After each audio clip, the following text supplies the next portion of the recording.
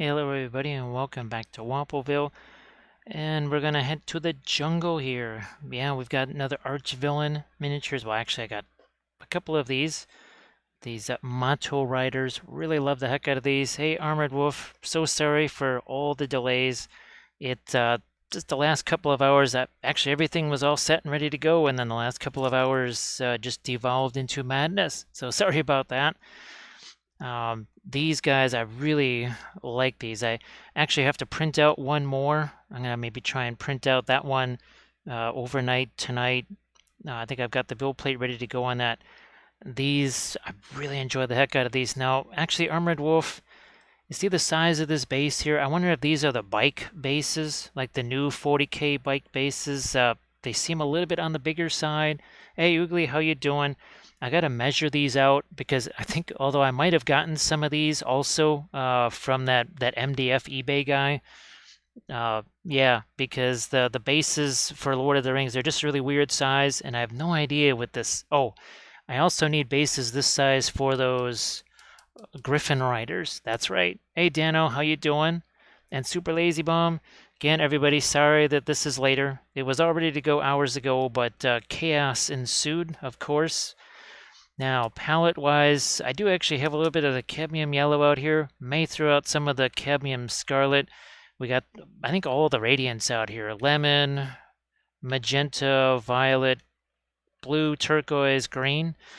We got ourselves some of the Indian yellow there.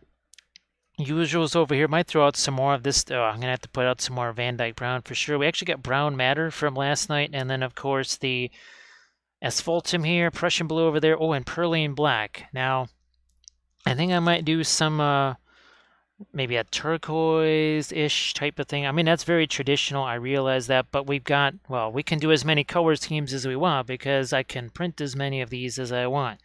I really enjoy the heck out of these, though. So, Dano, yeah, I was wondering if this is actually the bike base, because, well, whatever this is from, I pirated it from something. I don't know what it was, actually. Valfera, sadly, the sponges did not come in today, so we are now down to this. That's all we got right now. There's, I tried to hunt down some more, but it said Friday from day one, and then all of a sudden today it said, nope, you're not getting them today. Hey, Basic Sneeze, nice to see you too. I'm just trying to get caught up on the chat there. Yeah, Olive, right on time, and Olive is never early nor late, and Olive just gets eaten precisely when it's meant to, I think. Hey, Deck Knight, how you doing? So yeah, I'm just gonna throw, oh, what the heck, we'll just use this Van Dyke Brown because we're starting to run out of our other one, and I got 2 tubes of this here. So we're just using the Gamlin Van Dyke Brown. Not like I haven't used it before. I mean, look at that. We've used it before, clearly. Ah, see, exactly right. Now, of course, I forgot all of the chariot stuff downstairs, so I don't have that up here. The chariot they were painting last night, so I apologize about that. Let's see. Nope, Super Lazy Bum. Once they're used, they are definitely used. There is no cleaning those things. It would be such an incredible mess, and it would probably break down the sponges too. Yeah, you definitely wouldn't want to do that. It's just they should have been here today, and sadly they were not. Now, of course, I do have, well, I have this one, so we're going to cut this one up too, I think. And I think that is, oh, wait. No, those are the old kind. Yeah, see, these are the old, apparently these are the non-latex free sponges. You see how crumbly that is?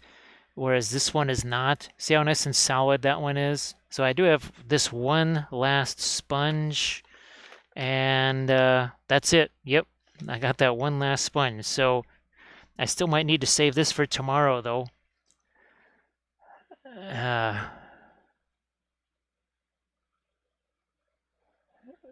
So usually oil paint, once it's dry, it should just be dry. I know that the tank guys do all this insane stuff of paint 2 brush strokes and let it dry for a week and paint it in gloss varnish or something like that. If it's oil paint and it's decent paint, you should be able to paint over the top of it and not remove it. There is really no reason for that to happen, unless the paint is substandard. that's about the only reason I could possibly think for something like that happening. Hey, Happy Heretic, how you doing? Okay, Zano, so now it's got two holes in it, one here and one here. That's what kind of made me think maybe it could have been a Sigmar base.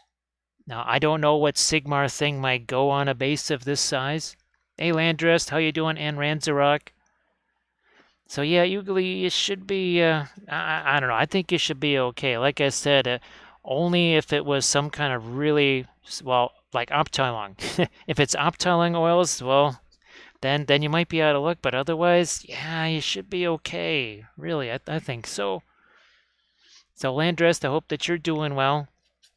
So yeah, we've got a whole bunch of bases that are coming this way, a bunch of ovals for Lord of the Rings stuff, basically large critters. Large critters, because I also want those for some of the Lord of the Rings beasties that we're going to try and print out and such. So again, these are the Mato Riders. They're not hollowed out. The bases were. Well, let's see which one. I think this might have been the base that was hollowed. Yep, this base was hollowed. I can actually still see the hole through the hole. So this was the base that was hollowed. I think this was all solid, 100% all the way through. Oh yeah, that's right. Yeah, you've been painting a ton of those, haven't you, Happy Heretic, lately? I think you've been painting a bunch of those guys. I'm going to throw a little bit of the Perline black in here too, just to have some. And all I'm trying to do is just get me some dark back in here while I can. I think, yeah, let's just do that here too. We're just going to have to use one of our little crafty brushes right here, and it's going to take a beating, but whatever. No big deal. This is a little bit like the chariot that we painted last night. Oh my gosh, that was pretty hilarious trying to get the brush down in there. That was quite humorous. So here, I'm just using some different colors here, whatever. Now, I don't even have to wipe this all off. Actually, Valfira last night, yeah, there was minimal sponge usage because we were trying to conserve the sponges. You would have found that very interesting. Well, yeah, your Nurgle army is growing by sneezes and bounds, right? By one sneeze after another. So I hope that people are having a decent Friday in Valfera. Hopefully, the end of the week finds things maybe a little bit better than the way the week started. My guess is it's probably about the same, but hopefully maybe there's been something. Oh, actually, I think there's a little snail. It's almost like Armored Wolf sculpted a little snail on that leaf there or something. Hey, DeHobbles, how you doing? Nice to see you again. What the heck? I thought I had... somehow that ended up being more brown than Perline black, but no big deal. No big deal here. We're just going to try not to snap that thing off of there, too, because that would be most unfortunate. That definitely counts as a Monday, Valfera. So it seems like you've had a Monday sort of Friday. And Valfera, that sort of stuff. I mean, all kidding aside, that kind of stuff, it just sort of spirals, right? And weird things keep happening, and that just kind of leads to more weird things happening. Because, like I said, I was actually all set and ready to go. There was nothing on my end here that I had to do. It's just all of a sudden dealing with certain people and stuff. It just kind of went a little bit kerplooey. But these are people we like to deal with. That's Queez. So Queez, we thank you so much. We got the package, and of course, well, where's Megan's? Well, we just had him over here. Where the heck did he go? There he is. Yeah, so see, it's film noir. It's noir Wapelius. So we'll just trick people into believing it's like, yeah, the screen is black and white. Can't you see? Look at the miniature. It's black and white. So there's Megan. Hey, Defiant, nice to see you again. So Megan, look at that. There he is. Film noir. Look at that. He's just blotting out the screen right there. Thank you so much. And of course, Much appreciated for the vittles too, because I've been chowing down on those already with all the craziness of the last hour or so. I wasn't able to actually make regular food for myself, so I just snarfed down some of that. So thank you so much for that. Appreciate it for sure. Uh, yeah, that's what I thought, Valfera. I thought it was the toe. Now, let's see. Actually, Valfera, judging by how much my new phone weighs, the old one would have been very nasty. The new one would just flatten it. So I can definitely see how that would just do some major damage to your toe. All kidding aside, those things, well, now that I have the big case for it, it weighs a ton. It is a gigantic device. So I could see that really causing some harm right there. Hey, Grey Wolf. Yeah, sorry, Grey Wolf. Actually, I was all set, like I was saying hours ago. I was all set and ready to go, and then all of a sudden mischief happened, and it got to be a half an hour, then 45 minutes, then an hour, then 2 hours, and well, it's still going on. Actually, it never actually ended. I just said the hell with this and started streaming. So I'm gonna get some paint underneath here too, if I can. Oh, just let's get some stuff down here. Not really sure what we want to do with that, but we don't necessarily have to figure that all out right now. And again, all I really need to do is just get some dark paint in some of these areas. Dano, believe it or not, I have spent the last 2 days desperately trying to reorganize things here. Oh, well, of course I probably lost him again. Wait a minute, look at this. Yeah, this thing, everything is so verschmizzled here. This thing was practically right in front of my face. So remember this thing that I've been looking for about the last 7 months or so?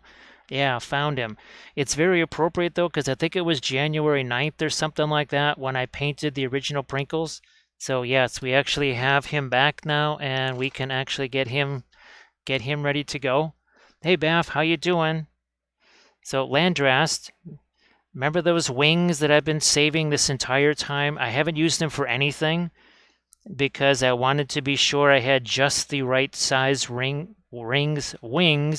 for our new Twinkles, right? So yeah, I haven't touched them because I knew that if I used just one pair of those wings, it would be just the pair that would work for Prinkles. So I never touched those things. I just said, nope, we're not going to mess with those. And now we have our full selection of those, fortunately. So yes, there will be, and I know, oh gosh, I know that Nerifil was also wanting to see a Prinkles stream, so that will happen. Oh, and by the way, most likely, if I'm not painting this other one tonight, this is what I'll be painting tomorrow, because well, we're still trying to bring in some cash here. As much as I would love to hang on to these guys, well, needs are as needs must, and we do what we have to do. Hey, Mito Paints, how you doing? So again, happy Friday, everybody. Of course, again, I forgot the miniatures that I was painting last night, the Medberry Miniatures Chariot. You know what? I'm gonna... wait here. Let's do a little bit of this and the Indian Yellow together here. Just reasons. Maybe a little bit more of our brown matter, because we were using some of that yesterday. That was pretty fun, using a bit of that.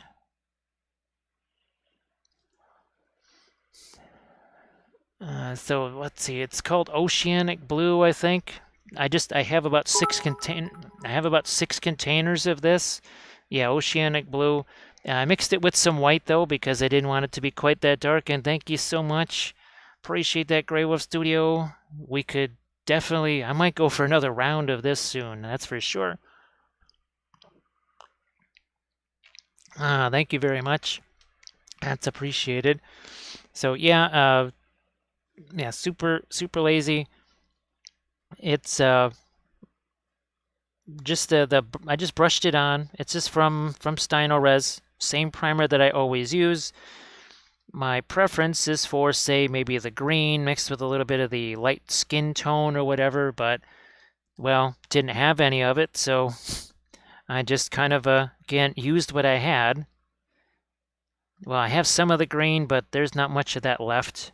There's very little left. All right, here, I want to water that down just so we don't snap anything off here.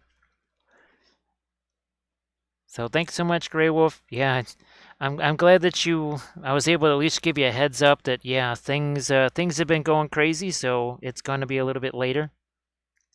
Now, these being Archvillain, right, they are a little bit smaller.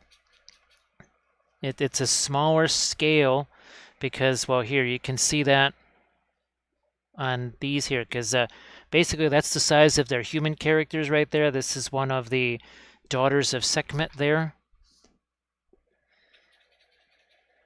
And yeah, I didn't even get a chance to do my pictures of the sons of Sekhmet. It was a weird day, that's for sure. But it was, thanks so much again, Megan and Queez. That was very welcome. Like I said, I was munching already on a whole bunch of the treats there. So that was really great to have those, and thank you so much. I think we're caught up now, right? Yes, indeed. Asphaltum. Let's use a little bit of that here. Why not? Why not use some of that down here? Over here too. Oh, back to some Van Dyke Brown again. And I think we'll just do I don't know, maybe we'll do the green here. Yeah, maybe we'll just go a little bit more traditional. We haven't used the Perline Black in a while, so maybe we'll just do something like that. So much appreciated, guys. Really, and Kathy just got a huge kick out of that.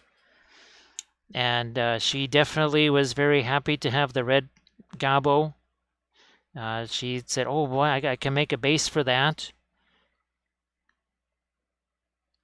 All right, I think, well, we'll use the little bit of sponges that we got left. There we go, here. That's it. At least that's all I could find. And we'll just, now we won't snap these guys off, because these are actually printed on right here. Those are not sculpted. I was really happy that they actually A, printed, and B, did not snap off as I was removing the supports. Here, we'll just try and get some of this off of here. Again, I don't really, it's no big deal. I'm also going to hit my primer down there, just some black primer to seal that part off and be a little bit less distracting, so to speak. Well, you can see that yellow that gets left behind. That's the Indian yellow right there. So yeah, I think we'll just go a more traditional sort of greenish whatever here on our lizard there. Let's see. Have you tried? Super Lazy Bum, that's not quite how it works there, because whatever I put over the top of this is going to be stained in that color. So it wouldn't work that way, because oils are opaque, and especially the lighter colors that are going over the top of this. So they're just going to, at best, work with it. At worst, they will just entirely cover it. So that'll work with, say, acrylics or whatever, but that's not quite what's going to work with the watercolors. So Baff, is this the one that you wanted to get rid of since you got yourself another machine? I could swear that you had talked about getting yourself another machine there. And now one is a bit redundant, shall we say. I still got to get myself a large format printer Not quite sure when the heck that's going to happen. It's not going to happen this month, that's for sure. Again, just trying not to snap anything off of here. Oh, that sounds really cool there, Happy Heretic. Now you'll have to send me some pictures of the reindeer moss. I'm curious to see what that looks like. So yeah, Super Lazy Bum, if you were to do some kind of purple here or something like that, then you're just going to be covering it up with a lighter opaque yellow and none of it's going to show through, or it will just kind of mix with it and sort of turn it into mud. So yeah, again, that will work with the acrylics, but it's not going to work with this method, unfortunately. All right, where is... Do we just use this? Yeah, we'll just use this, and let's grab some of our Perlene Black, which happens to be a bit of a staining color. I might throw a little bit of the Prussian Blue in there as well, just because. Let's see, we prefer the Elegoo.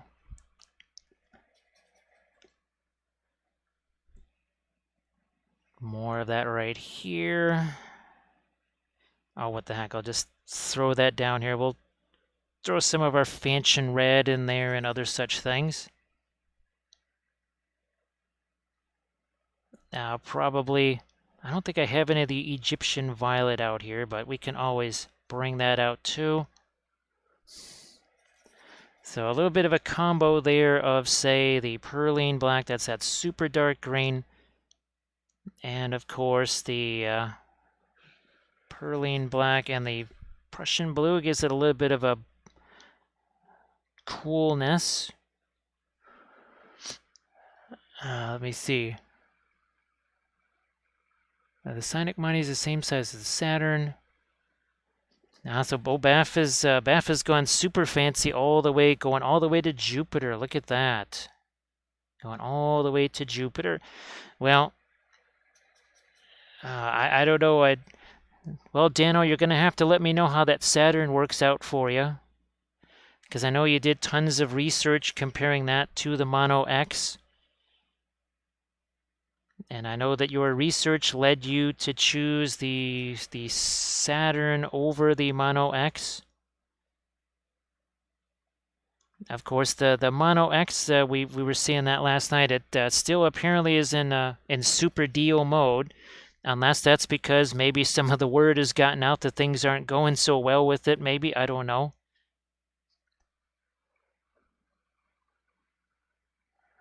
So Defiant has a Mars Pro 3. So Grim, how you doing? Nice to see you again. Hopefully all work stuff is over and you can start just maybe getting back to normal. And hopefully you'll be able to start doing your streams now and continuing to do your YouTube videos and everything. So yeah, we'll have to use the last of our sponges here. Well, the last sponge. There are no more sponges. There's just the last sponge.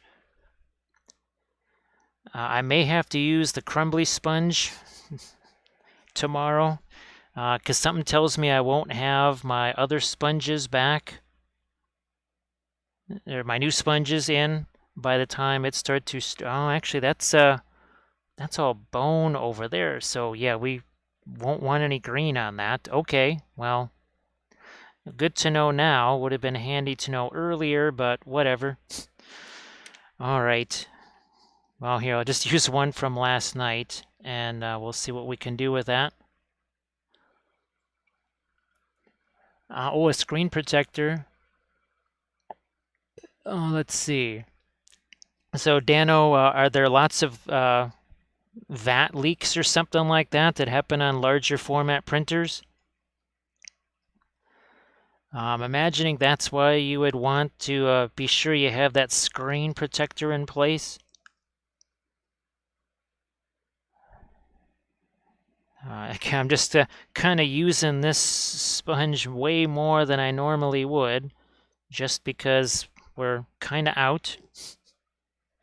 Here's another leftover sponge from last night that we're just going to use.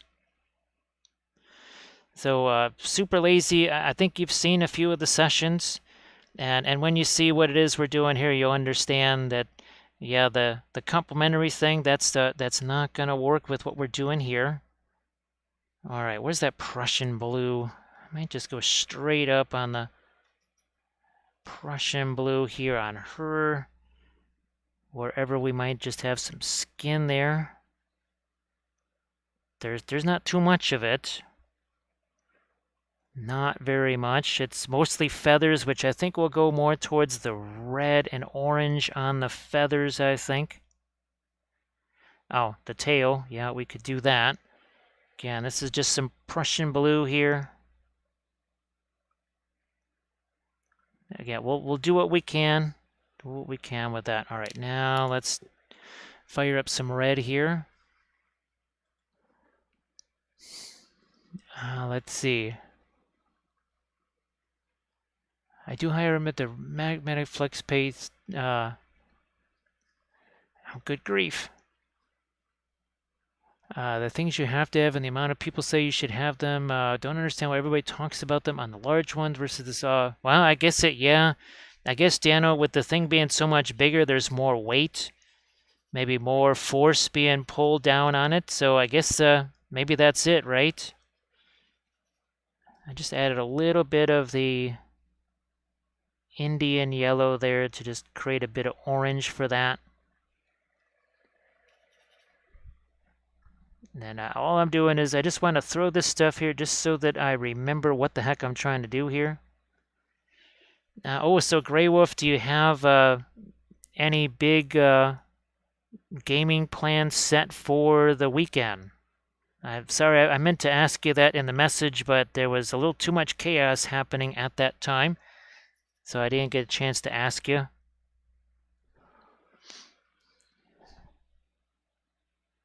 And oh, it looks like we got some gemstones in there too. Maybe we'll hit those with some violet. Again, I don't know. This could all change.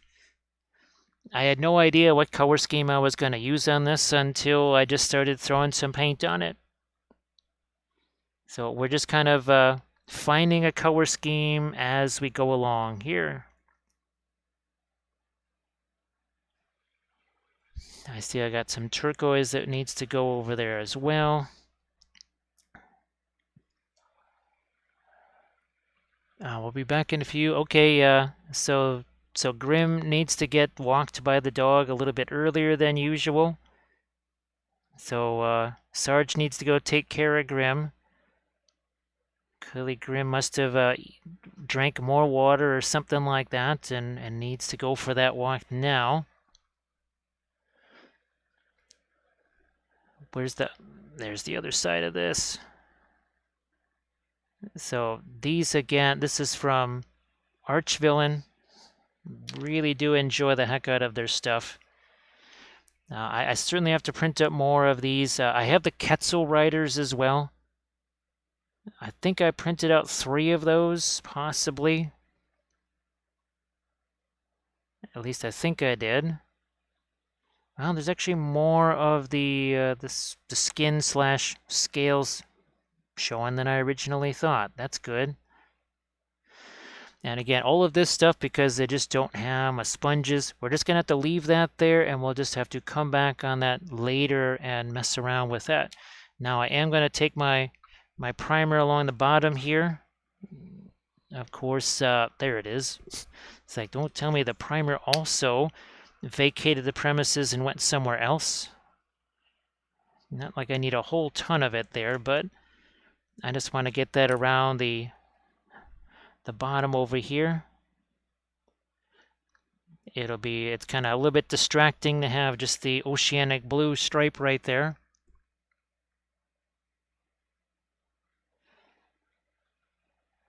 All right, so I think we're caught up with the chat there, right? So say we all. And thank you so much, Holt Mini Paint, for the sub. That is appreciated. We'll get you your sip in just a second. We will raise our medicine glass for that in just a second here. And thank you so. Oh, and Dr. Jelly Dragon, thank you very much. As much appreciated. So Holt Mini and Dr. Jelly Dragon, thank you very much. That's appreciated. Because just like we were telling Ibranezen last night, because he donated some, as you notice, this container a little bit empty, and we haven't been able to get another container. So yes, we will snag some of this now. Thank you so much for the donation, Dr. Jelly Dragon. Appreciate that. That will come to immediate use, like immediately. So thank you so much. That is appreciated. All right, here. Why don't we start to get some lighter stuff on the belly of the beast right here. So Holt Mini, that's a 3-month subs there. Thank you so much. Oh wait, we're gonna use this. We're actually gonna make use of the Radiant Violet there. And now we're gonna just start to do our little bit of a dry brushy thing here. Like so. Remember the kimono dragon that we painted? Oh, look at this. Look at that nifty texture right there. I'm telling you, Archvillain has this really interesting blend of the fantastic and the realistic in a way. There's just, I don't know, I really do enjoy, they do some really nifty stuff, I have to say, and it does make stuff like this a whole lot easier. So now you can see why I just threw my darker colors in there, because I knew I could come in here with, well, something crazy like a Radiant Violet here, and essentially just throw some dry brushes over the top of it and just get all kinds of nifty color transitions. Even picking up a little bit of the green right there, because why not? Yeah, actually, Dano, there's so many more of these that I have to print out from the faction. Like, well, their version of the Skinks, and then, of course, their Cruxigors. Was it Agama Rising, I think was the name of the release, what, from August? I thought it was much further back in the past, but I guess it wasn't as far back as I thought. So yeah, we're going to try and, I don't know, maybe make some new build plates or something like that, because I don't remember if we still have this, if the settings on these are the same as what I'm doing now. I see we need to get some more of our dark down in there. So thanks again, Holt. I appreciate that. Though Dr. Jelly Dragon, thank you so much. Like I said, it's gonna be put to immediate use. Pretty much as soon as the stream is over. That means I can get myself some of that there brush cleaner, which we've been running a little bit shy on. I was about to pirate some of Kathy's, but, well, she uses that every day, so now I won't have to pirate that, which would be nice. There's a Steeler Rebel in the house. Steeler, how are you doing? And if everyone could please give Steeler Rebel a follow, that would be great. Steeler, are you going to be streaming later tonight? I thought it's possible you might be. So again, that's just a little bit of the Radiant Lemon there. Let me make sure of something here real quick. Okay, the auto white balance is still on. Now we have the Radiant Magenta out on the palette too. So we'll probably be making some use of that. So Steela, have you been able to really test out the Black Spinel? Because I know it was kind of fun to be able to get a tube of that, and hopefully maybe you've had a chance to try and put that through some paces. So again, I don't really care what else is going on down here. I'm just going to throw some of the lighter color in after all the darker color went in there. We can certainly go a lot lighter than this.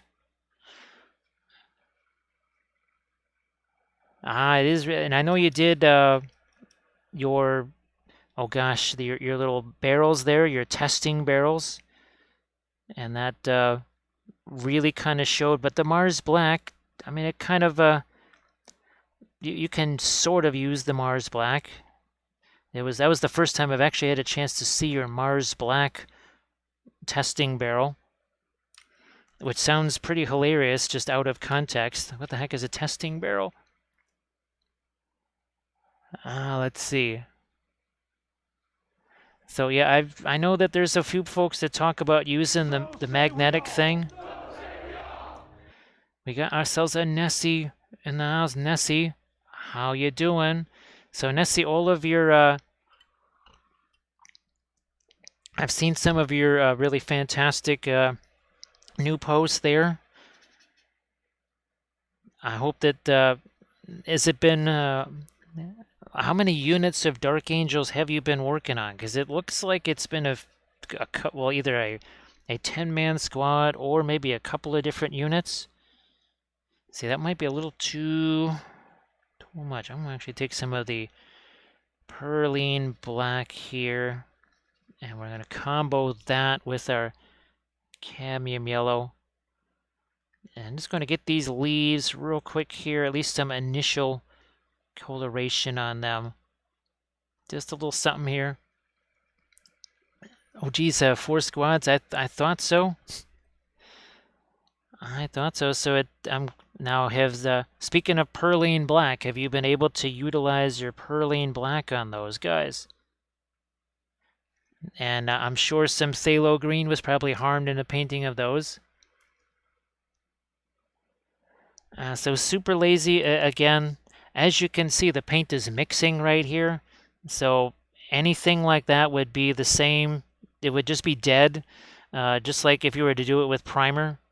Because the whole point of it here is this is all mixing together. So yeah, if you were to do that with contrast paints, first of all, you would have all kinds of weird watermarks and stuff because contrast paint just pools and does all kinds of things. And you would not be able to do what I'm doing right here. And you can see all that dark paint that's on the end of the brush there? And see how it just, it stopped right here. So again, all of this is just automatic shading right there. If that's contrast paint, you are not getting that. And you've spent a ton more time and a ton more money because one of these containers, you could buy yourself potentially 2 of these. You could easily buy 3 tubes of oil paint for just 2 of these things. So it's not even economical to use the contrast paints, and especially in comparison to the oils. So it was harmed in some fashion. Believe me, I've got tons of videos on contrast paints, and we've painted entire miniatures with them. It's not like we don't use them at all. It's just with the oils, speed-wise, advantage-wise, you might as well just use the oils and do what the oils do. Now here we can go a little bit lighter on some of our leaves here. So there is actually a little snail or something that's sculpted on that leaf there. I find that absolutely hilarious because that's something that Armored Wolf would definitely do. Yeah, there's a Happy Heretic. Was it for 2 contrast paint, an entire set of oils? Well, let's see. What was it that I did? I was able to get the entire the starter set, my sponges. What else was I able to get for just 5 contrast paints? I got the sponges, I got the brushes, I got the entire starter set. All this stuff for just the price of 5 jars of contrast paint. And oh, it was yeah, and I used them for over 4 years. So again, contrast paints, not saying that you can't use them or anything like that. It sounds like it would be easier, but you're really just sort of you're taking away. You're sort of painting with 1.5 hands tied behind your back. Hey, Pun Expected, how you doing? If everybody could please give Pun Expected painting a follow. Pun Expected also uses the oils just like Stila does. Just like Stila. So Nessie. Oh, there was something that I really... Well, actually, Nessie, you got to see all of the Christmas ornaments, right? Yeah. I think if I finally get back to doing some of my 2D art again, it's definitely going to have to be spacescapes for sure. Because after doing those ornaments, really, really, really have the appetite for doing some spacescape things.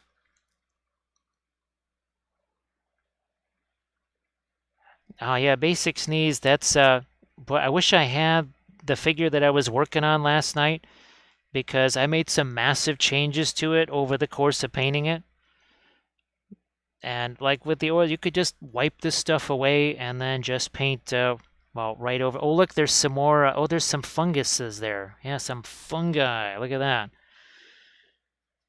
There's some fungi. Now I'm going to take some of this and let's start to work on our rock right here. I think we're all set.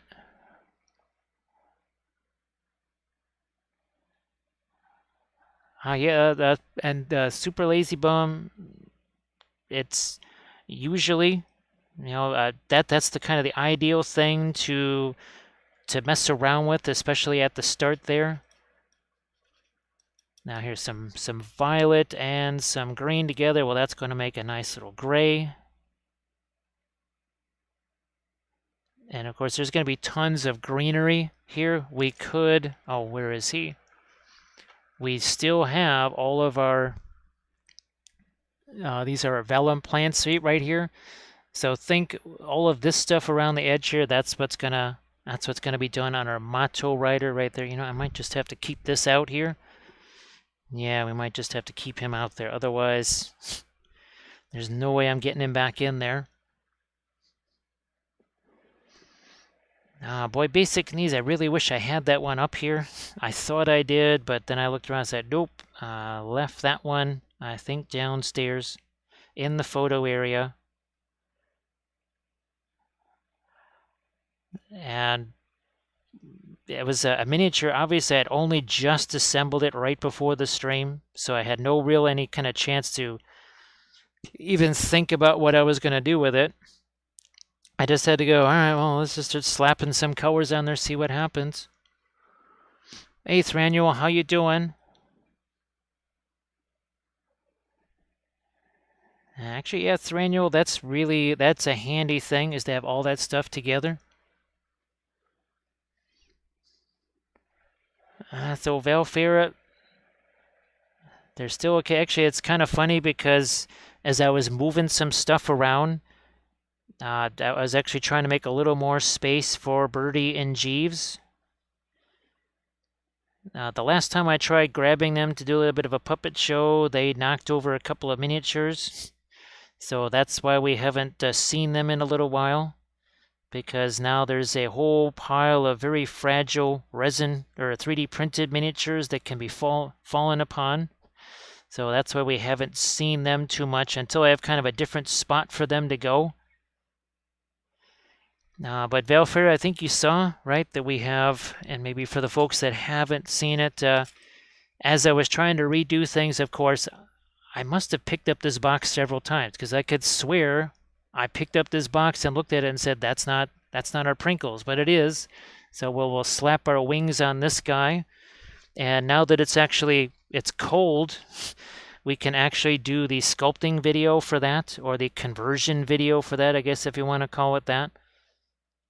So that is something that I may try to film, I don't know, maybe tomorrow or something after the stream. Yeah, so that was a very unfortunate thing. Yeah, it's the club has a tendency to get caught on stuff. Yeah, and it got caught on something, and it took that figure down, and it landed on several other figures. So that was not bueno right there. So Grey Wolf Studio, it seems like anything that I do that has any kind of letters on it gets rejected by Twitch. I don't know why. What I will be doing is there's going to be some new emotes. Again, there's been no way to have any time to make that stuff, but we want to have a new emote with Jack, some of our new favorite characters, because for whatever reason, Twitch doesn't seem to mind that. So those seem to be okay. So we'll just be taking some of our favorite miniatures. Who knows, maybe we even do Treebeard or something like that. We'll just take some of our favorite characters and we'll turn those into emotes because for, I don't know why, but Twitch has no problem with those. Everything else it's twitchy about. You never know when it's just going to reject one.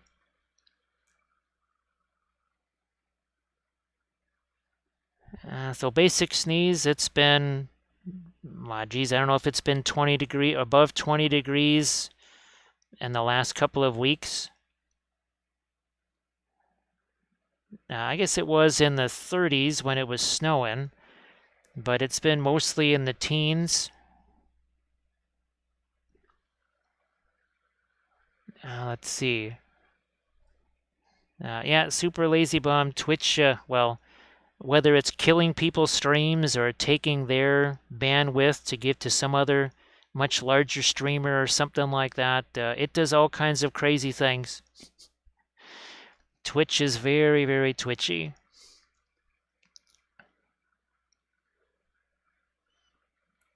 Let's see.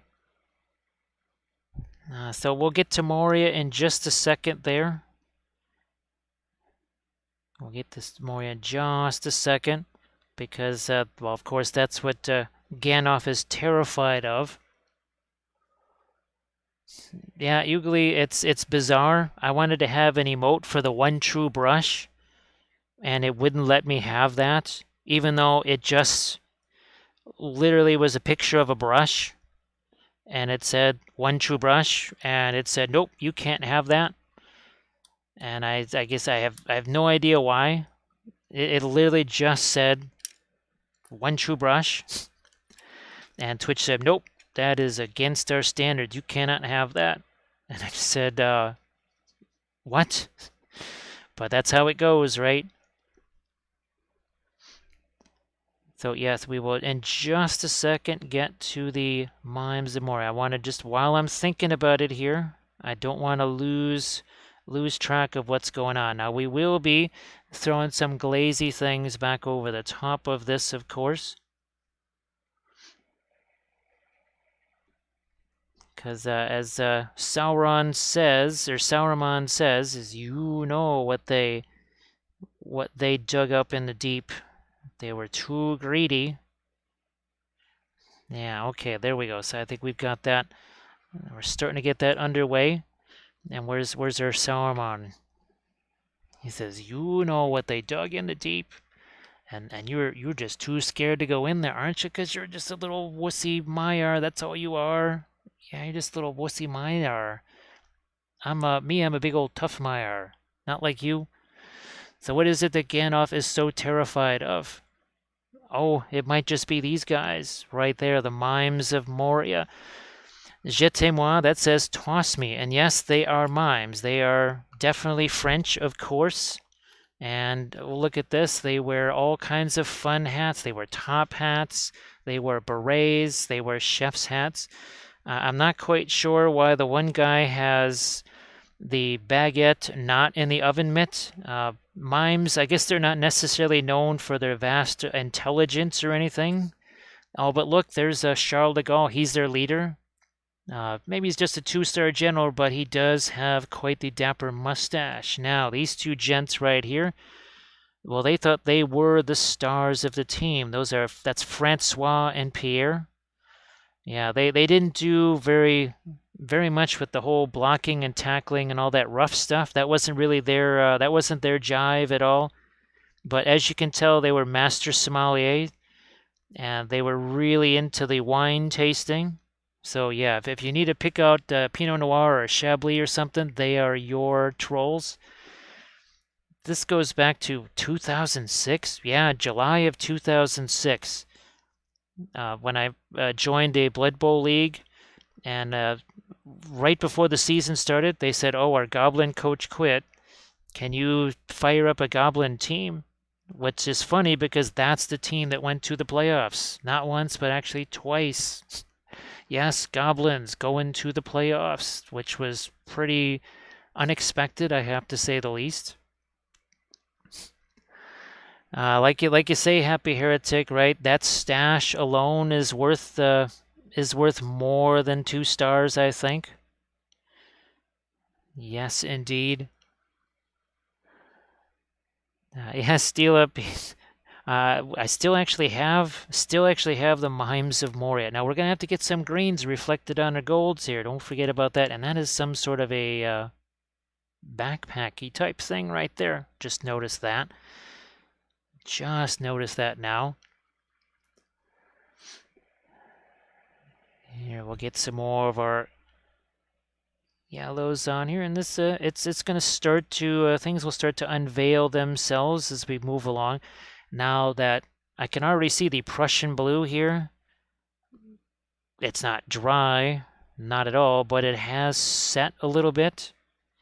Already it's not so shiny anymore, which is very interesting with the oils, right?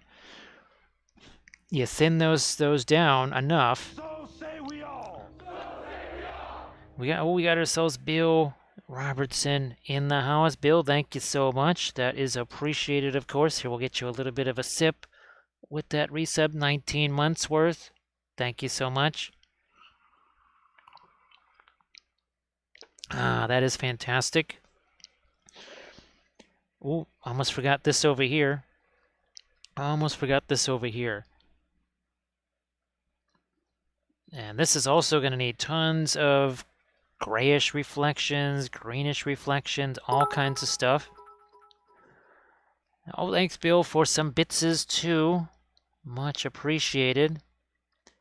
Oh, and last night, now, of course, this, I think it did happen. Yes, it happened on stream. It did happen on stream. We actually made it to the 6,000 viewer count or follower count or whatever Twitch calls that. So we did do a little bit of a hype train for that. Oh my goodness, boy, Dr. Jelly. The last, I don't know if I ever got to play Blood Bowl 2. I think I only ever got to play, yeah, the original one. I might have gotten to play it once or twice when they finally had things like the Ogre team. Yeah, that was it. But all I had to play against was the AI, which was unfortunate because unless you really tried, there was no way to lose against the AI on any difficult level. But it's been a long, long, long time since I last played that. My goodness. Man. And now I think they've got, well, they're pretty much maybe caught up on all the teams now, I suppose. Actually, Nessie, I've been meaning to ask you, and sorry I haven't had a chance to send you a message about all the Song of Ice and Fire stuff.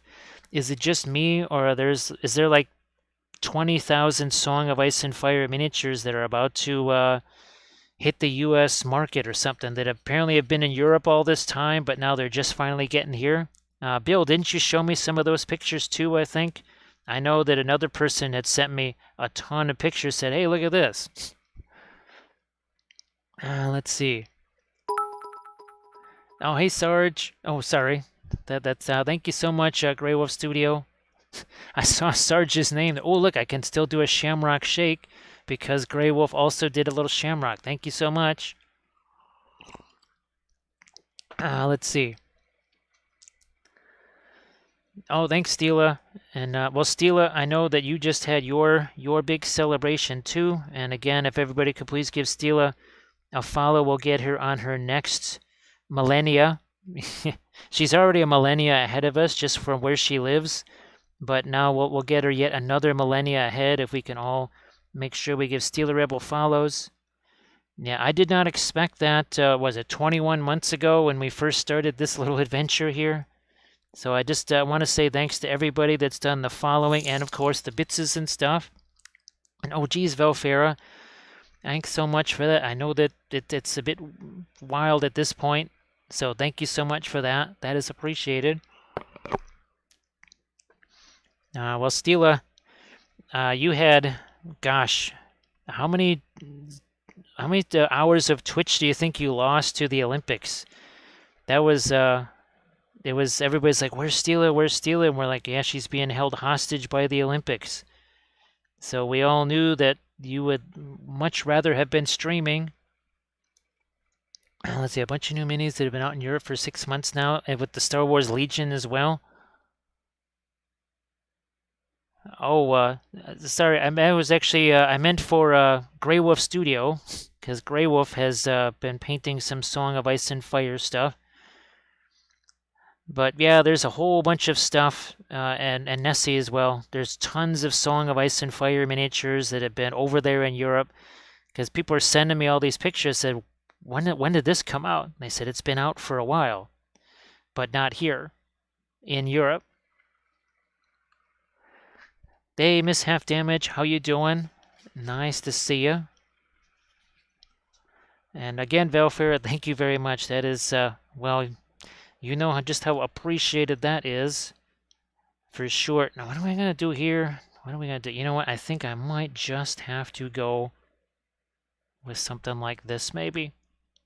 At least for right now, we'll just go with something that's almost like a bluish white there, just for right now. A little bit of the turquoise and such. So yeah, Steel, that was crazy. And I think there was actually something else that either happened right after that, because we thought, oh, the Olympics are done. Stila, it's like free Stila. But then, no, something else came up, and it was almost as crazy after the Olympics, too. So yeah, that it was like, okay, you lost an entire month to that stuff. Oh yeah, the zombie side stuff, and of course, that's another one of those things that wouldn't be a bad thing to be practicing the oils on for sure. No doubt about that. Now that look at this, the even though I didn't wipe away any of the Prussian blue because we put it on there in such a thin, glazy fashion, I'm actually able to dry brush over the top of this. However, I waited about, gosh, what, 25 minutes or so before I did that. Don't be hasty, little hobbitses. Don't be hasty. Well, thank you so much, Svalfira. That is really appreciated. I just, all of a sudden, I went, oh, yeah, we don't have any of that. And then it's like, oh, we're almost out of thinner. Well, where did all this stuff go? We used to have plenty of it. And we're not talking about months and months ago. It was just, it seems like only a matter of weeks ago. But then we've been painting quite a bit of stuff. Now here we're just going to try and get some of this a little bit lighter here too. Oh, then the Paralympics, that's right. Because I actually I wasn't even sure if they were still going to do those. Because I know that usually happens after your standard Olympics. I wasn't sure if they were still going to do them, and it's like, oop, oh, I guess they are. And this he does have a Song of Ice and Fire goal for 2022. I'm going to try and lighten some of this up some more here, if I can. And if I need to, I can come back in with some glazy things here too.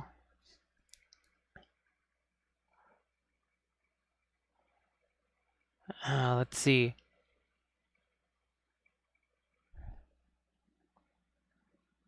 Oh, thanks, Velfer. Yeah, and well, we just, I think, finally overcame yet another crazy nagging thing that has been, well, driving me nuts for at least the last 3-4 months or so. So we were able to get that one thing that looks like resolved. Now, thank goodness. All right, where's my, there you are, you're over here. Now I'm going to try and go back in here. We're going to change some of these here colors. I'm going to grab some of this brown matter right here. So I don't have any paper towels in here either. Okay, that's going to be interesting. Well, let's get something on these straps here. Just a little something. This is relatively thin as well. But I'm a little bit bummed that I don't have the Candice Chariots or the Candice Chariot that I painted last night. That would have been really fun to show folks that. But that was our stream last night. There was quite a bit of freehand going on with that. Now, Steela, you actually have more of them than I do. All I have is the brown matter and purple matter, but you have some more, don't you? At least one more, possibly two. And, well, the other thing I was thinking about experimenting was maybe I'll see what not Gamlin, Williamsburg has in the way of matter paints. Just to see, is there any sort of qualitative difference between, say, those and the Winsor Newtons? Oh, and gee whiz, Steela, I really wish you were in the stream last night, especially because there's been a lot of questions about the Holbein paints, and I was really wishing I referred them to you because, well, you are the resident expert on all things Holbein because you've used tons of them, given where they're made. And I was basically just relayed anything that you had told me about the Holbeins. So it was just like, Steela says this, Steela says that. Do you sell some old stuff? Oh, that's right, Grey Wolf. You've been painting or doing that. Yeah, I'm going to be selling off actually. Well, these guys will be getting sold off when they're done here, just like our Sons of Sekhmet are going to be. Well, they already are. I'm just letting the last bits of them dry so that I can do some photo shoots and some other things with them. Now I'm going to try and get me some darks in here. Actually, I like that idea, Grim. Yeah, okay, Steela, there you go. You're going to have to do a painting podcast, and it's just going to be called Steela Says. Grey Wolf, now I don't know what they might have changed with the game over, well, since a couple of years ago when I last played it. But that was my favorite thing about the Lannisters, is that it was the army of nope. It's just, oh, you wanted to do that. Nope, you're not doing that. Oh, you wanted to do that. No, you're not doing that either. Now, of course, Nessie knows all about more of a current Song of Ice and Fire situation. So we would defer to Nessie on current Song of Ice and Fire rules, iterations, or possible changes.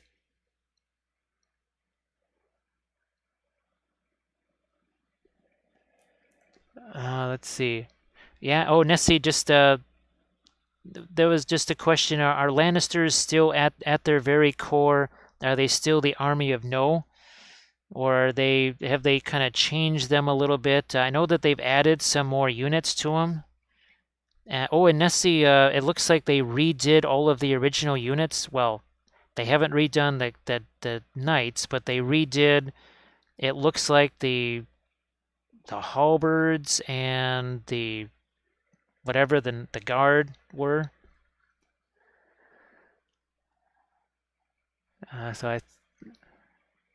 Oh, that's the Yin Min Blue. That's right.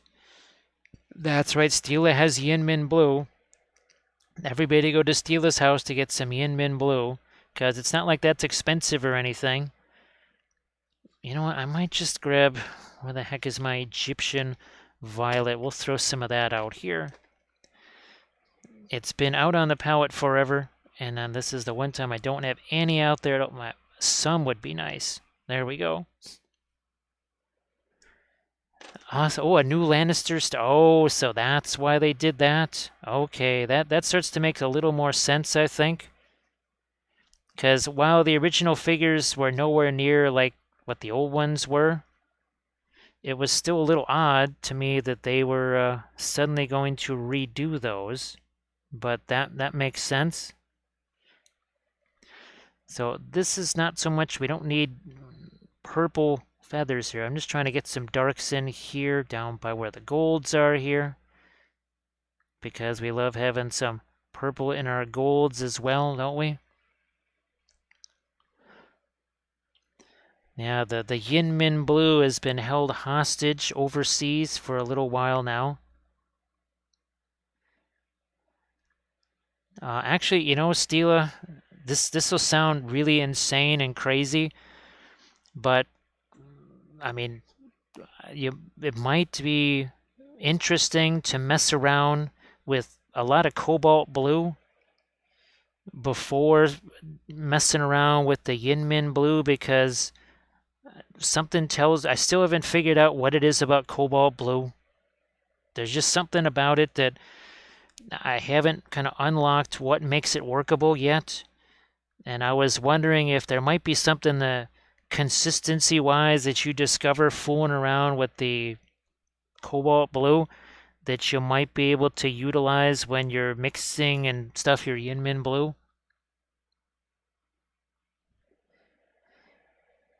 Because that ice troll that I was originally going to be painting tomorrow, I definitely wanted to be using some cobalt blue on him, just again to see where that might lead. I mean, it's not unfortunately. I've really been looking forward to painting these guys for quite a while, but just to bring in some funds, I will be painting that other one tomorrow. And maybe we'll just have to save the Troll King for next Saturday, or I don't know, maybe we do a crazy Sunday substitute Saturday stream.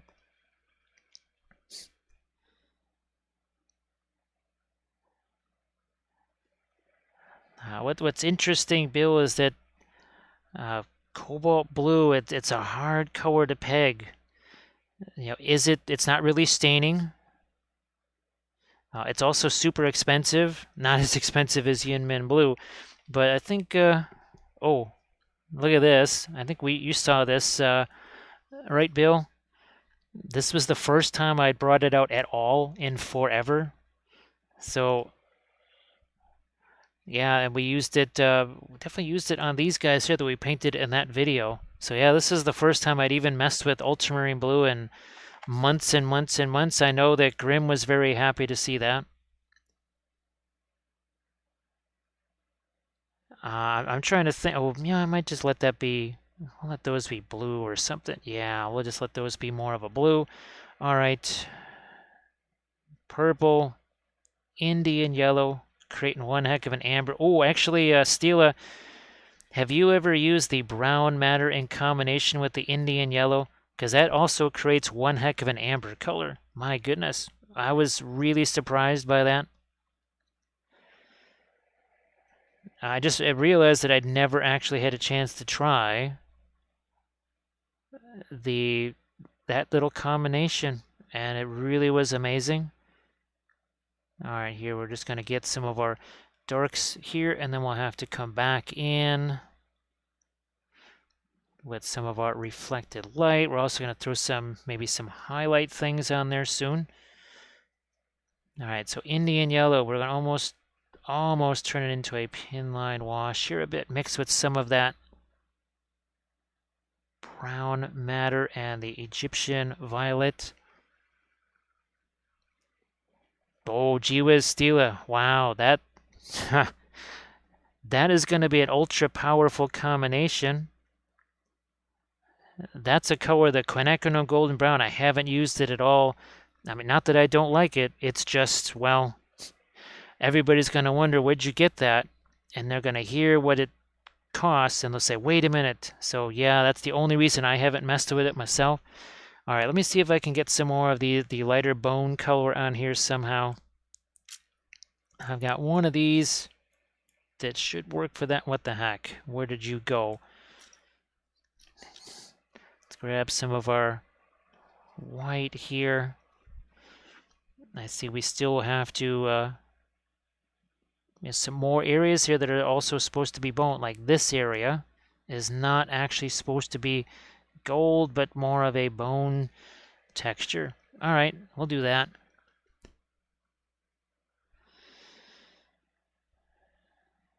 Well, unfortunately, Grim, some poor hunter thought that he was going to be catching bears in the jungle.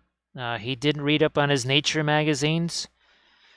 And, well, I think he kind of paid the price. I would imagine that he did. Yeah, so I think that's, we got one less hunter. Look at this. I can just go right over. We changed the color of that, right? Remember that was practically golden because I didn't realize there was a sleeping bag there. So all I did was take some of the Van Dyke Brown, did a little bit of a glaze over the top of it. We let that sit there. Now I'm coming back in with some of my dry brushy stuff, and it's a completely different color. So yes, that's the one of the magical things about oil paint is just being able to change that color on a dime.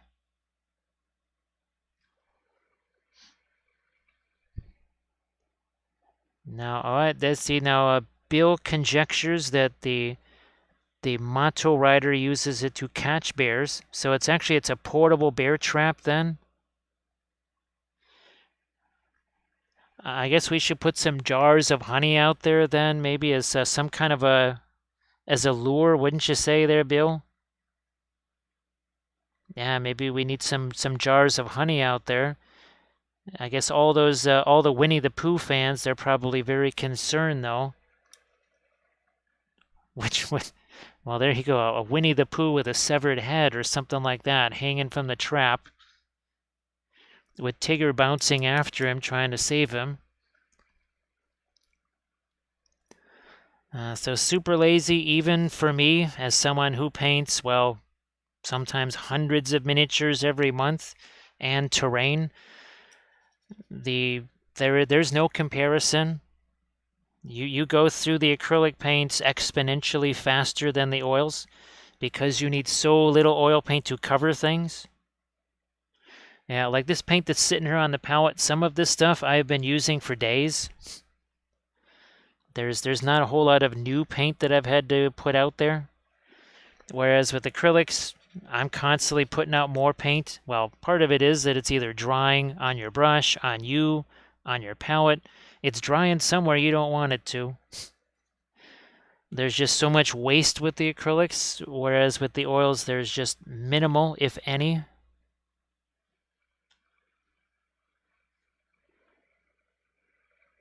Hey, Aesthetics Deluxe, nice to see you again.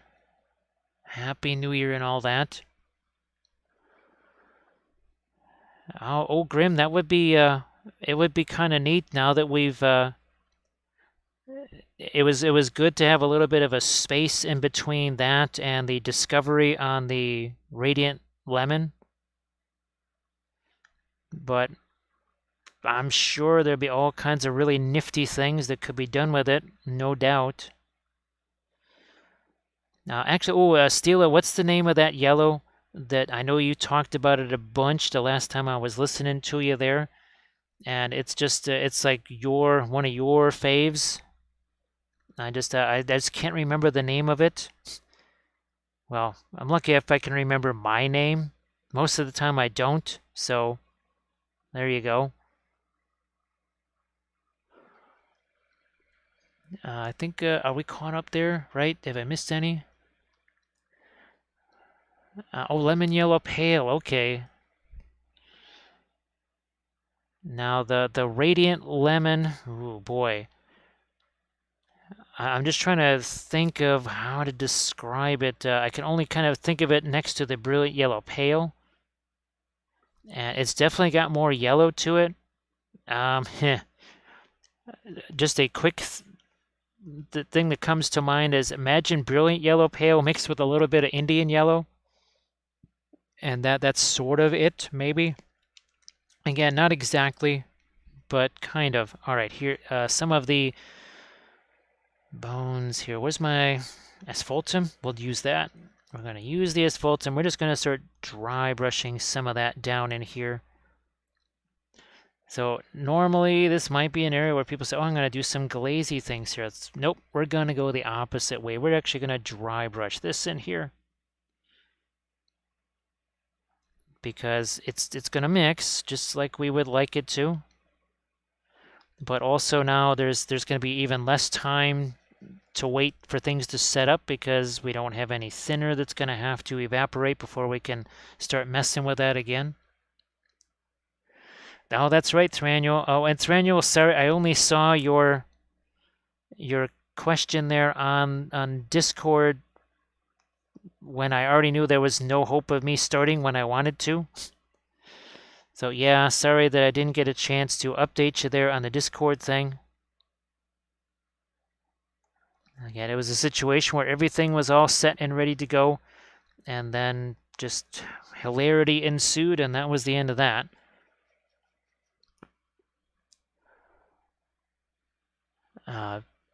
So yeah, I like Dano was saying right there, that ability to just wipe something off and just do a instant change is incredibly valuable. Well, kind of like what we did here, right? We've already done some changes to this. And then, of course, something like this, where now that that's set, oh, wait, look at this. That's not even my blending brush. Look at that. See what I just did right there? See how easy that was? Look at this. This is all the stuff that it doesn't seem like very much, but just imagine that many, many times over the course of just one miniature. Think of the time that you're saving there. You are saving a ton of time on that. What's happening over here? Again, we'll have to make that a little bit more of a grayish color there. Hi, Deuce. How you doing?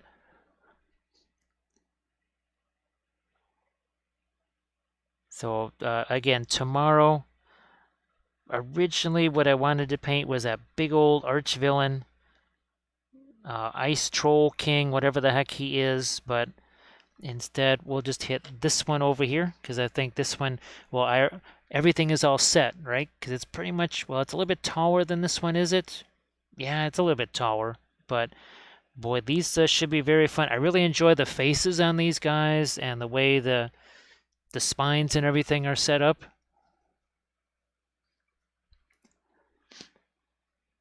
Let's see. Well, Deuce, well, you know you know what my favorite group is there. Now, of course, they're Swedish, all right? Sabatone. Sabatone, yes, that's one of my faves right there. Boy, it's been a while since I've had a chance to listen to my Sabatone. All right, I'm going to take some of the Egyptian Violet. Well, what the heck, we're going to mix a little bit of our Radiant Magenta with that. And we'll give him a little different tongue right there. We're even going to start to get some crazy purple colors here onto the rest of our dino. Or kimono dragon, as we like to call him here. Well, thanks, Chris. Thank you so much. I looked up there and I thought that was hard. Thank you so much, Chris. Appreciate that. Boy, Thranul, you know, I haven't had a chance actually. Oh, God. Was it, I've already spaced on the name of it. I've already spaced on the name of that one. But, yeah, I haven't actually had a chance to see any of their news, their latest stuff on not the Great War channel, but the Time Ghost channel. Sorry. Boy, I can't tell you the last time I actually saw a Time Ghost video. It's driving me nuts.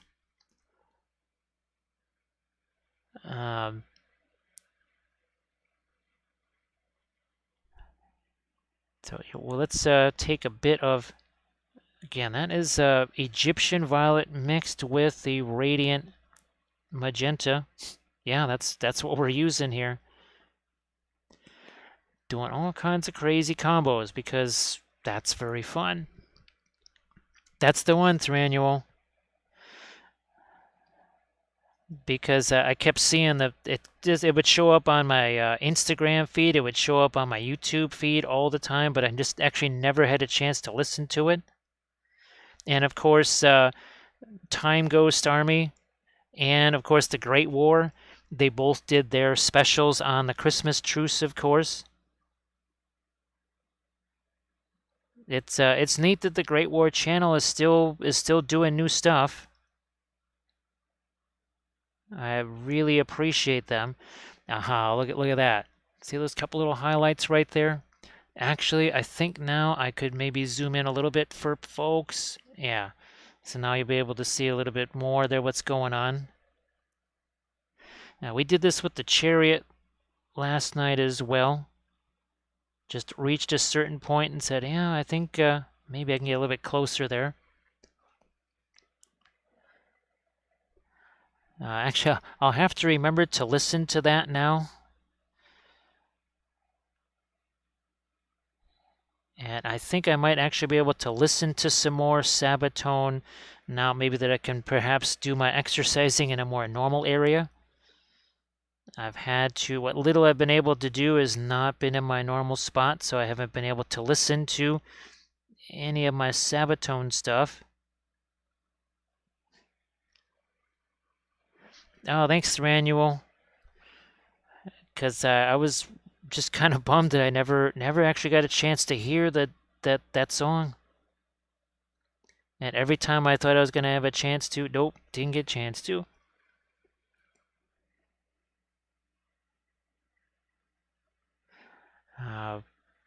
I'll hit that later. Yeah, I'm not going to do that right now. I'm going to, maybe we'll do that with some kind of maybe a red or with some purple or something like that.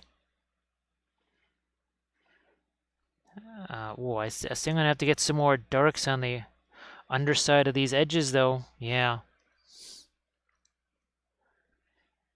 Oh, Ranzarok, well, Ranzarok, there's all kinds of really nifty 3D printing options for Tomb Kings now, aren't there? Well, maybe not Tomb King specific. Well, actually, there is one-page rules, right? Yes, one-page rules. Apparently, they did a more of a classic Tomb Kings army. That's another thing that I would really love to get is some of the one-page rule stuff. So this now, after all of the Archvillain, well, here let's do this real quick. So think of all the daughters of Sekhmet, and where's the sons of Sekhmet? Where did those guys go? There they are. So after all of our Egyptian stuff here, and of course our clay cyanide, well, let's go back to our Tomb Kings army. This is from 2014. This was my last fantasy army here. Whoops, there they go. There we are. That's not the entire army right there. That's most of it.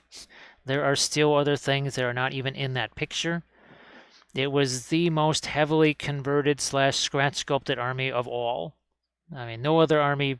Well, the lizards sort of came close, but yeah, those chariot things, they don't come like that. That's all green stuff in tin foil. Even the War Sphinx here, yeah, I redid the Howdah on that. And all the stuff on this top level, that was all scratch sculpted. I think there was about 115 blog posts on this. Step-by-step tutorials on the miniatures, the terrain, the bases, all of it. So that Hyro Titan on the left, the Colossus on the right, scratch sculpted. Those carrion birds, those sphinxes, all that stuff, scratch sculpted. And all of those hieroglyphs back there, they're actual real hieroglyphs, and they tell the story of the Silver Pharaoh. And you see that double-headed bird right there? That's actually a Tzeentch god. I don't know if you can see the chaos symbol on his staff right there. So yeah, actually, if you look at that central pylon, you'll see that there's Empire guys and Bretonnians who are essentially looting the tomb cities of Susenes. I actually wrote, what was that, about a 4-page story that told all about the how the Silver Pharaoh came about. Chris, unfortunately, that was one of those things that was sold off completely. Actually, my lizard men were sold off too. I only have maybe 2 miniatures. The Tomb Kings, I don't think I have anything. I think all of my Tomb King stuff is gone, even the scratch sculpted stuff. That's why, well, now you know why I'm so excited to have things like this. Because, okay, yes, I have to sell these guys, but at least I can print these again, or print more of them, or whatever, and try different color schemes on them. Whereas, well, a lot of the Tomb King stuff, that was one and done, unfortunately, not to be seen again. So it would be very nice to, I'll be able to regenerate some of those old armies. That's why I've been trying to do that with my Lord of the Rings stuff, because I also sold off all my old Lord of the Rings armies. All right, well, Bill, thank you so much for hanging out. Much appreciated, and well, hopefully we see you tomorrow. We'll be painting another one of these guys tomorrow. So hopefully we'll be able to start a little bit earlier, maybe 5 or 5:30. Again, not so sure, but that's the hope anyways. Okay, now we're starting to get a little bit of our, see those nice little edge lights there? That's already starting to become a bit more like metal.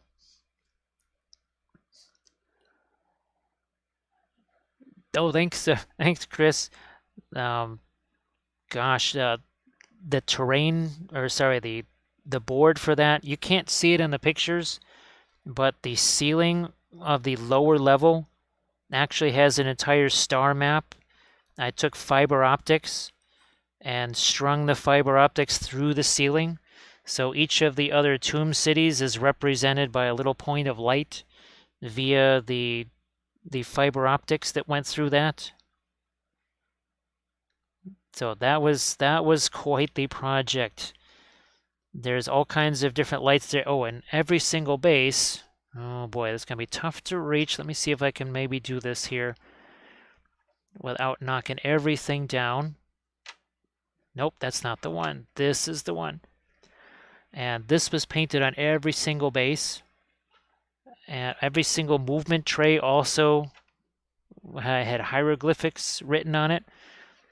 Genuine hieroglyphics that said, I do believe all those who enter the tomb cities of Susenage will suffer a fate worse than death.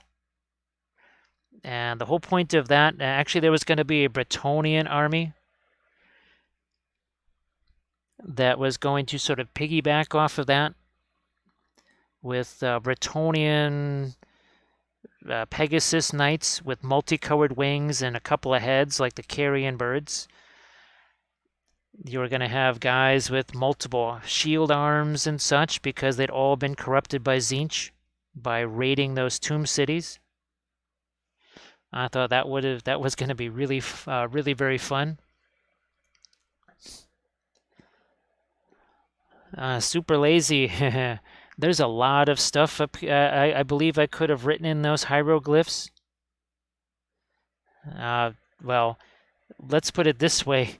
If I ever do it again, given the fact that Age of Sigmar came out within a month of me completing that army and wiped out my Tomb Kings, you can imagine there might be some choice words about Age of Sigmar in there. Which is why, to this day, in private company, I refer to Age of Sigmar.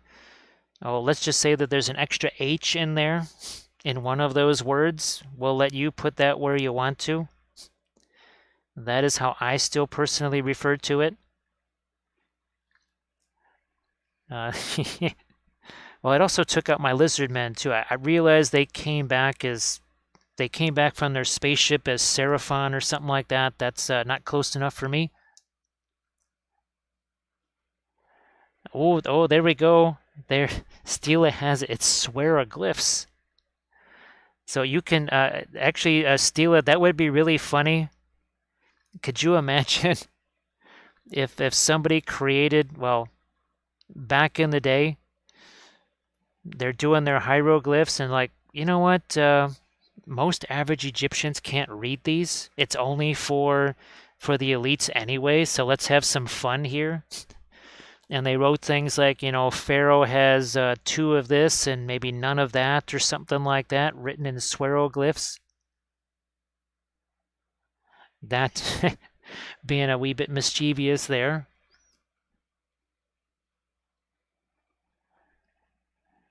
So yeah, super lazy. That was not really fun. Let's put it this way: even in the tournament that I played with them, one of the games only lasted 28 minutes before the dwarves shot everything off the table, and I mean everything. It was all gone. Let's see. Well, hey Elgin, how you doing? Do you have a direct link to the image in the bottom left? If you mean this thing down there, that's not one of mine. I was just looking for some general references of well, I was looking actually for the old style Carnosaur, but all I could find were the new Carnosaurs. So, oh, speaking of which, here's my old Carnosaur.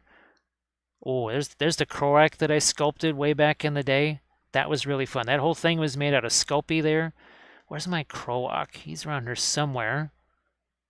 Where are you at? Nope, you're not over there. You're not over there. Lizard man. I guess he's maybe he's over here. But I did convert a Croak. Well, let's see if we can find him somewhere. Nope, he's not there. There he is. No, Carnosaur. Carnosaur, not Croak. Where the heck did he go? Oh boy, I guess I don't know where he went. But I used to have him around here somewhere. Where is he at? There's so much. Ah, there he is. Carnosaur. Boom. Yeah. That was one of the last Golden Demon winning things because, well, they didn't have Golden Demons anymore after this one. So that was really fun, putting the wings on him there and doing all the object source lighting. That was really fun.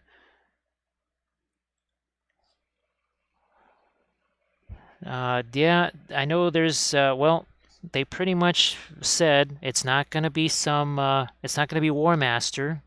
It's going to be 28 mil. Some of the things that they said maybe feel better, and some things maybe a little bit worried.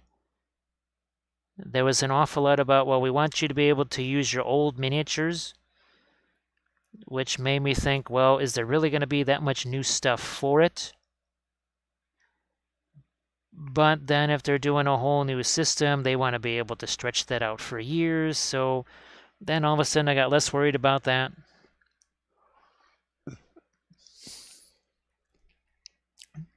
So yeah, Elgin Knight, the blog is one place that you can look to see some of the old projects. I think there's about 130 posts just on the Lizardmen alone. All right, where's my Radiant Violet here? I'm going to use a bit more of that now. And now we can start to maybe pick out some more texture here, in addition to some more lights. If we ever do too much texture, well, guess what? We can just wipe that out with a blending brush. Oh, and this thing has some really nifty texture to it, let me tell you. It really does. And of course, with no mold lines running through it, because remember all the Mears miniature stuff that we did? Oh, let's see. Where's my kimono dragon? Here we go. Oh, there he is. So I might paint one of these like our kimono dragon there because that was very fun. And yes, we call it the kimono dragon. Not necessarily in honor of Stila. And then we did these crazy guys here, but there were mold lines and gaps running through those because those were just typical resin prints, right? That's what I love about these. This whole thing was one piece. Stick them on the base, which was another piece. Stick the rider on there, which was also one piece. Done, baby. All done. No other hassles, no other troubles. That's what we love about the 3D printed miniatures. And well, I guess if I wanted to, I could have printed this bigger. I would need a bigger printer. So yeah, we just... oh, I just can't resist calling that the kimono dragon. because I'm pretty sure that I even just the picture files, I just called it the Kimono Dragon. Ah, well, Valfera, actually, this is good. We haven't done any film noir on this guy yet. So my guess is that all of the greens and the grays and even the golds are pretty much the same set of value. So we're not going to see a big difference between these. Now that's again, that's my guess. But let's do a little film noir for Valfera right here. Boom, there we are. Look at that. It's just crazy, right? Yeah, there's lights and darks, but you can see that that gold is not really any lighter than all these greens, which is not all that much lighter than our grays down here. And the red looks very dark in comparison to everything else. Let's bring back our color here real quick, like bam, there's your gold, there's your greens. Hi Clover, how you doing? Let's see, the old world is yeah, super lazy. It's definitely going to be rank and flank because, well, they wiped out all of their rank and flank stuff, right? So that they're going to try and bring that back for sure. And what was it? It was mostly kind of a Kislev type thing that we saw in some of their preview sketches so far. In fact, I think that's all they've shown is mostly just Kislev stuff. I mean, that's no problem. I've never actually painted any Kislev stuff. But if if their Middle Earth treatment is any example, the vast majority of it is going to be forge roll resin, because that's kind of how they treat Lord of the Rings. They'll maybe do a certain character as a plastic set, but then anything that's not, well, even other characters will also be resin, but anything that's more than just one or two characters, those will just be resin. Let's see that everyone released their, rebase to round, yes. Oh, and there's Grimm's Discord right there. Sorry, I forgot about that. Grim, if you wanted to post your beginner YouTube channel there. Sorry, I forgot about that. I thought I already mentioned that, but I don't think I did. I think actually, well, with the craziness with work and stuff, I know you haven't been able to join here in a little while, so we got out of the practice there.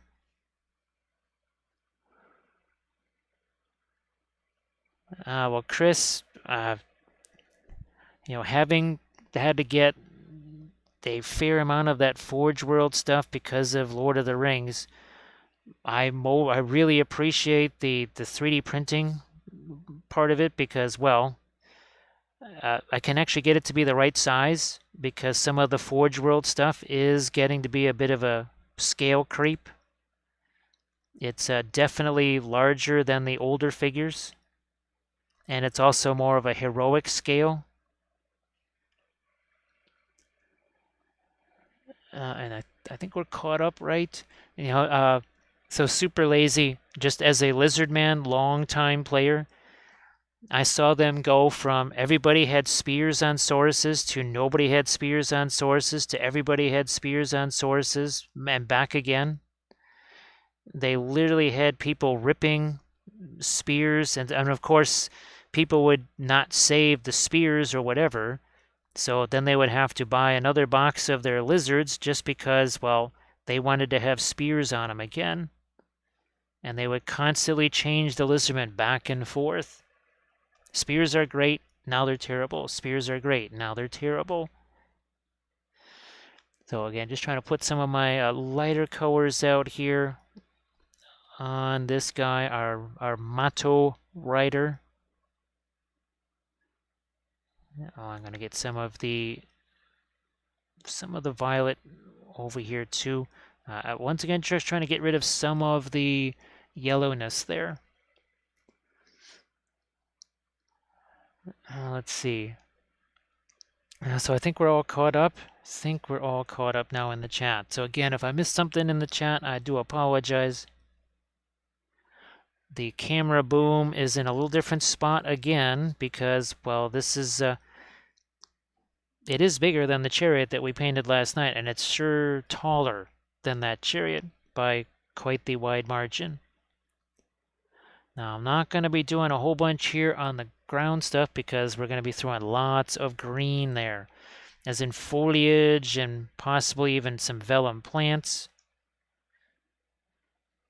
because we haven't done a vellum plant tutorial in a while, and maybe we could do one of those.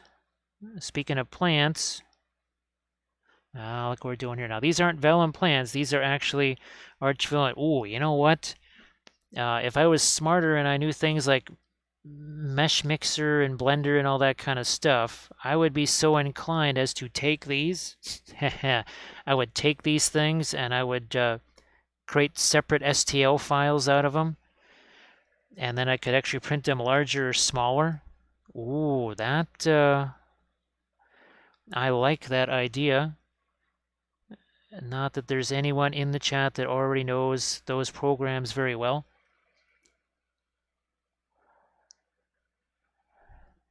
So yeah, that is something. See, well, somehow in the vast amount of time I have every single day to be fooling around with stuff, I've got to learn how to use mixer and blender.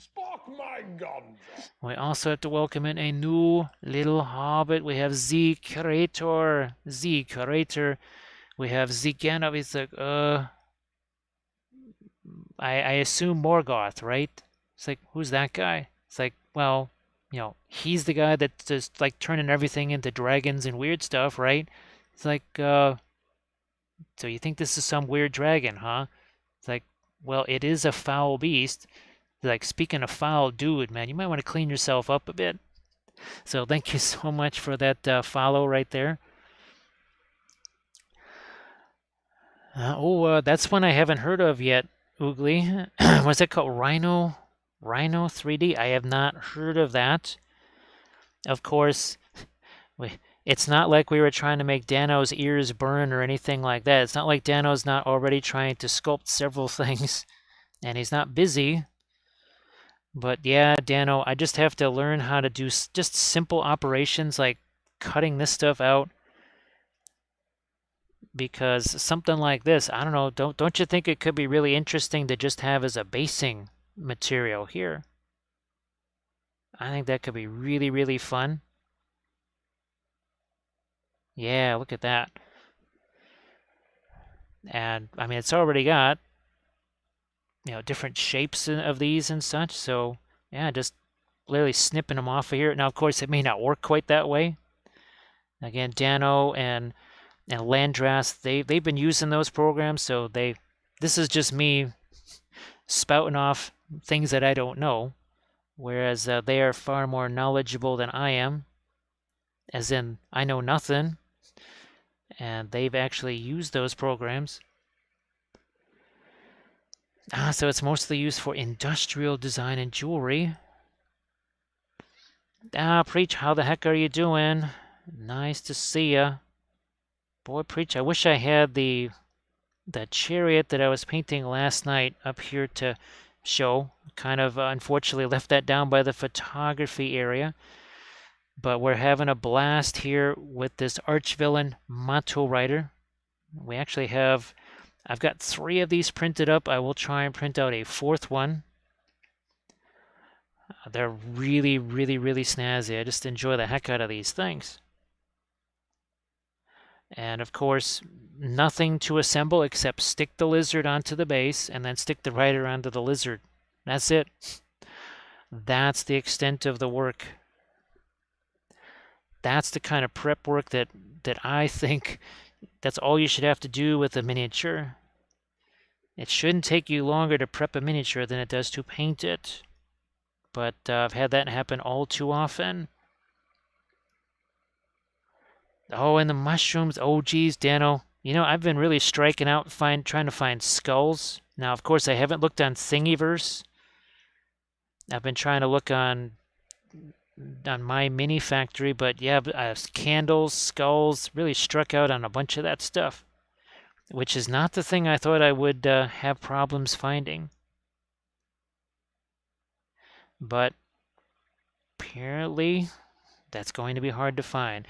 All right, let me grab a blending brush. I'm not even sure what the heck is on there, but I'm just going to take some Perlene Black here and, I don't know, do some dry brushing here to darken some of these because they got lighter than we needed them to be. I only noticed that because I was trying to put some highlights on there. And it's like, wow, yeah, that's not doing very much. That tells me they got a little bit too light. So no big deal. We'll just take this and we're going to do some dry brushy things here and we'll get some nice darks on these and then we can come back with some light. You must have dark to show the light, and sometimes when in doubt, you just make things darker. Oh, there's this actually skull as a tool. Holy smokes. Ah, that's really cool, Dano.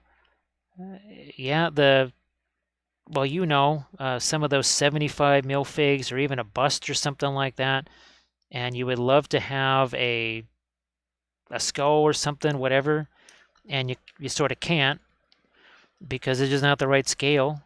It's nowhere near the scale what you need.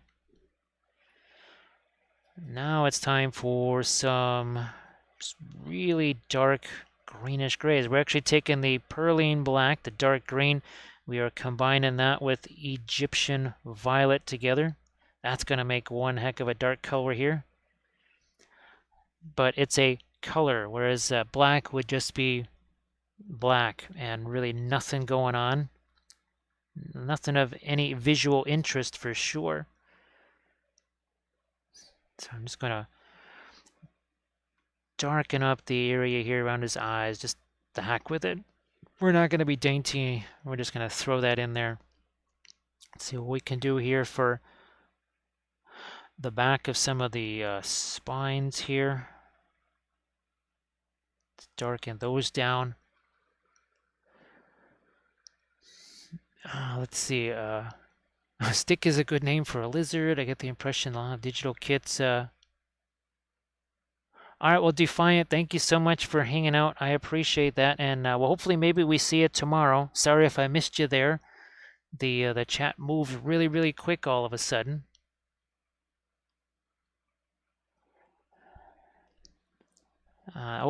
Yeah, so this is, again, from Archvillain right here. There are 4 different Mato Riders. 4 different ones. And I think there's 4 different Quetzal Riders, or maybe there's 5. I'm not sure. I know I've printed out 4 of the Quetzal Riders. And I've got to get those glued together too. Those are a little bit more involved because some of the wings are separate. The only reason why I haven't done that already, well, there wasn't time, but also it's a little bit difficult. Archvillain, the pictures that they have of each, what would you say, each release doesn't necessarily show all of the figures, and they're just like one picture of the figure, and sometimes it can be hard to tell which pose is which when you're trying to glue together multiple pieces. Here, why don't we, yeah, let's darken down end of his claws right there. Again, sometimes you must have dark to show the light. You can highlight all you want. At a certain point, you just have to make things darker. And that's what we're trying to do here. We might do even, take some of my thinner here. And we will create ourselves a pin line wash out of this. Egyptian Violet, some of the green. You notice we're just touching the brush to this here. Oh, and by the way, this whole thing, this is 1 hour and 48 minutes in. Because 1 hour, 48 minutes ago, it was just this color primer. So again, oil paints. Let's see. So Thranduil, it doesn't matter really what the miniature is. Well, actually, things like Reaper Bones figures are nice because, well, I mean, they're kind of inconsequential, right? They don't cost very much. Blood Bowl figures, that if they have things like capes on them, I always recommend things with larger surfaces like capes and such. The Blood Bowl figures, they might have a little bit going on with them with the bits of armor and some of the little tiny poses and such. So if you're just getting into the oil paints, maybe you want to practice on, well, I know like Grey Wolf Studio has been working on some of the zombie side figures. Board game figures, that's what I'm trying to spit out. Board game figures, maybe. I think we're almost caught up here. And now here, let's look at these particular chapters right here. So look at that, chapter 51. When in doubt, make your colors darker. We're doing that right now. And contrast is more than just light versus dark. We saw that, right? We did a film noir not long ago. And what did that reveal? That value-wise, there was no difference between the yellow, the green, the reds, or anything. And that color temperature and intensity. Now, we only have a few intense colors here. That's mostly going to be, I would say, on the Rider is where most of the intense colors are going to be. Pretty much everything else is much more tame colors. And then, of course, metal surfaces reflect their surroundings, which means that's why we're trying to get this green. You can see it's reflected in the gold right there because it's sitting there right next to this green. How could that shiny gold magically not reflect any of that green that's sitting there? So here's what we're doing with our, that's just a little bit of pin line wash right there. Letting that work right around some of the big old scales there. So there's a few chapters of the Book of Wapol for you. Now, yeah, once I have time, whenever the heck that is, I do want to try and make those stickers, right? The Book of Wapol stickers, there'll be some merchandise there. So that way people can put them on their clothes, on their kids, on their walls, and they would never forget any of the Book of Wapol chapters. Because I think posting that on your kid's forehead or something like that would probably be a really good way to remember. It would make the kids that much more useful because they would just be constantly reminding you of those different chapters of the Book of Wapol. And it's something they would certainly be proud to have in front of all of their friends. They would never get made fun of for that. So instead of the gold there like we did on our Egyptian guys, I'm going to try something a little different there. So we're trying to make that more like a violet color. Okay, I'll have to come in here. I think now that's finally set. Remember we did, speaking of pin line washes, we did some of that in here to darken that down. Okay, doing some pin line washes in there. What about the other side? Maybe not as many. Still think I need to do some though.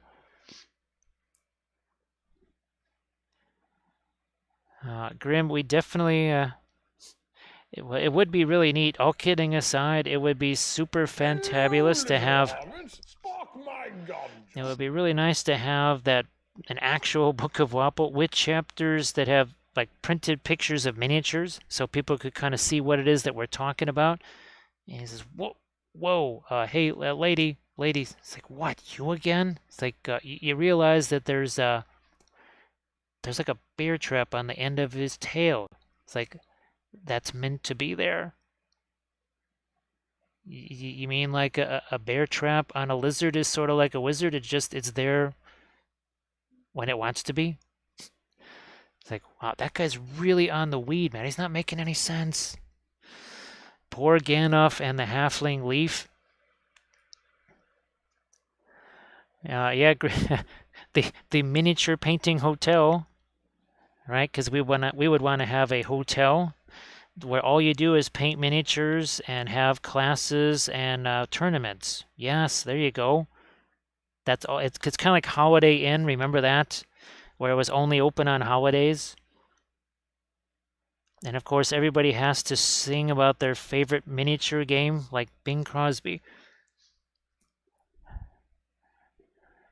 But yeah, it would be interesting. Well, like we use the Sons of Sekhmet, right, to illustrate that idea with the when we do our film noir, and all of a sudden the object source lighting disappears with the color, and then it just comes right back again when the color comes back. That would certainly be interesting. But thank you so much, Sammy, for that follow. That is appreciated. Obviously, Gandalf appreciates it, but boy, I think he's becoming less and less aware of things now. Uh, Gandalf may need an intervention of some kind. I don't know. Oh, what do we want to do here? I'm going to actually hit that with some glazy things. Not so much that I want it to be darker here. I'm actually looking to change the color a bit, so I'll hit that with some of my lights, and because of the Egyptian violet and green mix there, that should turn that much more of a gray. I'm also going to reduce the size of our Archvillain logo there. That's better. Pop in some more of my dark down here. I think we pretty much got this side. Yeah. Now I gotta let that set before I try and go in there and do some stuff with the eyes, I think.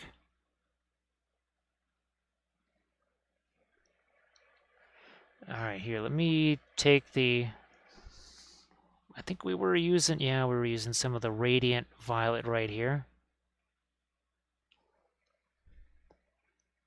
We'll lighten up the ends of his toes there.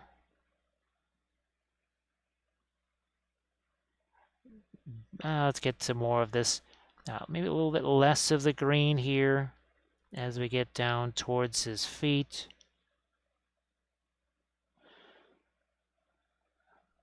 And well, here, let's get some of our lighter, almost, but it's kind of turning purple there with, it's getting mixed into some of the Egyptian violet. And no big deal. Not a problem. And now some of the, we'll get some nice little highlights on all of the scales and such here in a little bit. We want to let the pin line washes that we put there have a chance to set, though. I'm going to come back into here with some lights. So the other Mato Rider, depending on what I see with the other pose that I want to print out, I might do something more of a red-ish type of a thing, because we don't want these to all just be the same color lizard, right? So there. Now, of course, unfortunately, the book thing, that's not something I would ever have time to do myself. So, nor the knowledge of how to do that. So that would have to be somebody else doing that who is not named me, for sure. Fun as that would be to do. We we might have one or two painted miniatures that could go in that book. I'm just, what do I know? I might have one or two miniatures just laying around that could be used in that book. Maybe one or two or three or 10,000. And they wouldn't even all have to be Lord of the Rings miniatures either. Well, thanks to folks like Archvillain and Artisan Guild and all of the fantastic sculptors. Our imprintable terrain, let's not forget our imprintable terrain. They do some amazing stuff, and I just got some new files from them earlier today. Now, of course, a lot of it was terrain, which I can't print yet. I was talking with the Archvillain folks earlier today, and when I was trying to explain that, the Lilith takes, 3 no, 5 build plates. And Dano, I think it took you 5, or did it take you 6? And of course, each of those was going to be about a between 6 to 8 hour prints. So like, yeah, I can't tie up my printer for that long, sadly, because there's so many other things that we need to print. Boy, Grey Wolf, it would be quite the coffee table book, wouldn't it? Oh, so Grey Wolf, would it have to come with a free DVD of all of the Gandalf and Gwahir show? All the different crazy clips that we've done here on the channel. So it'd also be like a free Lord of the Rings, the twisted Wappleville version of Lord of the Rings. Do we have a Lady Bee in the house? Hey there, Lady Bee. How you doing? I hope that the painting goes well.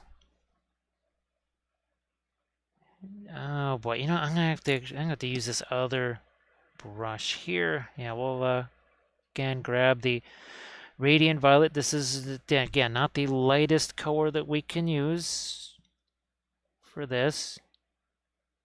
We don't want to exhaust that particular option just yet.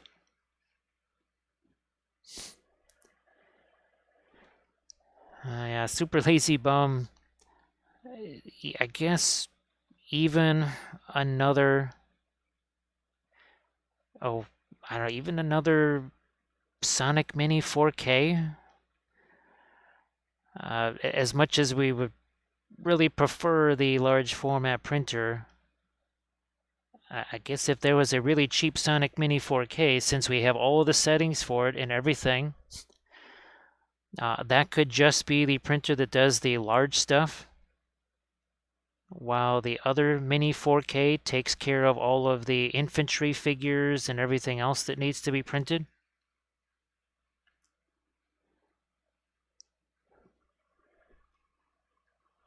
Hey, Artemichael, how you doing? Yeah, Artemichael, just think of all the interactions between Gandalf and then Alex the Cave Troll.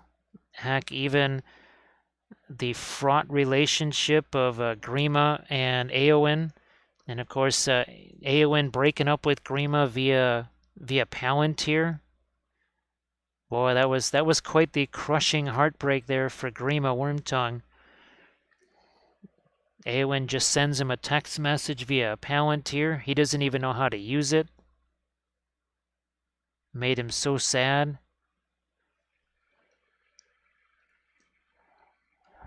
And well, now we know why he's always crying into that handkerchief. We found that out. Look at this, look at that. See that?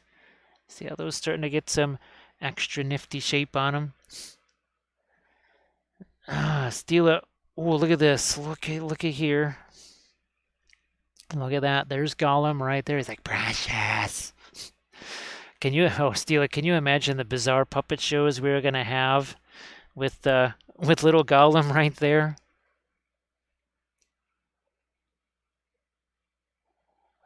Yeah. That's, he says, oh, look at this. Yeah, every so often I say, hey, Sauron, want a ring? I'll give you a ring. Boom. Yeah, Saruman also tells dad jokes, but he just thinks his are way funnier than Gandalf's.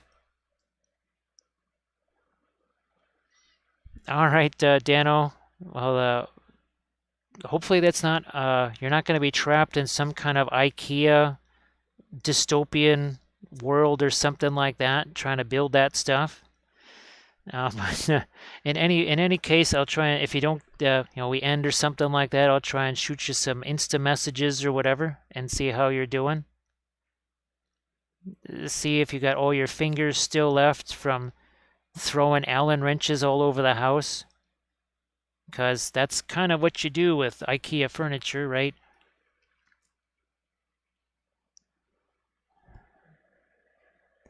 So, yes, Saruman and the Palantir kind of prank calling Sauron. That's I don't know if that's a good idea.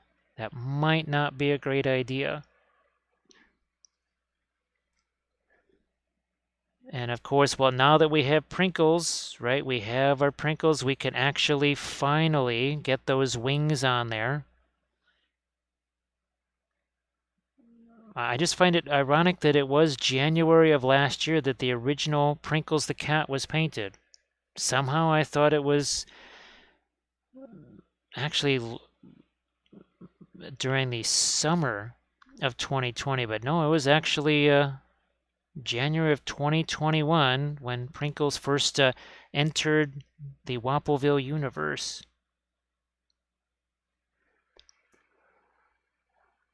To be honest, I put that much stuff together at almost wizard level. Okay. And of course, it comes with meatballs too, so you should be able to. You won't starve to death. Yeah, I think every piece of that comes with some meatballs too.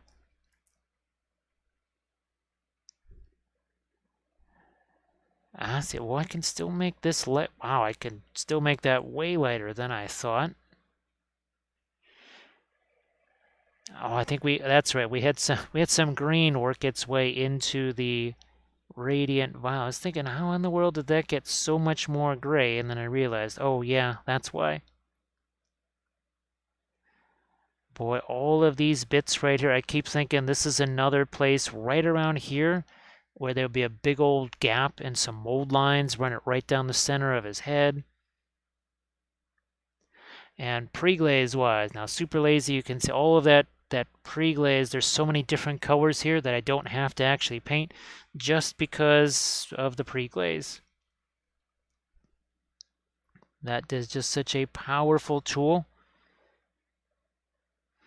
And of course, there is no single approach to the pre-glaze. It's pretty much different with every single miniature because maybe you're trying to do something different. You're trying to do object source lighting or multiple source lighting, or you've got some freehand to do, or off-camera lighting, whatever you got going on. Or maybe there's, well, it is more like a Blood Bowl team. So yeah, Thranduil, that's why I was thinking, the Blood Bowl team might be a little bit difficult, especially starting out, because you're going to want to have all the different team colors on there, right? And probably some freehandy type things. So that could make it a little bit difficult as a sort of a starting thing. Now, if you've been using the oils for a while, oh, that it could definitely be, well, oils are great for anything, right? Boy, this is obviously we have the soft spot for just Lizardmen stuff in general, but having painted so many between the GW stuff, the Mears miniature stuff, this is just so far and above those, like shockingly far above those. Oh, geez, super lazy. We've done that a ton of time. Actually, I just did a video on that. Boy, I don't know if I can find you the miniature here. Is he around here somewhere?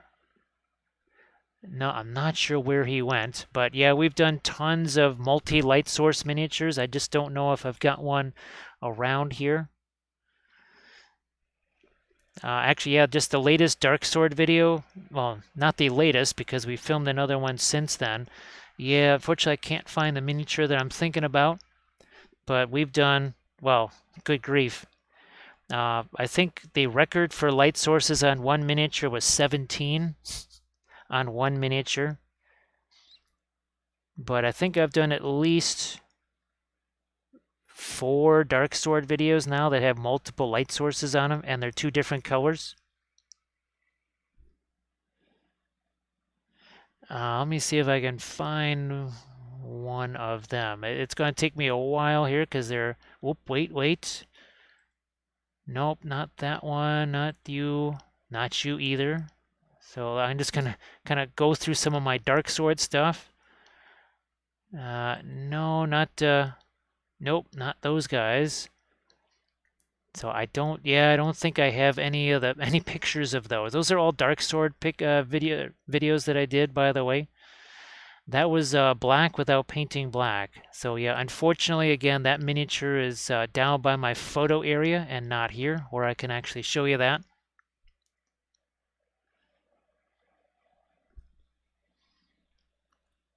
But it was a purple light source and a fire light source. There's really nothing different about it than just any kind of object source lighting. You do sort of have to choose maybe which one of those could be a dominant light source over the other one, especially if they're both going to be kind of crossing paths. If they're both on very much opposite sides of the miniature, that might not really matter at all.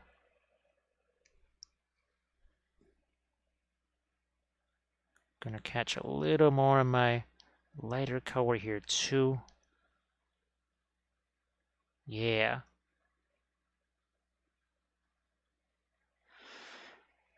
We should probably get some more over here. Again, that lighter color. Then we'll be coming up on the tops of our greens here to throw some of our lighter color there. And again, look at this. There's a greenish gray here. Don't even know what combos happened there because I didn't actually have to mix that. Oh, Dr. Fegood, it was sort of two lights there. Yeah, we had the blue there, right? And then we had the little bit of orangey light there. So yeah, thank you so much for reminding me of that. Of course, this is what happens when you fight a Balrog with a glow stick, right, and a kitchen utensil. You have no more arms. You have the right to no arms. And of course, well, this is dry enough now. I can actually put my snow effects on here. So this is one that we painted in a very recent stream. Let's see. I don't think this one. No, it was just well, there was sort of a second light source on that one there. Ah, I found him. There he is. He was hiding over here. So yeah, this is the Dark Sword miniature in question. And of course textured cloth, because it's not enough to do two different color light sources. We also had to do textured cloth on that little demo right there. He wasn't, he's not the biggest figure in the world, so he was kind of hiding there.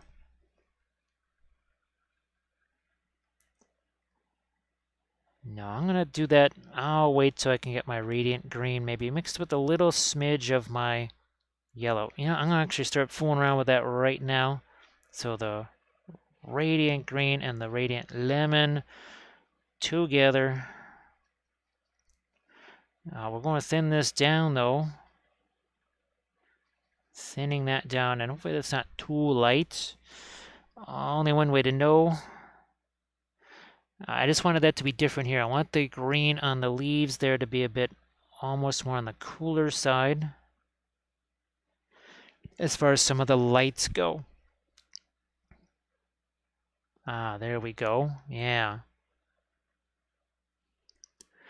And by the way, we're just only a little over 2 hours in on this thing. A couple of hours ago, it was just a flat brush-on primer.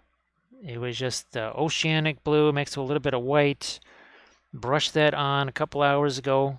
That was the other reason. Oh, yeah. That was the other reason why it took a little bit longer for me to get going on the stream, is that primer didn't dry quite as fast as I thought it was going to.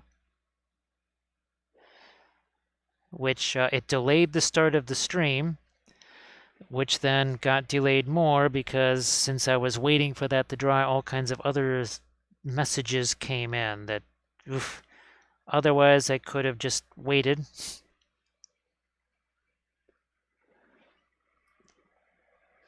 So Thranduil,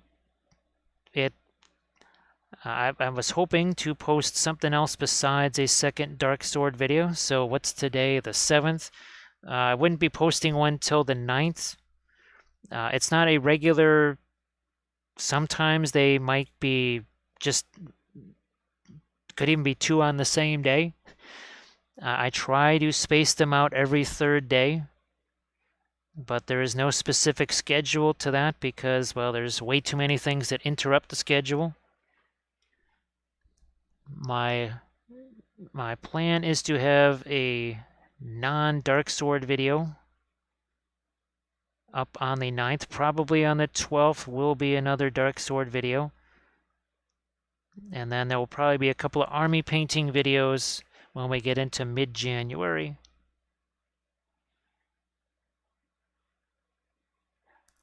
Just because of the timing of it, and the army painting series that I'm doing is very unique, where we're actually going to essentially be almost running two series at the same time. One where we're painting the infantry and one where we're painting the monsters. There we go. See, now we've got our lighter highlights on the top of those scales.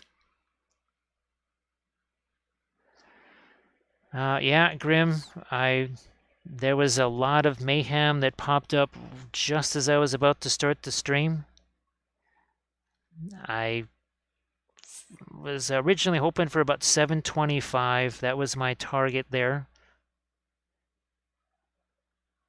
Tried to salvage that, but there was just no way with everything going on.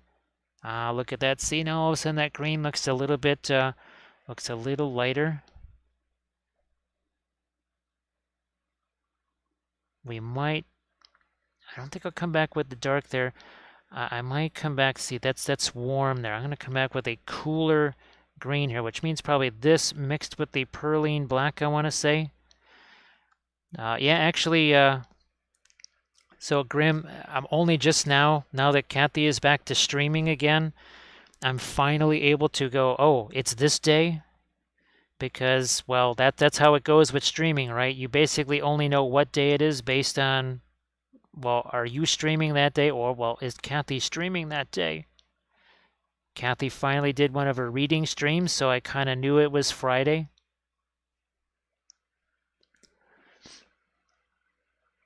Actually, Dr. Feedgood, I only was able to print one of those because that's when I realized that the resin that oh gosh, whatever this frozen resin was, I realized that wasn't actually working the way I thought it did. So I did print one of those. I want to print, well, all of them because I really like them all. Actually, Grim, ironically enough, I think one of the files had that extra geometry like he told me about because it was nowhere near the edges of the build plate, and it said, "This has exceeded the platform. Do you wish to continue?" So I just didn't realize what the heck was going on. So thanks for telling me that, yeah, just go ahead and slice it and that just goes away. So there must have been some of that extra geometry there on that particular file. Yeah, Thrannual. Now what I was hoping to do, you know, that Prinkles that I showed you there, I wanted to do a bit of a conversion video where we take the actual, Prinkles the cat, and we put some wings that were 3D printed on that. Because I haven't really done any videos that show, I've done one where I kind of do a little bit of resculpting just with green stuff on some 3D printed figures, but never actually taken 3D printed parts and putting them on a regular plastic miniature. And I thought that could be a nice little video for folks. And I'll finally get a chance to do that one. Now take a look at what this looks like. Big difference, right? And that's all it is just those lighter areas here on the tops of these. But I couldn't do those right away. I had to be patient. Right? All of this stuff that I did here had to be very patient. Didn't want to be a hasty little hobbit there. So yeah, Thrannual, generally think of it like every third day of the month. The 3rd, the 9th, the 12th, the 15th. That's when I like to post each new Patreon video. The last couple of months definitely made that a challenge, for sure. So we're using, this is Radiant Lemon mixed with the Radiant Green. Boy, that's really making quite the bright green here. Get some of the smaller scales here. it's just so, after painting those Mirce miniatures, this is all just so incredibly clean. Wow, such a huge difference.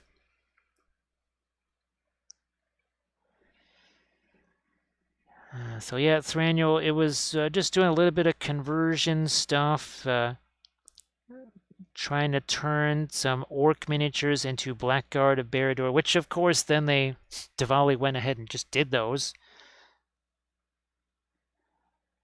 I mean, it was still fun. Things were learned. And thank you so much. We have Tina Belcher Green Lantern. Thank you so much for that follow. Gandalf appreciates that. And I guess, where's Gimli? Where's our Gimli here? Because he would appreciate somewhere. Where did he go? He's around here. There's Gimli. So Gimli has a little bit too much of the ale. He might find himself doing a little bit of a belch. He says, "Bring your pretty face to my axe. Your face is just fine the way it is. I'll see you later." Wow. That's so much for the fellowship, the heroic fellowship there. Boy, they're dropping by the wayside one by one. Gandalf, Boromir.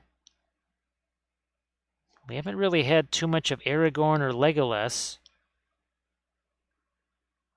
I don't know. We haven't seen much from Legolas at all. Of course, we do know that our other favorite elf from Middle-earth, Elrond, he's like the grouchiest elf in Middle-earth now.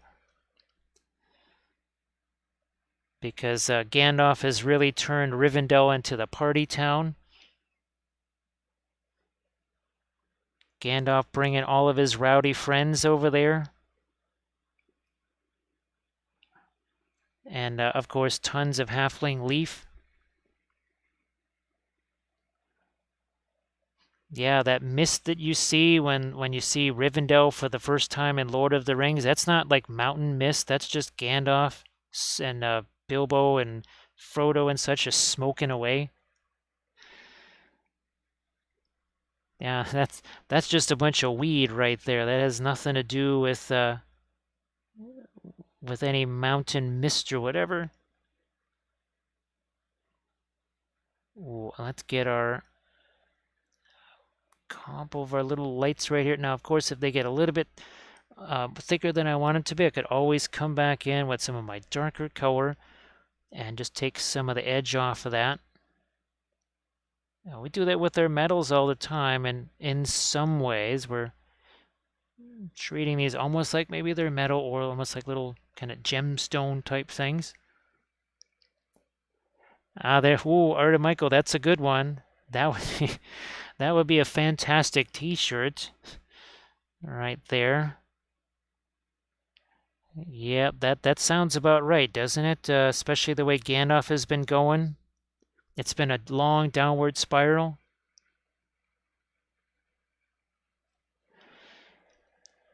So Dr. Figu, I think I printed out one of those. They were some of my favorites. Actually, now Dr. Figu, did you have a favorite one? I think there was 4 of them, right? I know there's one that's hanging, right? I guess I just really love the bases that they were on. I really enjoyed those bases. I thought those were pretty nifty. Well, just like these, right? I didn't have to, for a change, I didn't have to be the one doing the base there. That was kind of nifty, I have to say. All right, now I'm gonna do some of my lighter greens there, but then I want to get into some of that more almost like a turquoise kind of a thing. So that's where we'll take maybe some of the Prussian blue and mix that with possibly some Indian yellow, for sure some of the radiant lemon. And that's going to create that cooler green.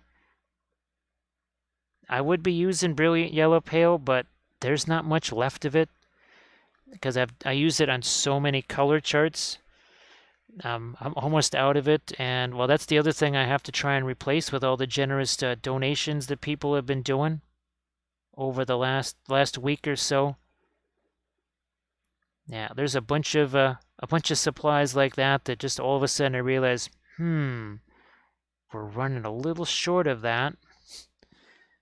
Maybe I'll have to just find something else to use until I can get some more of that. Fortunately, the Radiant Lemon from Grimm has really been helpful, and I think it's just opened up some new opportunities as well.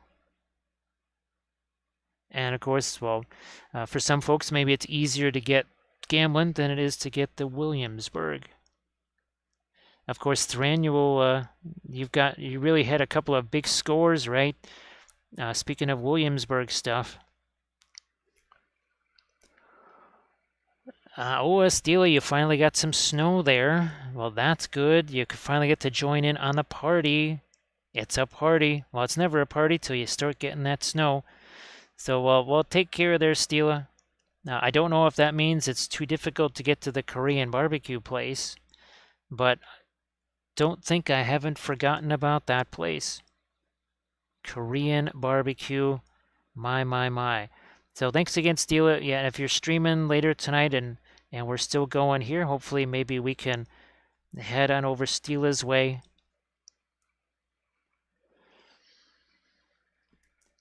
Oh, there's the crouching guy, but let's see. Can I get him out here? Let's see. Yeah, I think we can. So this is one of the simpler ones, I think. That's why I printed this one out for the video or for the army painting series. I really enjoyed the heck out of him for sure. Hey Dio, how you doing?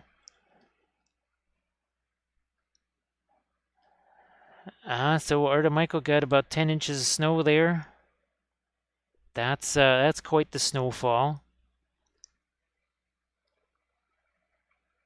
Oh, Kathy has a miniature that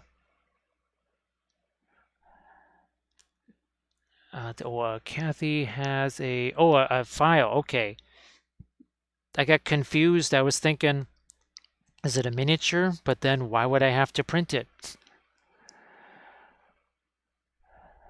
Yeah, Thranduil, well, I'm glad. Yeah, I don't know. Hopefully that doesn't sound weird. I'm glad that it's because of the other issues and not just because they don't have it. Right? Because maybe the other thing can be solved, but if they were never going to have it, that would be a problem. But I do understand that, well, there's so many supplies that I keep finding in short supply that we really sort of rely on here. All right, so again, you can see we're using some of that cooler blue. It's lighter, but it's a cooler green. Here, I'm actually just going to use some white on this because if I use the Radiant Lemon, that's going to make it too much of a warm color.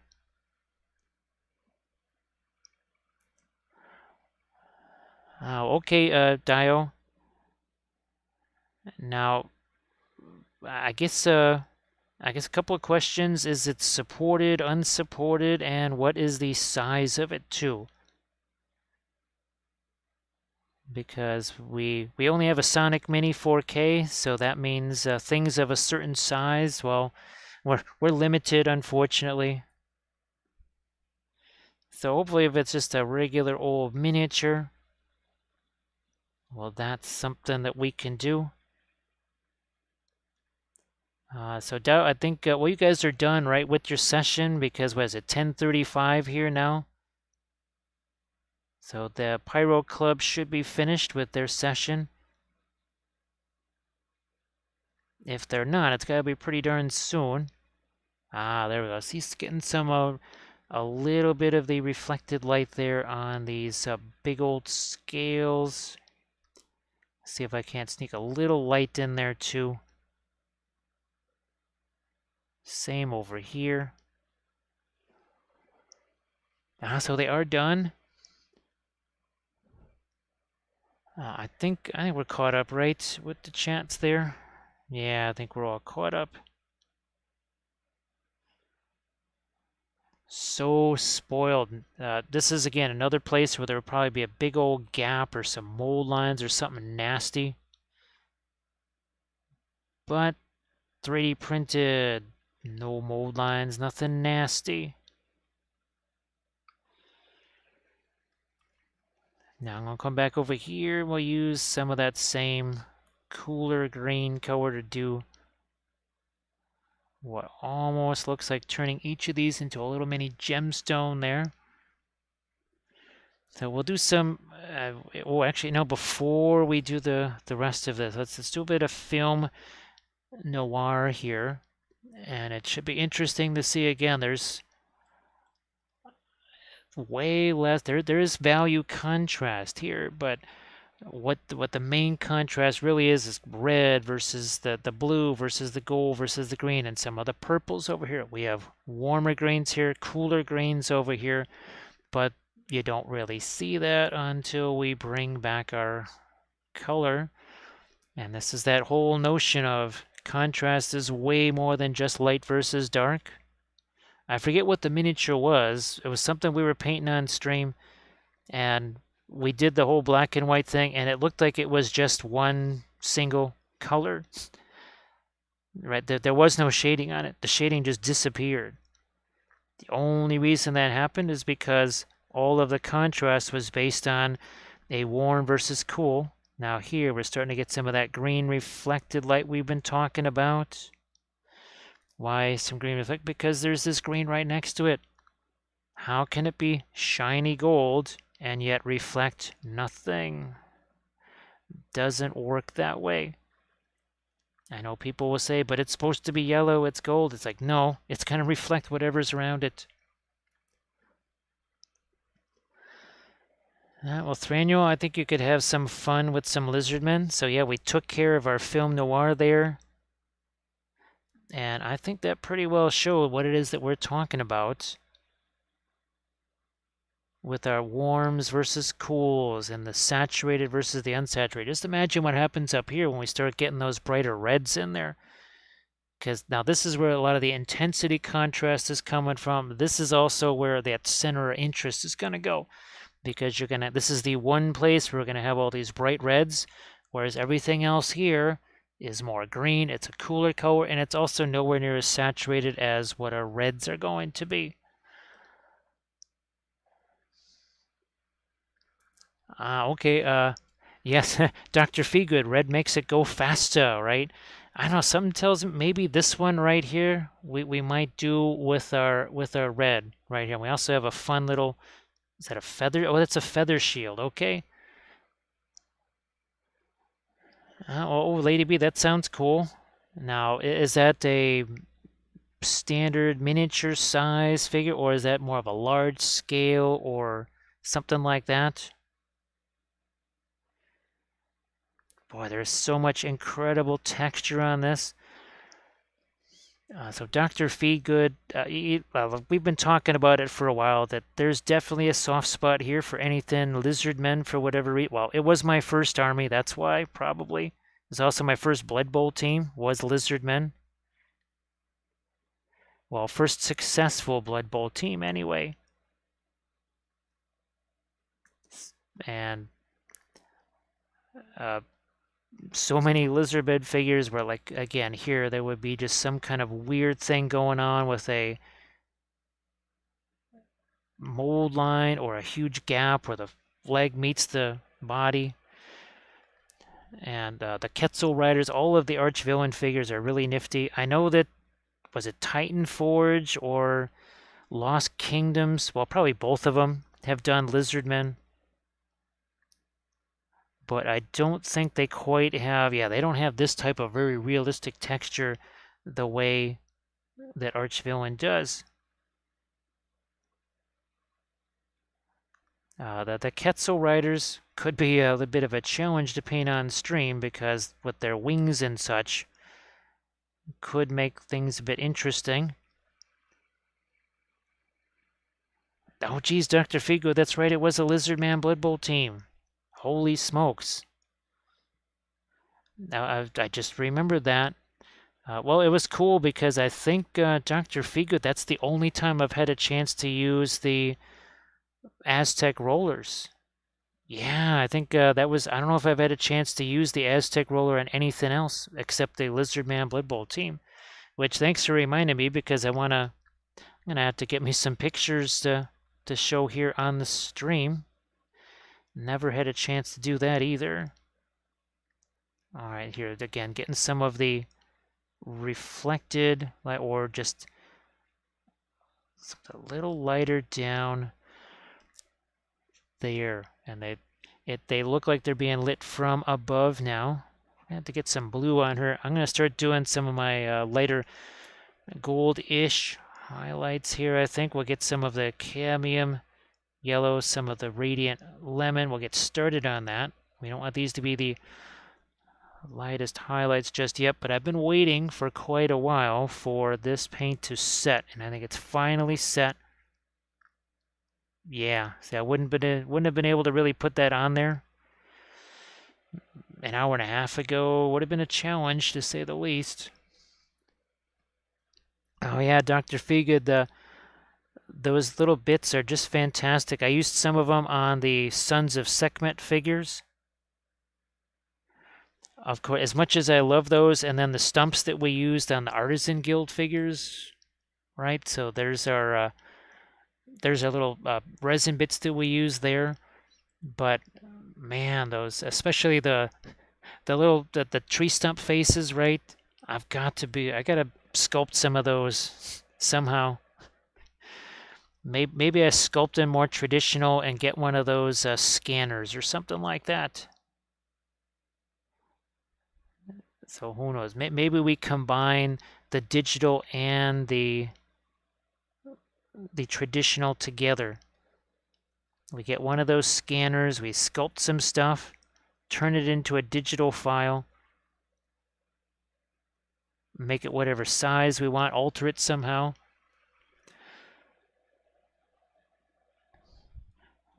Well, actually, gee whiz, I could, I guess, sculpt part of it, then scan it, and maybe send it to somebody who would be a little bit better at turning it into an STL file. Maybe knowing, like, okay, yeah, that's just going to have too many undercuts no matter what you do with supports. So I would imagine, just like when you're working with, say, the vulcanization process, and knowing, well, they're going to have to break this miniature here to be able to cast it. All right, so see the difference that's already made on her little crown right there. Let's see if I can get some more lights over. Also trying not to drop this thing. I think here on these little gems in there, I might go with some blue there. Could be a good contrast to some of the reds and all the other, and the yellow. Turn you around. Oh, this never did quite get some of the darker tones. So we'll have to do a bit of a pin line wash in here, it looks like. I really love the tree stump faces, and they did a nice variety. They did some small ones, they did some really big ones. But the only thing is, there's only so many of them. And of course, it's tough to use those on anything but just a more standard 30 to 28 millimeter sculpt, as opposed to, say, 75 mil.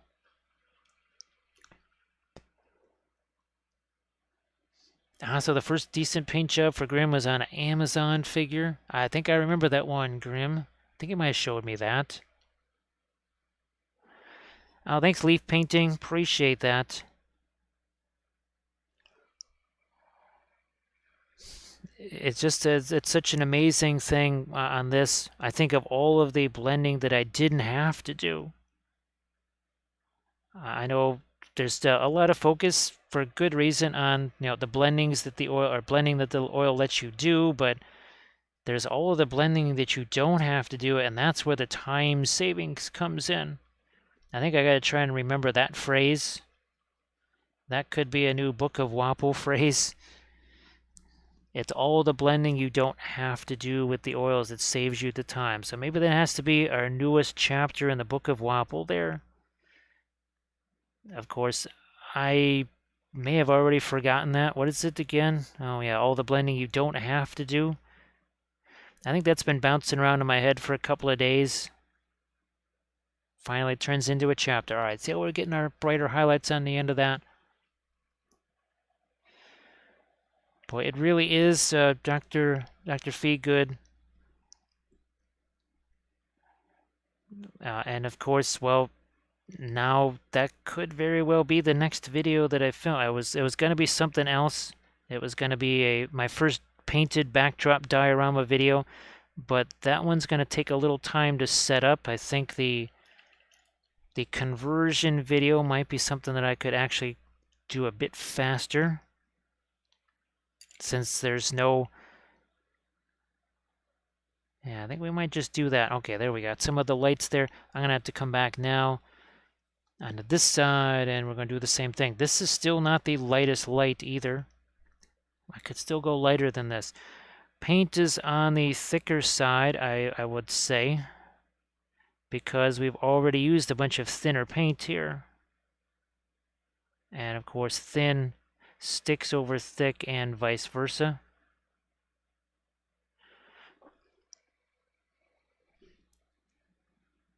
Yes, always respect the mangoes.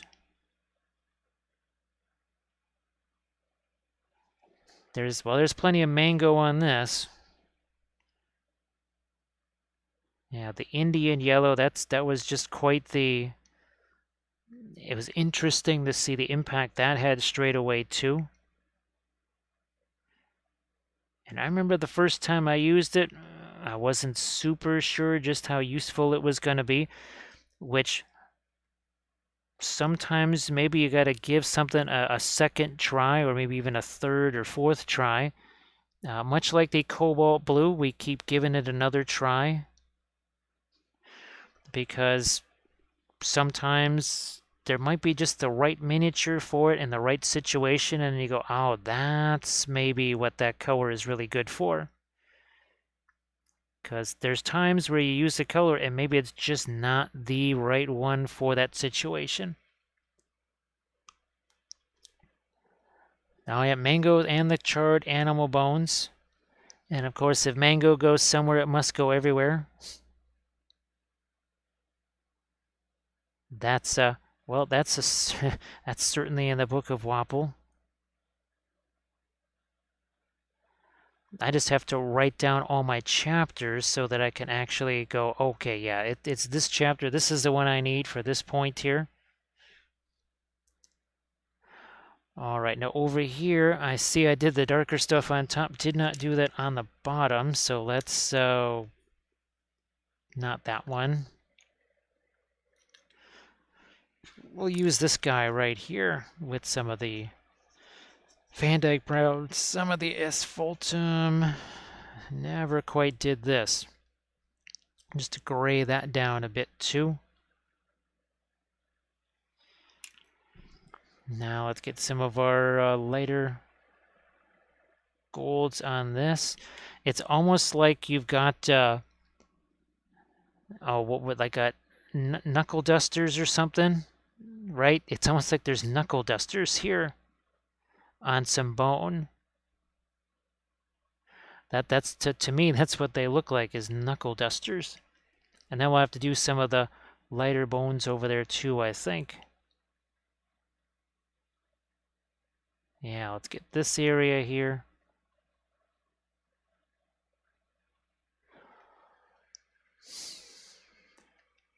Well, Thranduil, we certainly managed to do that when I was a kid.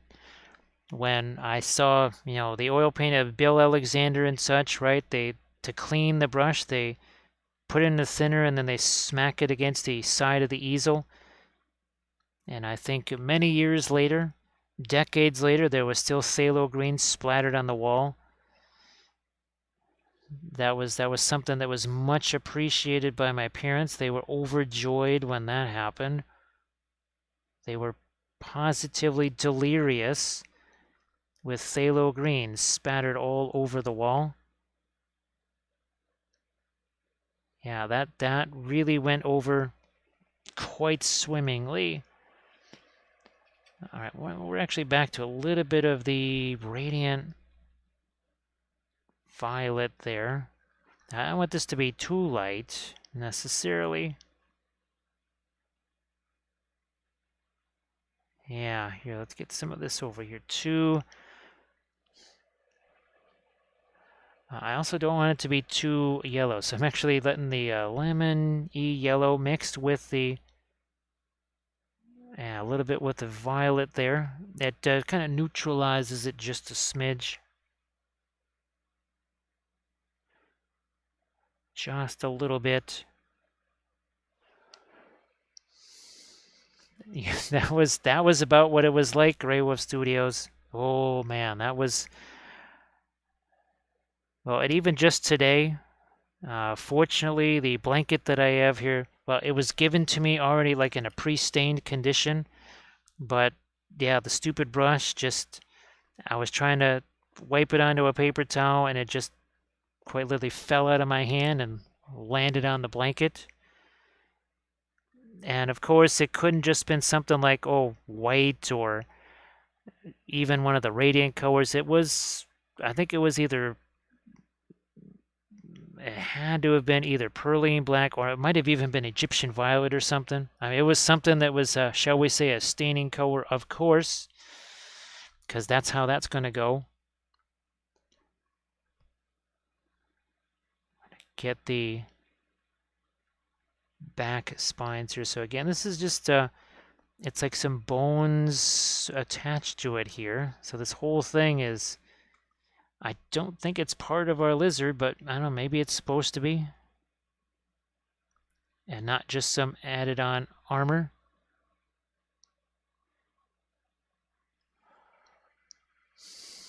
I think, yeah, I think we're caught up now. All right, I'm just going to use that as a bit of a balancing point right there since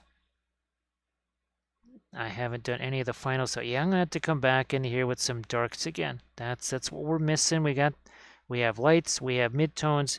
We do not have those deepest darks. And I might just say the heck with that and mess around with some of my brown matter here. Again, I wish I had the chariot from last night up here because then people could see we made a lot of use of the brown matter last night. I know there's brown matter. I have purple matter. There is rose matter. I've never used that. I don't know if anybody in the chat has used rose matter. I'm just kind of wondering if that might be, well, purple matter just maybe mixed with some white. Doesn't have to be. It's not necessarily the case, but it could be. All right, there we have darkened that down a smidge more. And at the other side here, this is darn near a pin line wash. It is really close to it. It's maybe 95% of the way to a pin line wash. Darks over here. Sometimes, again, you must have dark to show the light, and that's what we're trying to do here. It is not going to be like a traditional acrylic glaze, of course,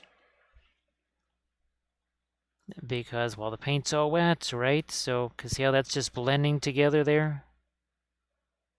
But then that's also something you couldn't do with the acrylics either. What do we got down here? We need to darken these some more.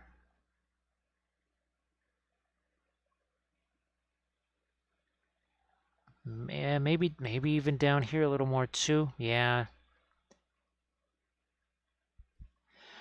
And let's see if I can get some of my almost white yellowish color here. Not quite. Nah, it may not really be worth it so much because I'm still going to have to stick my hand over there. So maybe we won't do that. We might get a little bit of this on the bone area here just to try and lighten that a little bit.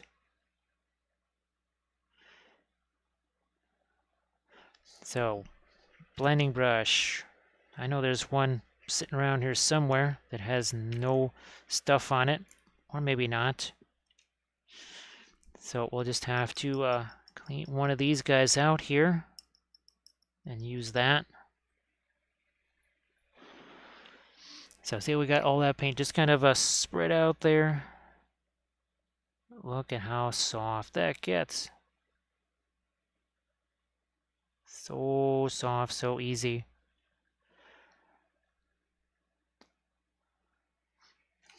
And we have this again, courtesy of Megan right here, who sent Noir Wapelius. So there we go. We always have, now we have Film Noir to compare to our Dragonair. So that is a Noir Wapelius right there, courtesy of Megan. So Megan, thank you so much for sending that. Yeah, Thranduil, I know it can be a little confusing with the term there, right? Because it automatically, and it makes me, of course, glaze makes me think of a watercolor glaze, which is different than what people are doing on miniatures. So I can understand that a certain term kind of gets you thinking a certain way, because that's kind of how it's thought of, right, amongst the acrylic painters. All right, I'm going to let that get a little bit more blended together there. And then I have to start thinking about maybe also lightening up some of the reds along the way. Yeah, let's do a little bit more of the bone here. I would almost like that to be a bit more almost stained in a way, so we won't lighten it too much.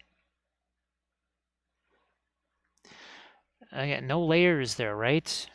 Were there any layers painted there? No, no layers. Hashtag no layers. We're just going to paint this much lighter color on there. And if necessary, we take a blending brush to it. I know some of these angles might be a little bit difficult to see what we're doing. Hello, little hobbit. Spark my ganja. It looks like we have ourselves a new little hobbit. We have Ogan for 3, 2, 1. Uh-oh. I'm gonna count to 3 and hope that this thing is gone. 1, 2, 3. Still there. So thank you so much for that follow. That is appreciated.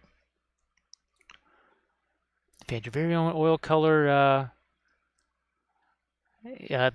see, boy, Armored Wolf, Armored Wolf knows this place inside and out, of course.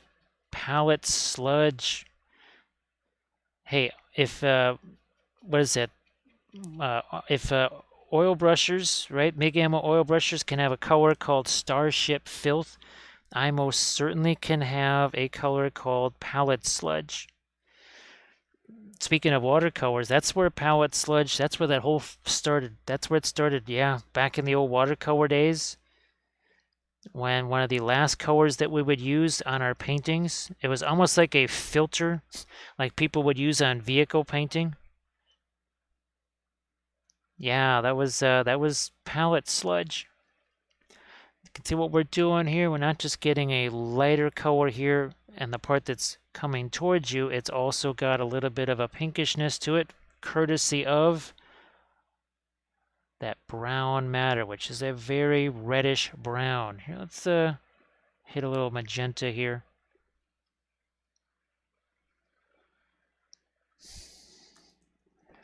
That's well, I don't know about Gamlin. That almost I almost read that as torrid gray. I'm thinking, wow, that's quite the name of a color right there. That's very scandalous somehow, a torrid gray. Which now that would probably not be part of the paint line unless maybe it had to be. Of course, we can't have Gandalf gray or Radagast brown. Only in secret here on the channel could we have those.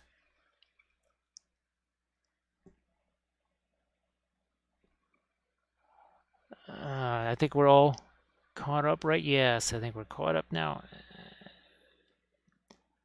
I think we're just about to that point where I want to get into these reds here and start to lighten those up. I might also grab some of my cadmium scarlet if we can, or just the orange. Let's try the cadmium orange here. Grab some of you, and whoops, that's a little more than we needed. Oh gosh, that yeah, super lazy. There's the story that I always tell of, I think it was scale 75 or whatever, that when I saw them selling a set of 10 paints that were just, and it wasn't shades of gray as in, oh look, there's some bluish grays, there's some greenish grays, there's actual variety in those grays. No, it was just quite literally taking the same black or whatever and just adding a little more white to it, and they were selling that for $50 or $60.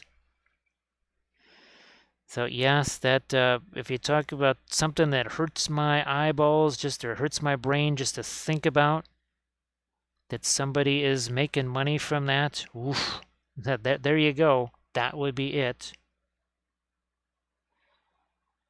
The fact that somebody is making money from that pains me greatly. Which, of course, if Nessie was right there, if Nessie was here, Nessie would say, seriously, that's what you're going to do? That's what you're going to say to me?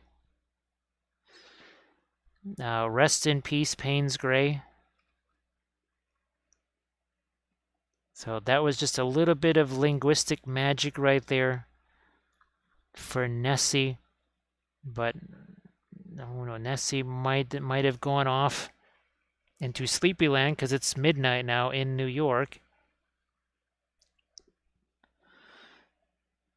It's, what, 11:03 here, right? Yeah, 11:03 here. And what are we, about 3 hours into this? Wow, a good guess, 2 hours, 56 minutes. Like Clee says, the night is young, right? This party's just getting underway.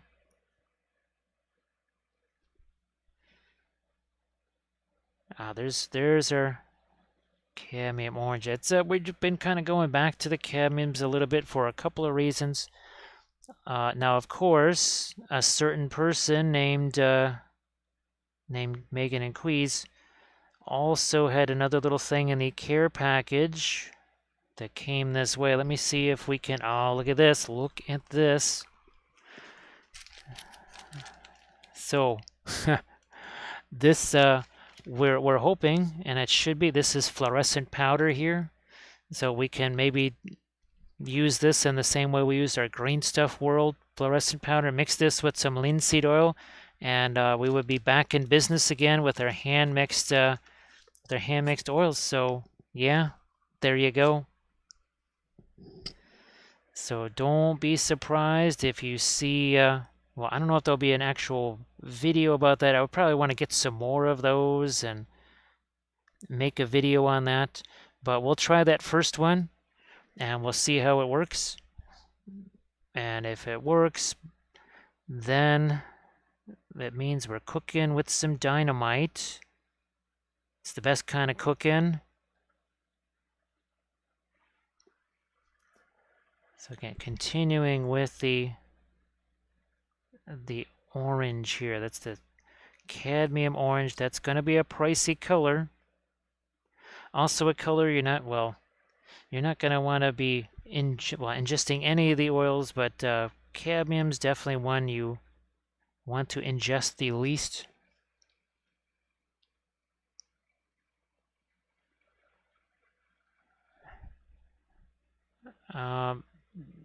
Actually, I'm trying to read that the right way. Can you substitute? So Thranio, it's a close thing. It depends which orange. because the cadmium scarlet in some ways is closer to some of the fluorescent orange pigments than cadmium orange. Now the cadmium scarlet it's an orangey color, but it's kind of a reddish orange, and not all of the fluorescent things are the same. So super lazy. It would have taken forever to get here because of, well, shipping things, right? The way things are these days. So even if Green Stuff World wanted to get that here really, really quick, it wouldn't be quite fast enough. So I was hoping to find an alternate source. So basically for people overseas, they could use the Green Stuff World because, well, especially if they're in Europe, well, they're very close to where it's being made. Whereas here in the US or maybe even Australia, maybe this is a better option. So yes, thank you so much for that. Oh, look at here, look at this. Remember that dark little glazy thing that we did with the Egyptian violet and our Fanchon red? We're kind of taking advantage of that a little bit now. Here I'm going to take my blending brush and we'll soften up some of these. Like so. This is why there's just no need to do layers, right? Because I can take what's already here, and you can see how that's mixing with the newer oranges we're putting on there. Ooh, let's lighten this up too. Move this around, get some more lights over here.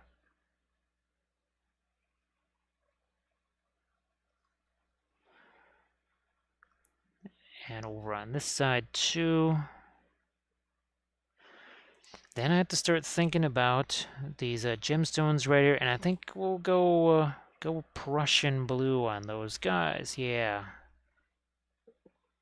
I was almost tempted to break out the cobalt blue.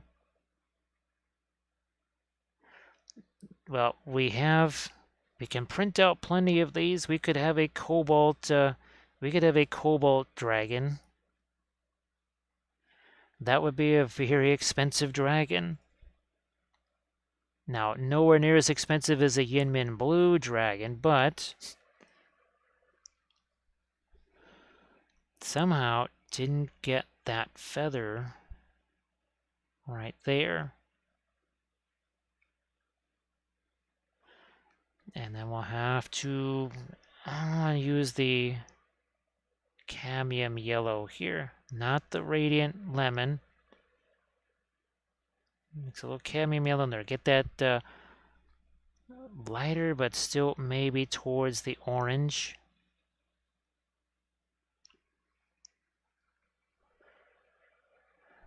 It's also thinner. Well, the cadmiums are just naturally kind of thicker paints anyway. But the previous layer was relatively thick, so this layer, if we want it to stick, gonna have to make it thinner. Here, let's get a little bit of our yellowish orange on the ends of those feathers.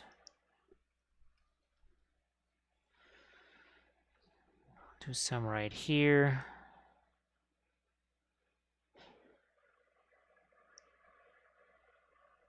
Ah, yeah. Right in the ends of our feathers there.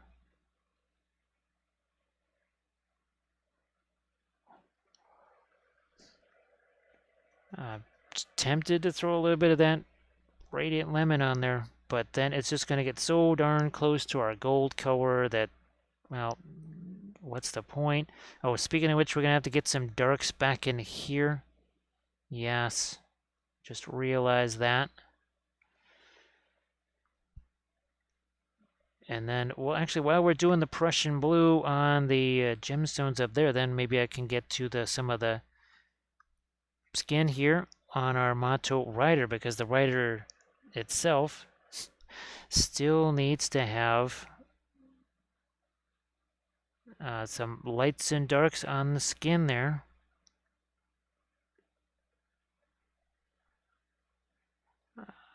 Now here, I think I'm just going to let some of that paint set there. Yeah, that's just, we need to let that set. So we're going to take the paint out of this here brush.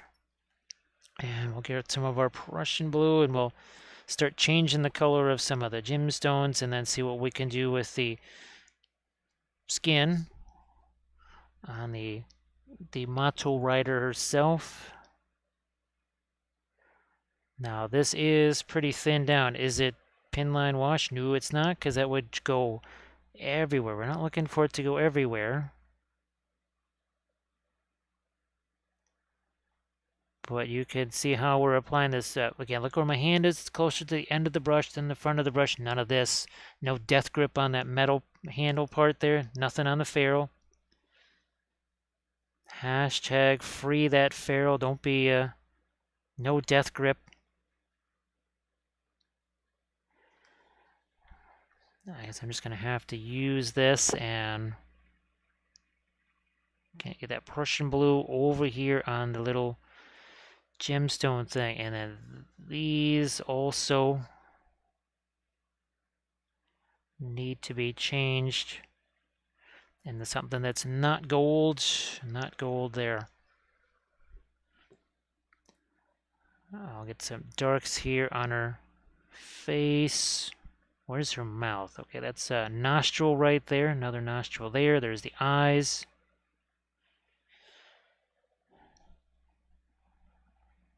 Almost a bit of a pin line wash right there. Not too much.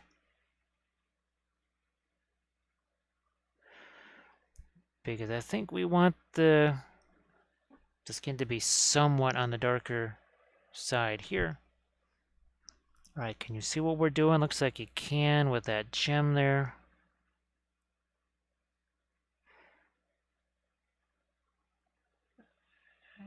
And we'll get these other, there's this one right here, and then the last one. Here, I'm just gonna rotate this around. I see the feathers are in my way.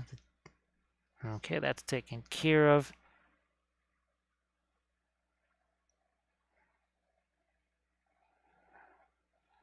And I might let a little bit of the Prussian blue reflect onto our metal there. I'll grab this is my blending brush here, because that's actually got some of the browns in there too.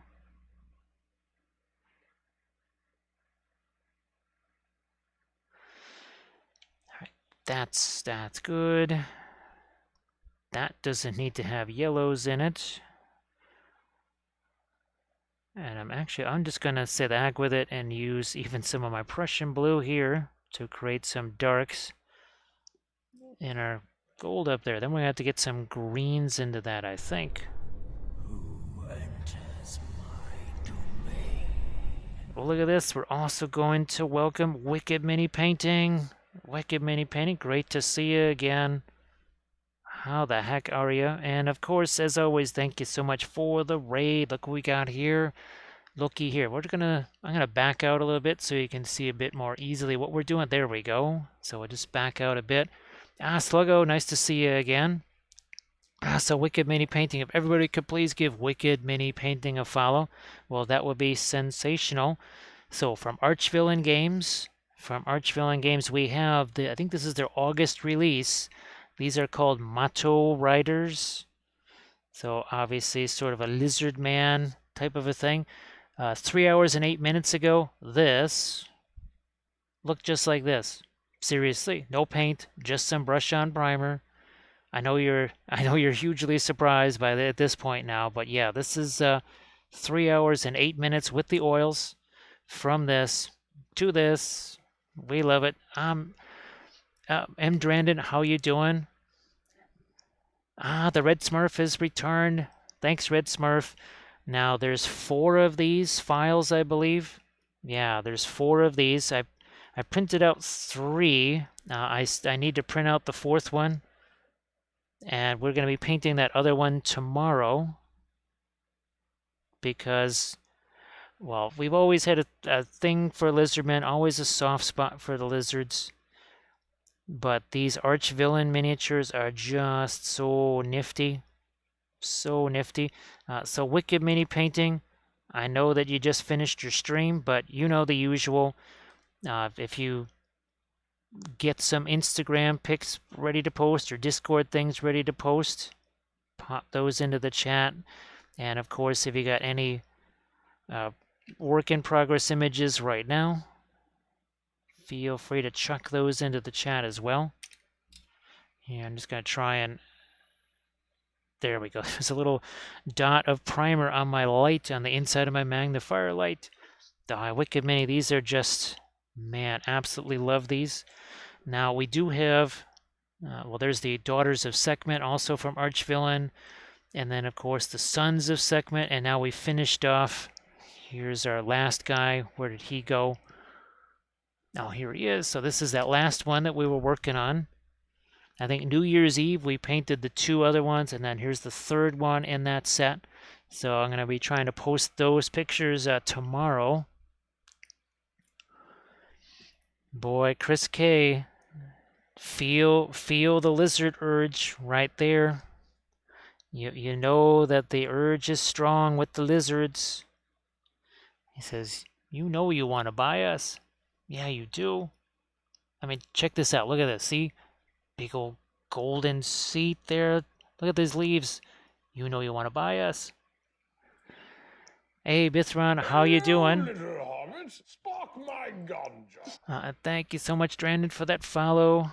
Gandalf says, here we go. You shall not, yeah. You shall not pass. The only one that's passing anything is you, dude. That's the pipe lead, telling you. So thank you so much for that follow. And how you doing there, Bitron? Always nice to see you here. So yeah, I was originally tomorrow going to paint the, speaking of Archvillain, the big old Troll King or whatever. That's part of the December release, but I think we'll save him for another Saturday. We might just do that. Because, well, let's put it this way. We ain't going anywhere on any future Saturdays, I think, for quite a while. So I think we're secure in our Saturday streams. Or we could just do one in a Sunday stream. Now, we never did get his eyes back here, so I'm taking some of the cadmium orange here. Touch of the radiant lemon just to give a little bit of opacity. Ooh, that's an interesting pinkish orange right there. And then we'll just, we'll do the other eye. Then we'll have to come back in here with our darks as always. Oh, with a starter set of Winsor Newton oils.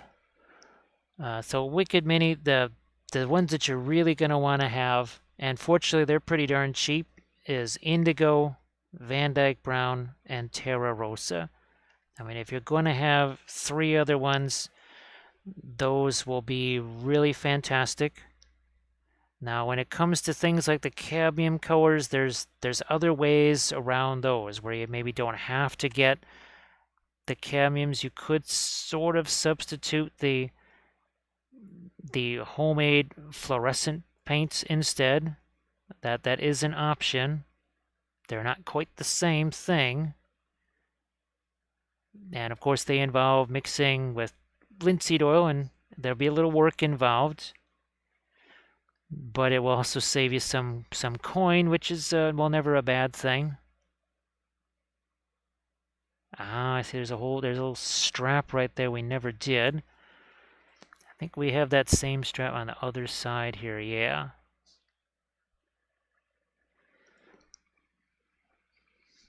Yeah, Bithron, the starship there, oh boy, I'm sure there's got to be some starship STLs there.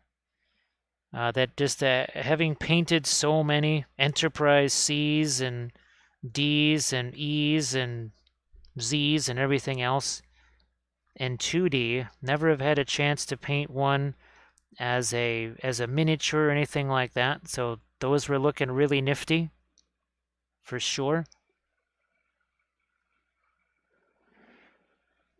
So usually that would be the big three that you will want that I know don't come in the starter set will be the Indigo, the Terra Rosa, and the Van Dyke Brown. Those are three that you'll really enjoy having. Now, there's some other, well, also cheaper ones that would be kind of a nice little luxury to have. That would be these two. So Prussian Blue and this Perline Black. It's just a really dark green. Think of this as almost indigo green. But Prussian Blue might be another one you want to add. And it's just like a Series 2, so also not expensive. This is just a Series 1. Yeah, I think Indigo is a Series 2. So all of the colors that I mentioned there, those should not be pricey. Those should not be wallet busters or anything like that. Oh, from Star Trek Attack Wing. Yeah, I wonder... yeah, Bithron, I'm just wondering, what secret name do you use to search for, say, Schmenterschmei's files? Some nice little Starship Enterprise stuff that's not Starship Enterprise or Battlestar Galactica files. Because I would love to paint me some Battlestar Galactica ships, some Andromeda, or some Pegasus, sorry, and the Galactica. I was thinking, what was that? Oh, Starblazer. That's the other thing.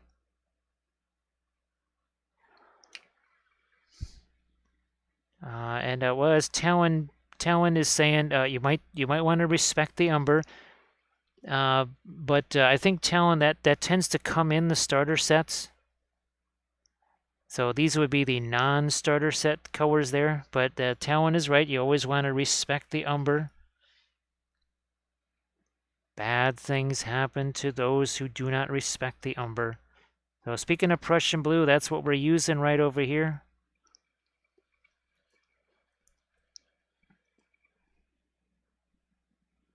And I know some of the starter sets might also have Payne's Gray in them. Once we discovered things like the Indigo, that pretty much took out the Payne's Gray because Indigo was a staining color and just a little bit more flexible. I still have at least 2 tubes of Payne's Gray here. I think one of them is practically untouched. That might just end up getting expended, say, on probably some terrain or whatever. Well, here, let's get some more, again, of our Prussian Blue here. I see there's some more elements that are gold that need to be done on the skin as well, or on the jewelry here. Now, the thing I have to say with the Archvillain figures is that their human-sized figures are really, really, really small.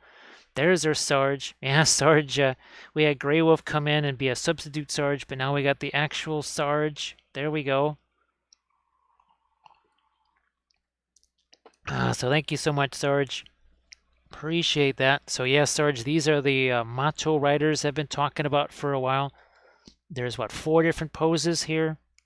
They're really tremendous, and it's just Blizzard, Base, Rider, done. That's it. What I was telling folks is I wish I knew Mixer or Blender, and I could just pull these leaves off of here and turn those into individual printable files, because wouldn't those be nice to have for some basing? Oh, those would be really sweet, wouldn't they? Those would be fantastic. Now what we're doing is we're taking the, the Prussian Blue, mixing it with the, oh gosh, the Radiant Blue. I haven't done this before. It's almost creating what looks like Cobalt Blue. So once again, Cobalt Blue gets taken down. Yeah, see, Grey Wolf even did a Shamrock Shake. Yeah, see all those shamrocks right there?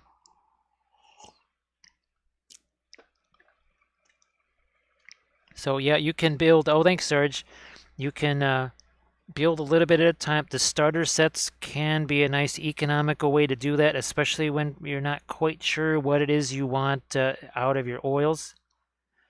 And then, especially with the Williamsburg stuff, that is definitely a cheaper way to get them because, well, Williamsburg stuff is it's not cheap. It is not cheap to start out with. So it's one way to save yourself a little bit of coin there, no doubt.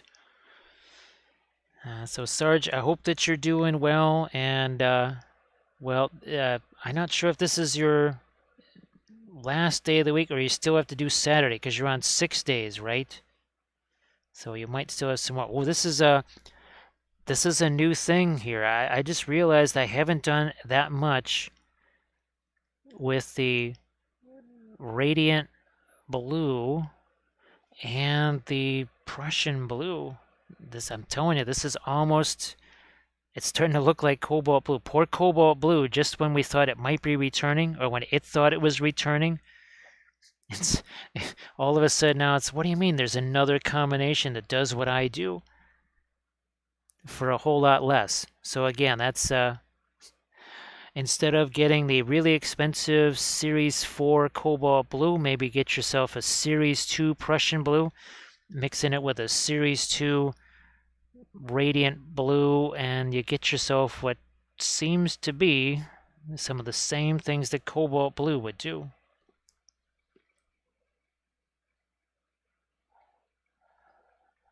Yeah, Sarge, I know that he was using that for his library scene that he made, right? For that Harry Potter library type thing. And I think he made all of the scenery with using Blender, right? Let's see. So leaf painting, the big three is always the Williamsburg, the Gamblin, and the Winsor Newton. Each one has some different properties. Like I would never use the Winsor Newton Van Dyke Brown. I prefer the Williamsburg Van Dyke Brown to the Gamblin, but I've used the Gamblin. We're using it now. We used it in this session here, the Gamblin version of Van Dyke Brown. But my favorite is definitely the Williamsburg. But of course, the Gamblin's going to be cheaper, right? The Abteilung, those are the verboten paints. Because wow, we tried those and other folks have tried them, and well, we've talked about those already. But those are the big three. Now, I haven't really had a chance to try many other lines of oil paints there. When I was doing some research for when I was working with that company that, well, said they were going to make a line of oil paints, I was trying other stuff. But once they abandoned that project, I said, well, I don't have the spare scratch to be experimenting with lots of different paints. So I just kind of stuck with those big three. Now we have actually been making our own, of course, our own metallics and our own fluorescent colors. Ah, yes, okay. So, oh, and thank you so much. Oh, Quiz, thank you. Thanks, Quiz. Actually, I could use a little bit of that in just a second here.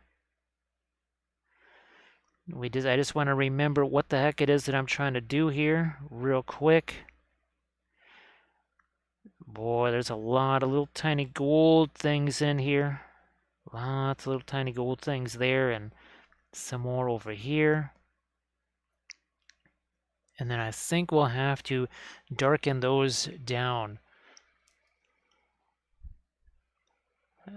Was that hot cranberry juice mixed in warm with apple bourbon with a touch of honey? Oh, that is ooh, wow. And what's that called? What is that one called? That sounds really good. Leaf painting, it's really bizarre that Green Stuff World, they did all those other ones, but what did they never do? They never did a silver one. All they have is that sort of alcohol-based liquid one, and I think the powdered one they have is just gunmetal, which we can make that just with some black or Van Dyke brown or indigo and some of the iridescent pearl white, so we don't need their thing for that. Oh, Talon, that sounds really good. What's that mix again? So your apple bourbon, cranberry juice, and then maybe to even add a little more zip to it, perhaps some honey as well. That does sound pretty tasty to me. I would not turn that down whatsoever. Let's see. Super lazy. Unfortunately, the streams are too long and the medicine is too little. There's just not enough of the medicine, and we've got to make that last potentially for, well, at least a 5-6 hour stream. The longer ones that I've done, where they're more like 12 hours, whatever, those we do get a chance to refresh our medicine, but then it's just being spread out over another 5 hours. So yeah, definitely just not enough of that. Ooh, what's not enough of here is reflected light. That's better. And now our darks that we did, remember that was the Egyptian violet mixed with the a little bit of the Fanchon red, just a bit. Oh boy, mulled wine, gosh, I don't think I've ever had that. And of course, that is always the It's a Wonderful Life drink, right? Clarence, Angel second class Clarence goes into Nick's and asks for some mulled wine, light on the cloves and be lively with you.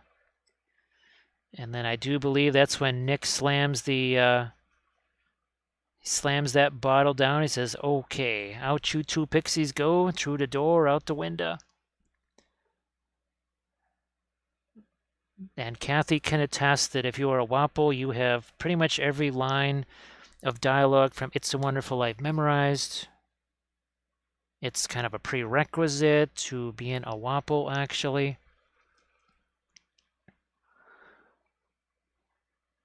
Yeah, so the I like that. I like the idea of calling it interference white because this is basically our metallic white.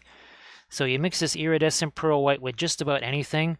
You mix this with Indian yellow, you get yourself the most incredible metallic gold. We're talking about a metallic gold on fire.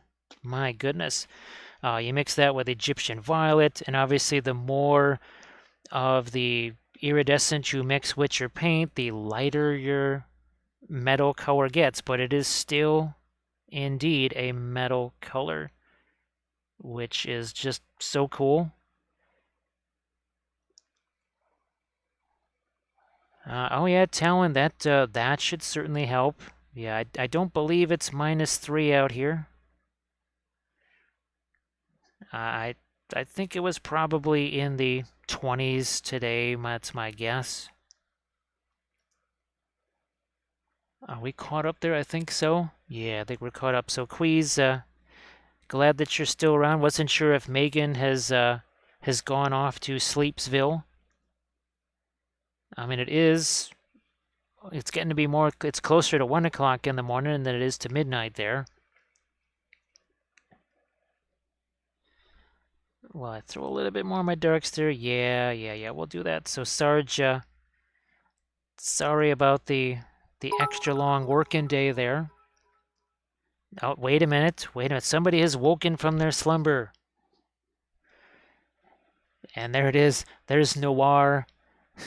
There's Noir Wapelius right there. No, the screen is still in color, but it's Noir. There's the Noir Wapelius right there. It's a new character, Noir Wapelius. Olive, I use both. Consider that other mix that we were just talking about. Consider that the highlight to your gold mix, right? You could use the Green Stuff World. That would be more your middle tone. You would probably want to mix that with, say, Van Dyke Brown, Brown Matter, Asphaltum, or something like that to get your darks. But then your middle tone, or your highlight would come from mixing just a smidge of that iridescent pearl white in with your Indian yellow, and be amazed at what you see, because I'll never forget the first time I tried that. I think it was on a video. I don't think it was on a live session. I think it was on one of my tutorial videos, and I just couldn't stop raving about that. So I think, yeah, I think we're caught up now. We'll have to get some lights here on his little toes at some point. I am now coming back in here with the perhaps a little more of the detail there now that I've got this dark, almost violet color here. We can finally start do some stuff with his eyes. I've been waiting for that paint to set. Not dry. Certainly not dry, but just be more set. Let's make sure we got these two about the same shape. I think this one needs to be cut down a bit more. Yeah. Well, Olive, it would be difficult. You would, nah. Well, that's okay, Olive, because when as you use those and they start to get used up, there'll be a little bit less, there'll be more air in the bottle there, and it will. Now, here's the other, here's the other thing too, and it's just something I've noticed. The green stuff world mixes with the metal powders. Those just stay good forever, especially if you got the agitators in there. But the fluorescent stuff, that will want to get more coagulated in your container. So you may, if you don't use it for a while, like for weeks or whatever, or even maybe several days, well, weeks for sure, you're going to have to go in there and maybe with a little coffee stir or a toothpick or something and stir that up a bit. So it's just something to think about there. Now here is a case of no reflected light. We got to get some here. I'm going to use something here as a blending brush. Yeah, like something like this here. Any brush can be a blending brush. This is more of a micro blending brush right here. Bit of a micro blending brush.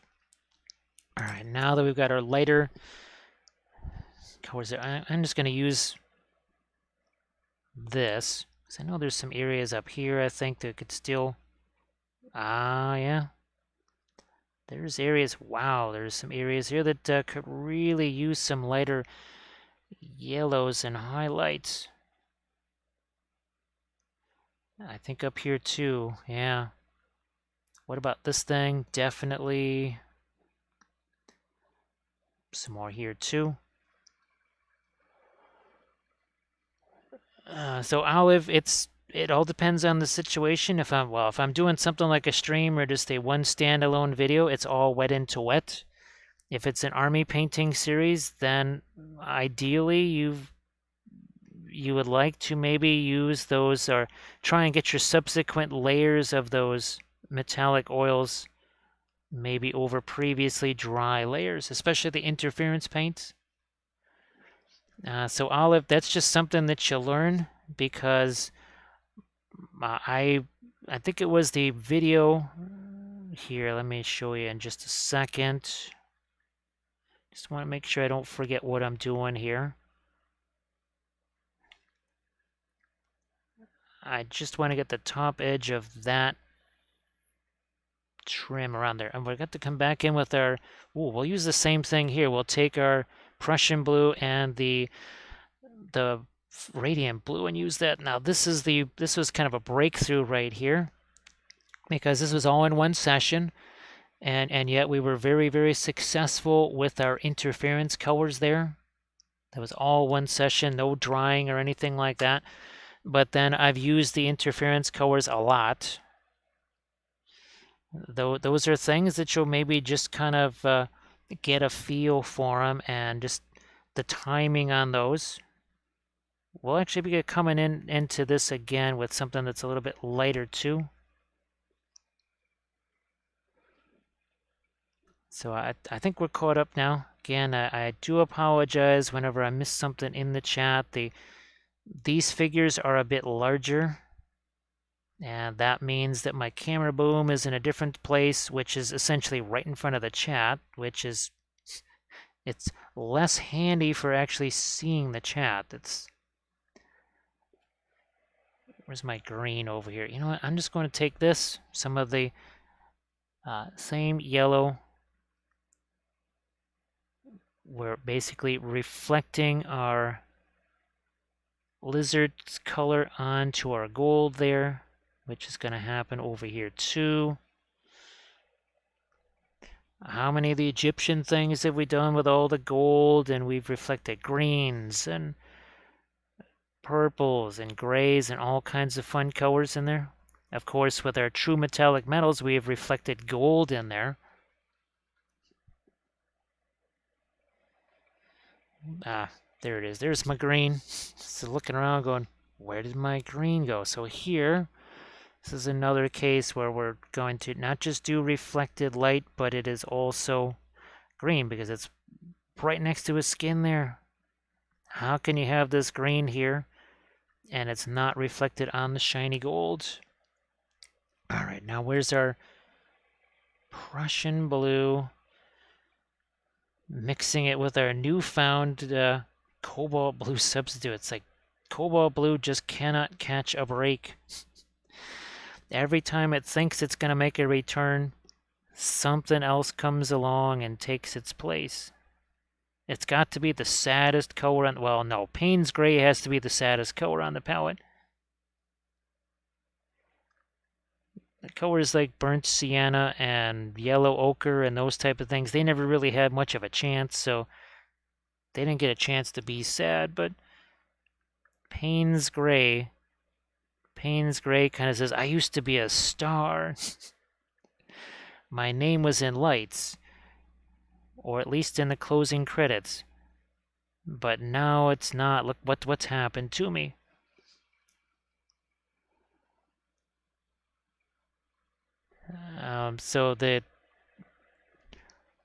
So Olive, maybe, geez, I thought you remember the old days of the Prussians, right? Not only wiping out cerulean blue, but cobalt blue at the same time. Because I just discovered that for the most part, Prussian blue can do a lot of the same things that I would try to do with, say, cobalt blue or cerulean blue at a fraction of the price tag. Because cobalt blue and cerulean blue, they're essentially the same price as cadmium colors. Now imagine you take a color that's half the price or less, probably less than half the price, and you can do a lot of the same things with it, perhaps even more. Which one are you going to choose? I think I know what it's going to be. And of course, cerulean blue. It was a really nifty watercolor. I loved it as a watercolor. As an oil paint, not so much. If I was just doing maybe large canvases, could be a different story. But when it came to miniature painting, the cerulean blue just did not have the flexibility that I'm looking for. Prussian blue is a staining color, which is a big deal because there are not many of those. Sarge, well, geez, you can bring whatever your starter set. You could bring some, you got your own brushes or something like that. Heck, you could bring, if you got your own, hand-mixed paints or something like that, you could bring those. I'm just going to be making a very limited set for people because I just realized that, well, we don't have that much time. I would much prefer the oil painting thing to be more like a 6-hour thing instead of the 4. So what I was thinking of doing was, remember the Schmaladriel figure with the kind of the white dress and other lots of blendy things? That might be the figure that we try for the oils because, well, it would also be a bit of a skin tone video as well. But that's something that people might be able to hammer out quickly and then not have to try and absorb, okay, reds and yellows and all the other stuff. So I just thought maybe that would be a better plan.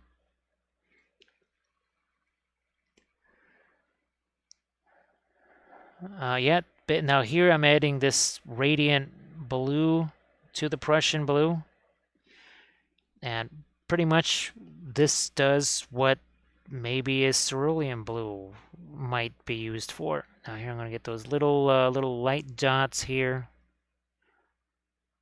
on our little gems here. There you go. So super lazy. Payne's gray was wiped out by indigo the same way Prussian blue wiped out cobalt blue and cerulean blue. Not that Payne's gray was expensive, but Payne's gray is a very weak color. Indigo is a staining color, and indigo just does way more things than the Payne's gray does. And you'll see it in the different Patreon tutorial videos that I've got, because we mentioned that a lot.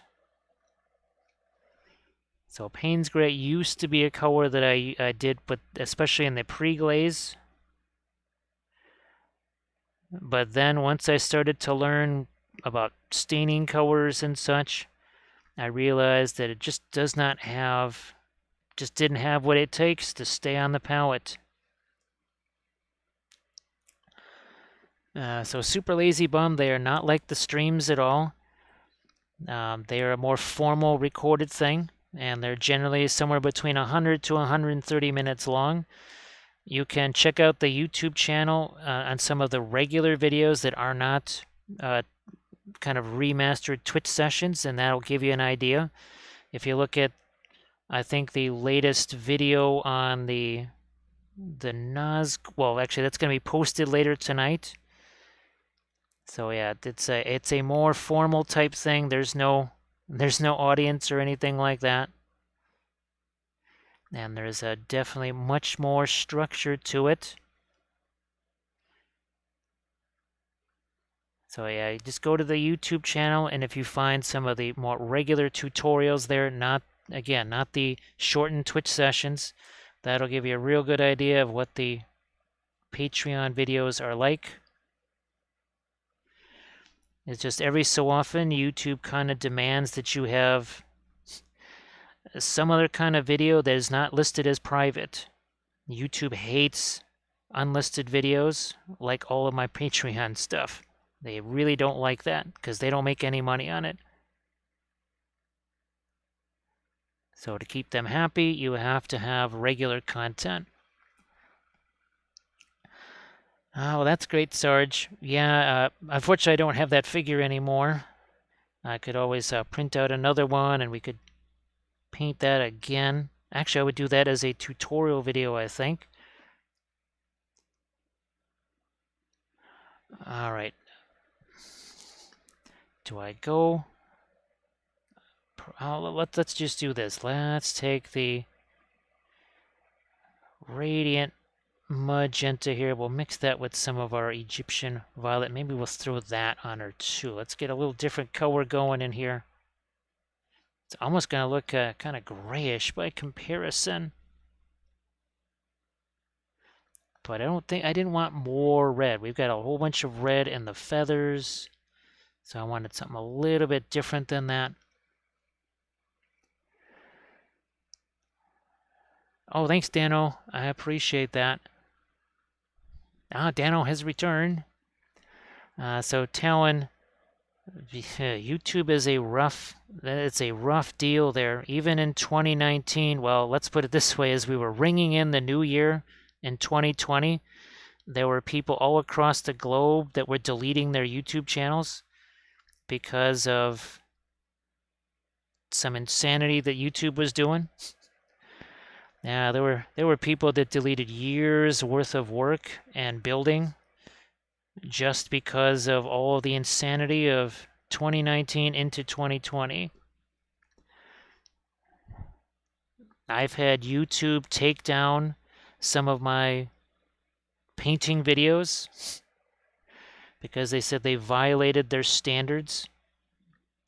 and it was a basing video on how to make static grass tufts.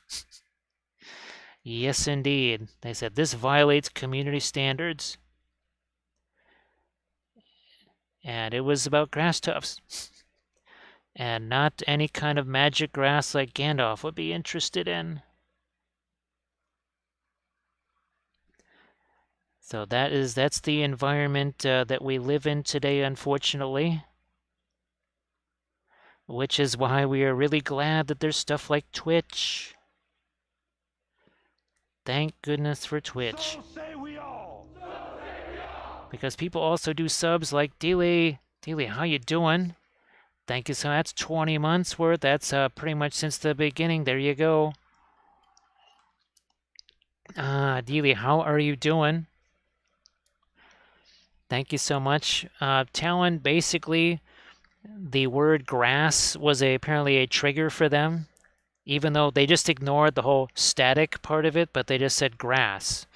So they saw grass and they thought that meant they meant some kind of wacky tobacco instead of just, well, it's just static grass. And of course, once it's contested, they'll say, oh yeah, there's nothing wrong there. Basically what happened was once all of the craziness started in 2020, they had nobody actually watching the videos. It was just an AI, and the AI was just triggered by certain words. And that's all it took. It just had to be certain words. That's why if you're wondering why the settings on our chat are so intense, it's because certain words are just enough to cause you some grief on YouTube. Now somehow I gotta get some lighter colored eyes on her. That's gonna be interesting. Maybe lemon yellow is up to the task. We'll see. We shall find out in just a second. I'm probably gonna I'll have to thin it down, but if it's a pinline wash, it's gonna go everywhere. So delicate balance here. I'm gonna take some of it off doing the gemstone. All right, we'll do this, and then we're gonna cut away at it with some of our darker color. Now this is a tougher reach over here. You can't see it, unfortunately, because her arm is in the way. So we'll have to come back in there with our darks and work with that a little more. Well, Happy New Year, Dealey. Thank you so much. Boy, Dealey, these I've really been having fun with these Archvillain prints right here. Well, love me some Lizardmen anytime, but these guys are really fantastic and so easy. Just Lizard, Base, Rider, done. And here's some more of the Archvillain miniatures right here. Where's another one? Here he is. These were some New Year's Day or New Year's Eve miniatures that we did also from Archvillain. Really had a blast with those. And look at this. Here's our this is where we try to make the return of Cobalt Blue. We'll still try and do that. That is from Monster Mini Mayhem. Talon, I have had just there have been so many videos. And again, these are private videos. So if you were to go to the YouTube channel, it's like they're not there because you can't watch them unless you're a Patreon member. So they were taking private videos, and I'm not the only one this happened to. There's other folks that were trying to do YouTube channels, and I'll never forget the guy who was doing a one-on-one private session, and they were painting a horse. And a few minutes into their live YouTube stream, YouTube said this violates our community standards and shut down his stream. There's nothing you can do. Though they did it to me too, remember? Yeah, they did that to me. They shut down my stream. They said it violated community standards. And I never streamed on there again. So for all you young kids out there looking to do a YouTube channel, well, you might want to condense your content down to the least possible offensive thing. which would leave you with pretty much nothing when it comes to YouTube. We need to get some darks in his eyes here, right? We got to get him those little slits in his eyes, I think. Get that dark right here. And then right here in his eye. Let's see if we can do this. Good enough. Let's see if we can do this again over here. Just enough. All right, there we go. Oh, the cast and play stuff. Oh, Delia, that sounds good. I just saw some cast and play mention on Instagram, I think. Yeah, I've heard a few people really talking about the cast and play stuff. Now the Archvillain winter theme stuff. Actually, the guys I really wanted to do were the Walrus Men, but for whatever reason, they've still haven't sent or made available the supported versions. Don't know why.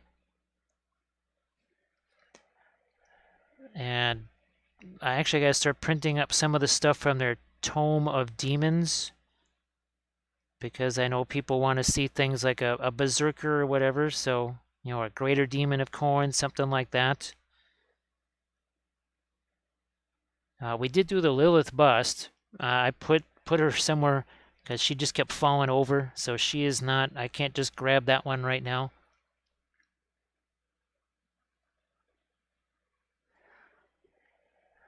Oh yeah, that's right. That's part of that month's pledge too, right? The owl bears, and I do actually have some build plates made of the trolls. I forget what the walrus guys were called, but for whatever reason, yeah, the supported ones, they don't exist. They never actually did those files or uploaded them or something. And actually, there's been some people on their Patreon page that said, "Hey, whatever happened to the supported walrus guys?" Ah, there we go. Boy, she has some tiny eyes. Holy smokes, those are small. Man, these are tiny. Oh, those are tiny, tiny little eyes right there. All right, now we had talked about doing a little bit of a pin line wash here. Especially right there, I think. Question is that wash enough? Yeah, it's close. It's just about there. Now that's too much. As I go to do that, and then here I want to start to tidy up a few things here.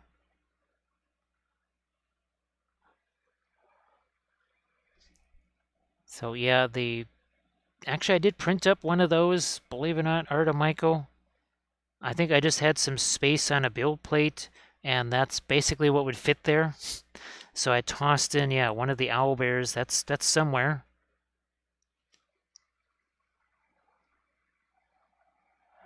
Ah, okay, the September one. So I think these guys are August, right? Yeah, these guys are from August. I don't remember. Oh gosh, I forget what the October one. Oh, that's right, Monster Mini Mayhem. They were the ones that did the Balrog. Yeah, that's right. Never actually did get back to those guys. I think Dano, you printed out the Balrog, the so-called Balrog from Monster Mini Mayhem.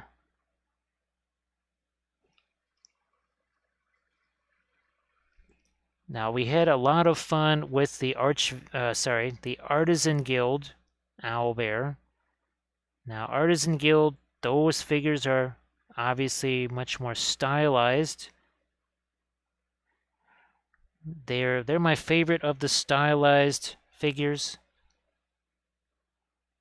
Stuff like Titan Forge is sort of a hybrid. It's sometimes stylized, sometimes a little more realistic. I think that's why I like the Archvillain, because it's just more along the lines of the realistic. Again, because a lot of the other ones, it's sort of a, I don't know, mostly stylized, but a little bit realistic. but kind of almost all to the same level. Whereas Artisan Guild just said, we're stylized. That's what we are. And Titan Forge kind of wanders back and forth. Lost Kingdoms does that too. Highland Miniatures says we're sort of old school Warhammer. So I kind of like the ones that know what they are and they just be that. Oh, Dealey, thank you. Yes, because that's one of our army painting series. Yes, we have. Actually, we're going to be doing some more of those in the coming weeks, finishing off that series. Also, Sarge mentions, was it Daybreak Miniatures? There's been a couple that I've run across. Well, there's White Wolf Tavern. That's another one. I keep seeing their stuff on Instagram. I don't know if anybody in here has also printed up any of the White Wolf Tavern stuff. They have some nifty looking things for sure. Wouldn't mind some of those. I think, are we caught up there? Yeah, I think we're caught up now. It just, I like RNS Studio, it's always been a favorite of mine back to when they had just regular sculpts, which they still have. They and Signum, they've kind of decided that they're going to do both. That you can get the STL files, but there's also regular resin cast figures too. I mean, it makes sense to me. I don't know why more companies are not acknowledging that dual profile there of trying to each one. Where's my Perline Black? We're gonna get some darks here on this guy. So yeah, Sarge, I think it would be very handy to be able to pull off pieces like this and actually turn those into some basing bits. It means learning, right? It involves some learning. All right, what do we want to do on that tongue? I might want to take some of this brown matter here, and we'll put some of that on his tongue, if I can, so that I don't want it to be reddish. I just want a little bit of reddish flavor on there. Not the classic kind of pink tongue. Grab this Radiant Lemon here. We got some chompers over here that I realize we haven't done yet. Let's get these guys. I think the entire upper jaw in some parts here still needs to get some. Yeah, well, that we did on the other side, not on this side. All right, there we go.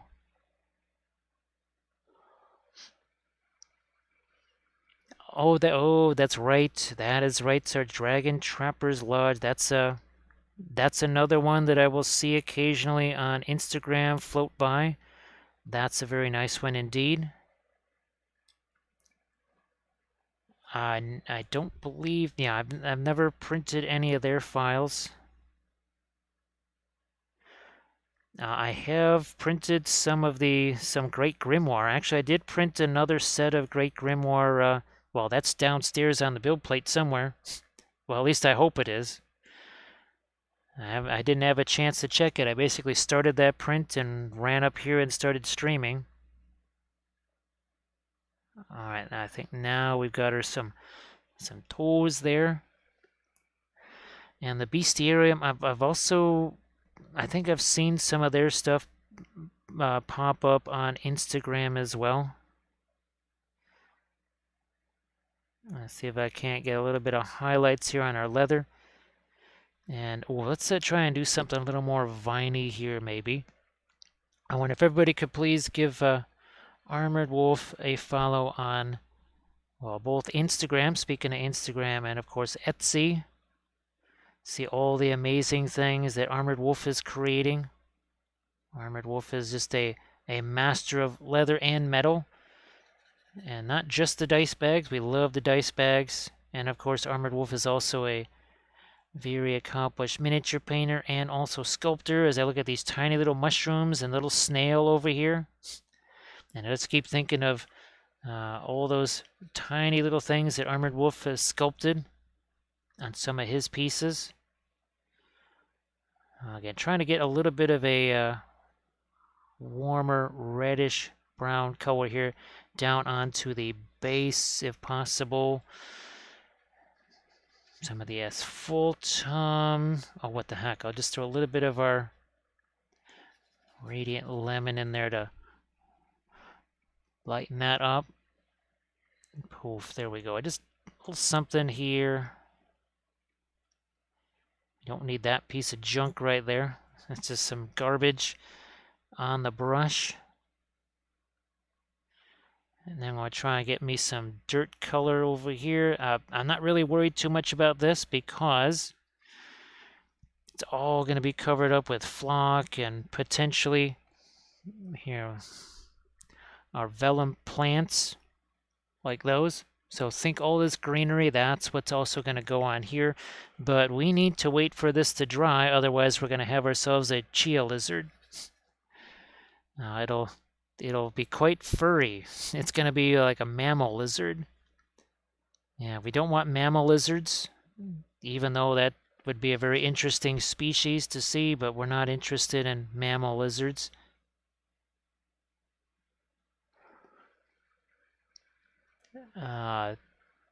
Oh, geez, yeah, Dealey, that reminds me, there's a whole bunch of Loot Studios figures that I wanted to print out, and, well, there's, I love their basing bits.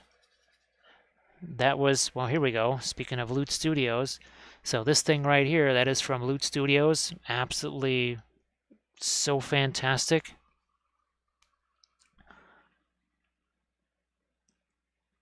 Yeah, that it would definitely be a chia lizard. No doubt about it, Super Lazy Bone.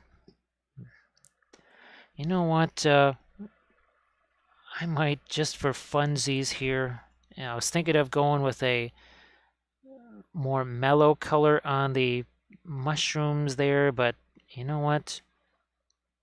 Maybe we're going to go something a little more rigorous there. Maybe something that's more of a orange or whatever here. We have so many grayish colors on the base. I'm not going to do little polka dot things, but you know, maybe sort of like a "don't eat me, I am poisonous" type of a deal here. Is there any on the other side? None on the other side. Radiant Lemon again. Just mixing a little bit thinner in there because I think we've got this pretty thick so far. Yeah, by thinning that down, that lets the paint stick a little bit better. Get our other little smaller mushrooms here. That one's down in shadow, so not too much more. Now we got this thing over here. We kind of been working on the top side of that. Let's see what we can do on the bottom side here.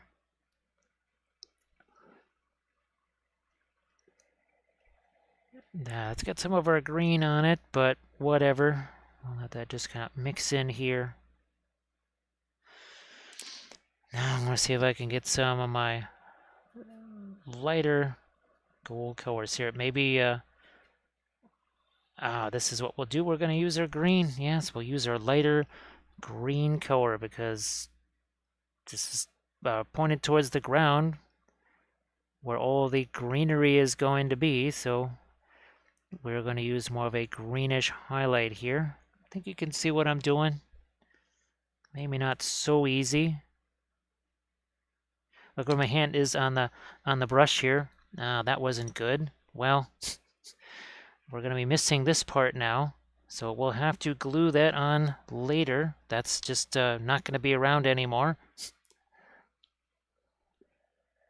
Not quite sure how we'll get that stuck on there for our pictures after this, but whatever.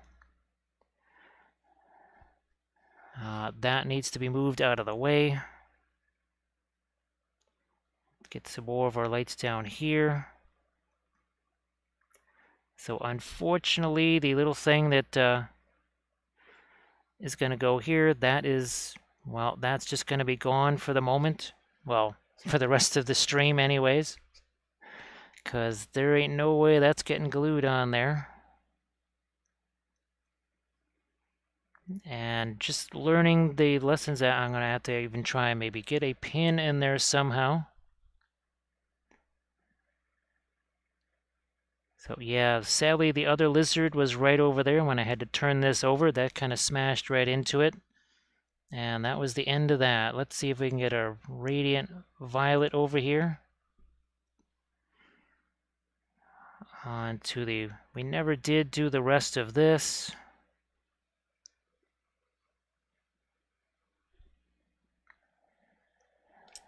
I'll use this and sort of blend that in there. Same over here.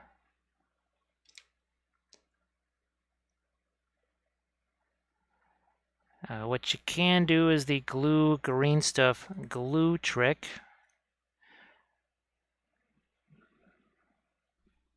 And that has worked, especially when you can't pin stuff. We definitely did a couple of videos regarding that.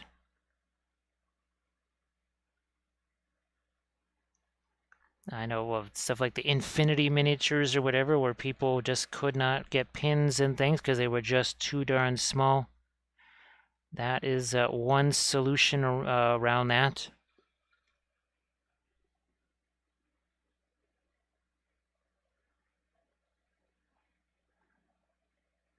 So yeah, unfortunately, that little piece there had no chance against a whole nother solid dragon like this one here.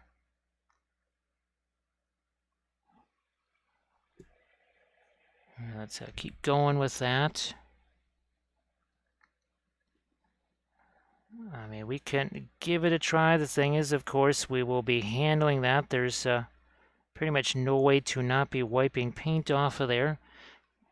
There's a bunch of it that's not really necessarily done yet.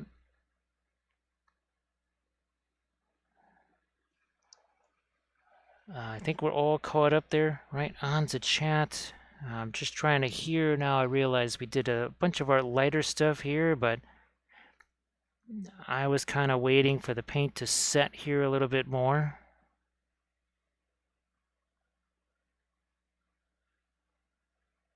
Yeah, just a little bit more there. So effectively what you do is you mix yourself up a tiny little ball of green stuff. You put glue on one part that you want to glue together, you put glue on the other, and then the green stuff goes in between those two halves of the glue. And instead of you sitting there just holding it for an hour, waiting for that glue to dry,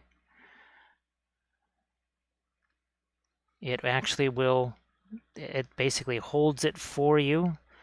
And the other idea is that the glue will crystallize with the green stuff and kind of form a nice solid bond there.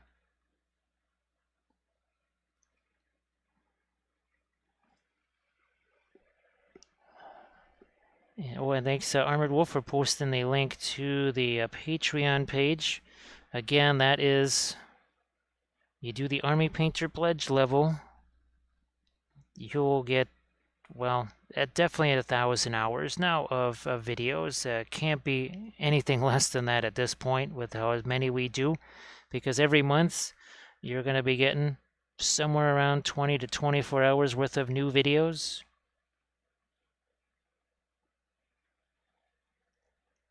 I'm going to try and add a little bit more of a lighter color here to the this bony carapace type thing. I don't want it to rival the highlights on the gold.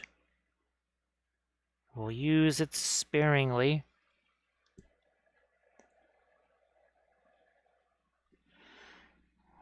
I'll try and lighten this up. At first I thought this was just sort of added on, but then it kind of seems like it's actually part of our lizard there.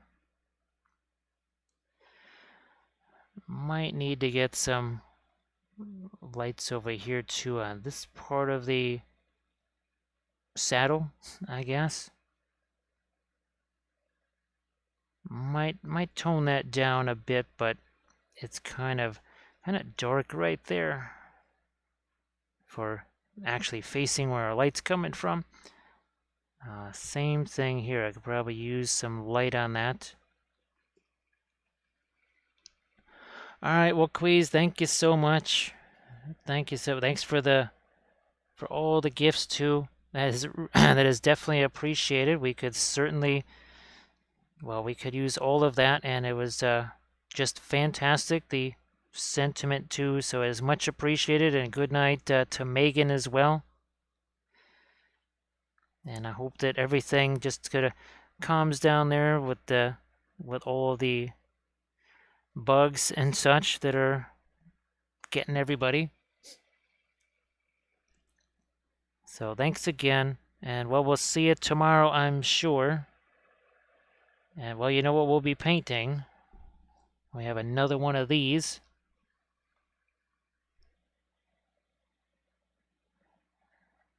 I will try and print up another one of these overnight. I don't know if we'll get a chance to prep that or not, but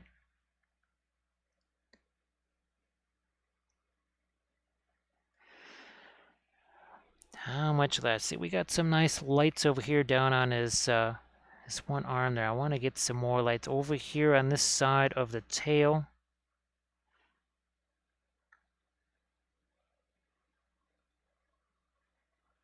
And I was thinking that tomorrow we might do something that's more along the lines of a red on that other one. Thought that might be interesting. It would certainly be very different from our green here.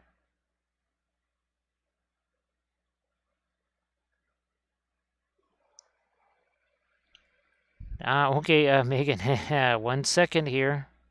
1 second. And now, which noir is it? Is it this noir, or is it going to be this noir, or is it going to be both? There we go. It's well interesting to see. Well, you see, look at that. This was just values here. This now is just values, but I mean, yeah, there's lights and darks here. Right, but you don't see any of the reds, right? Reds are all gone. Don't see any of those. Well, until we bring back this color, and all of a sudden, there's the reds again. So thanks so much, Megan. Now you guys take care of yourselves, and we'll see you tomorrow.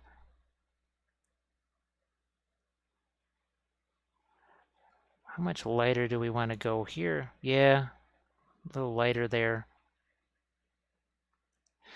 So again, trying to take advantage of all the really wonderful texture here. But look at this. There's some of the green right there. That's our original pre-glaze right there. We've got some of the Van Dyke brown and the asphaltum. Again, that is part of the original pre-glaze that's sitting there. That's from hours ago. And by the way, this thing, just 4 hours and 12 minutes ago, there was no paint on this. And all of the tutorial videos on the Patreon page, they all are start to finish type videos. There's no speed ramping, no voiceovers, none of that kind of stuff. You see every single brush stroke. That was the thing that I said was never going to happen on any of the videos. None of that kind of stuff. It would be very easy to make a video that was 5 minutes long, where I just painted the whole thing, did a little bit of narration, sped the whole thing up and said, look, it's done. That's not going to cut it. That's not going to teach you very much.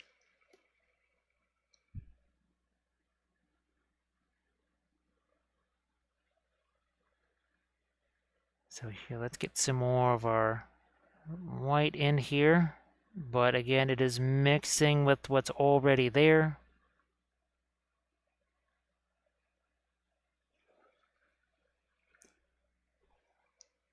Oh, I think we're caught up now.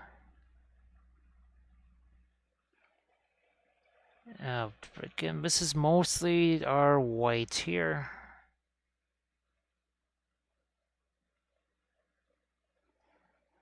Mostly the white. I think we're gonna have to come back in with some of our darks. Let's do some Van Dyke brown here.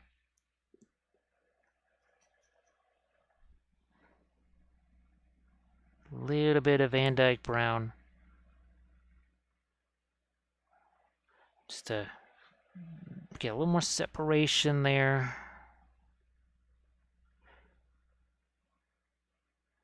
Yeah, when it comes to the other one, if we're doing the red, we'll certainly have plenty of separation there. We won't have like here where it's almost kind of a grayish color. I have to figure out what'll be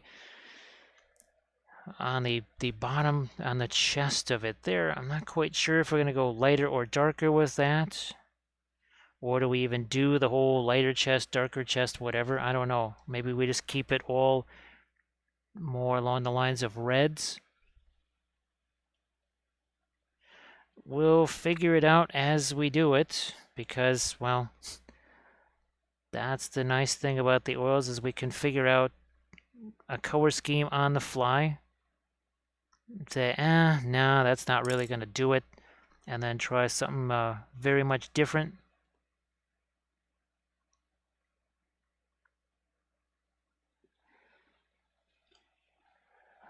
Back to, ooh, maybe a little bit of the Radiant Lemon in there too. And I'll see if I can lighten up the tops of these guys, because at this point now I don't think I'm going to be sticking my finger on those. We don't quite need those for a balancing point.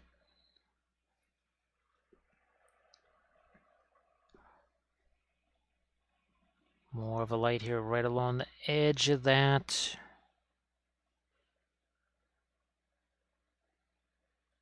Yeah, all of this stuff, gosh, and well, having again that Komodo dragon and stuff, there was a ton of texture like this that just got demolished when I had to assemble that thing.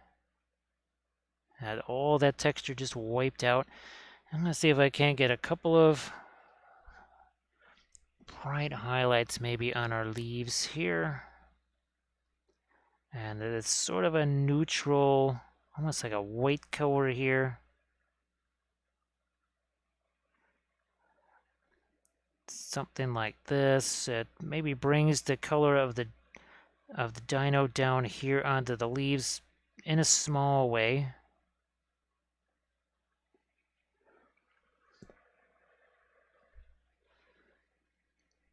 And we'll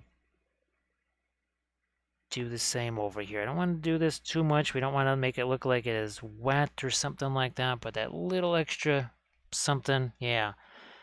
All right, this is kind of in shadow, so I don't think I want to do them quite that light. That would be too light. I mean, there's the tail, there's some rocks, there's a bunch of stuff sitting over the top of this.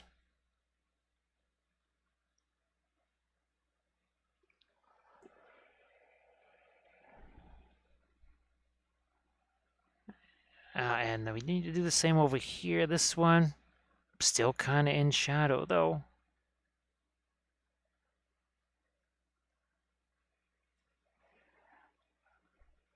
That one, we could probably get some of the lighter colors on. Also, there's a little lighter, a little snail or something on there, so we'll have to do something with some of these leaves here. Where we got the little critters crawling around on them. I mean, I guess we could almost go poison caterpillar or something like that, but they're even kind of small for something like that. Now that's too much liquid. Whoa, yeah, there was way too much liquid on that brush.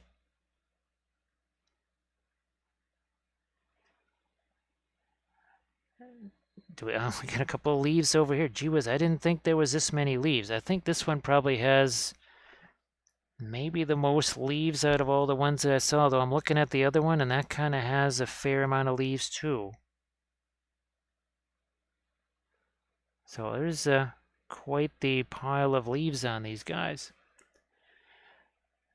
Fortunately, we do have vellum plants that come close to matching the shapes of these leaves, so we could do more of them if we wanted to. Another little snail guy over there. At least I think it's a snail. It could be something else, but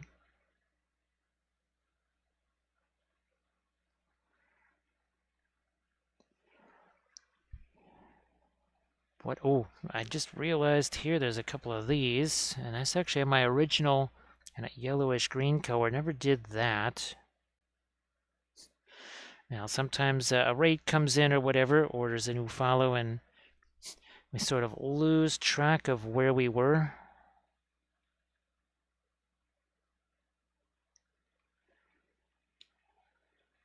What about some more of our little highlights right there?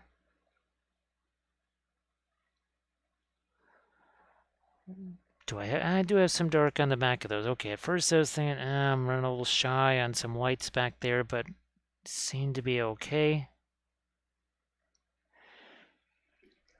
And this is another little change I think I'm going to make. Yeah.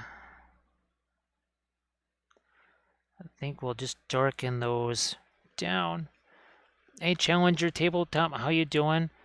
And Sarge, well, take care of yourself tomorrow. I know that's a very, very long work day that you got coming up there. And of course, thank you so much for the bitses and everything. Appreciate that. So, I don't know, maybe we can keep you a little bit of company at work tomorrow during a break or something. And thank you so much, Challenger Tabletop. Appreciate that. This is from Archvillain right here. There we go, a 3D print, and we've got one already lined up for tomorrow.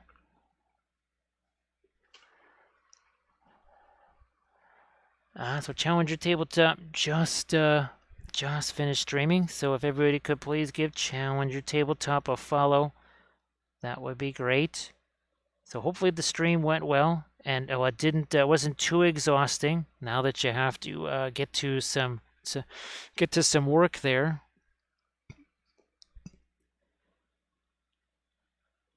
There was just too much of the light. I'm going to take some of the put in here and just push that around. What do we got going on over here? Yeah, this needs a little something here. I don't know. I'm going to grab that little bit of that greenish color. See if I can't sneak that onto this part of the saddle here.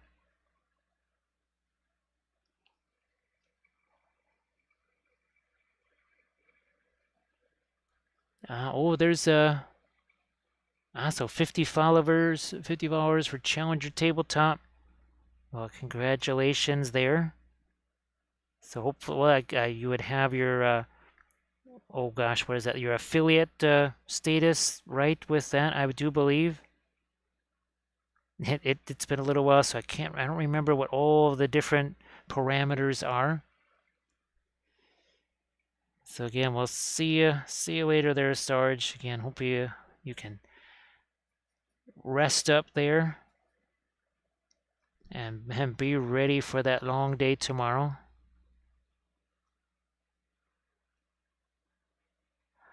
Like I said, I hopefully will be able to start the stream more like, say, 5:30-ish or whatever. That is, I try to start it earlier, especially on Saturday. But that is always dependent on a few factors.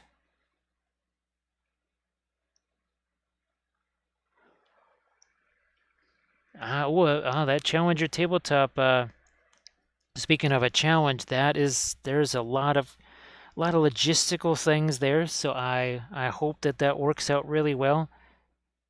Now, were you going to be maybe maybe just using your phone or something like that to stream that so you can be a little bit more mobile? Or do you have a multi-camera setup and all the lights and everything all ready for that? Because I do hope at a certain point, especially with the new phone that I have here, to maybe be able to stream some games of Lord of the Rings, that would be very fun. All right, well, Thranuel, thank you so much for joining here. I guess the next stream that'll hit around your midnight. I guess if I start around that time, potentially somewhere between midnight and 1 in the morning as a start time, I guess, for you.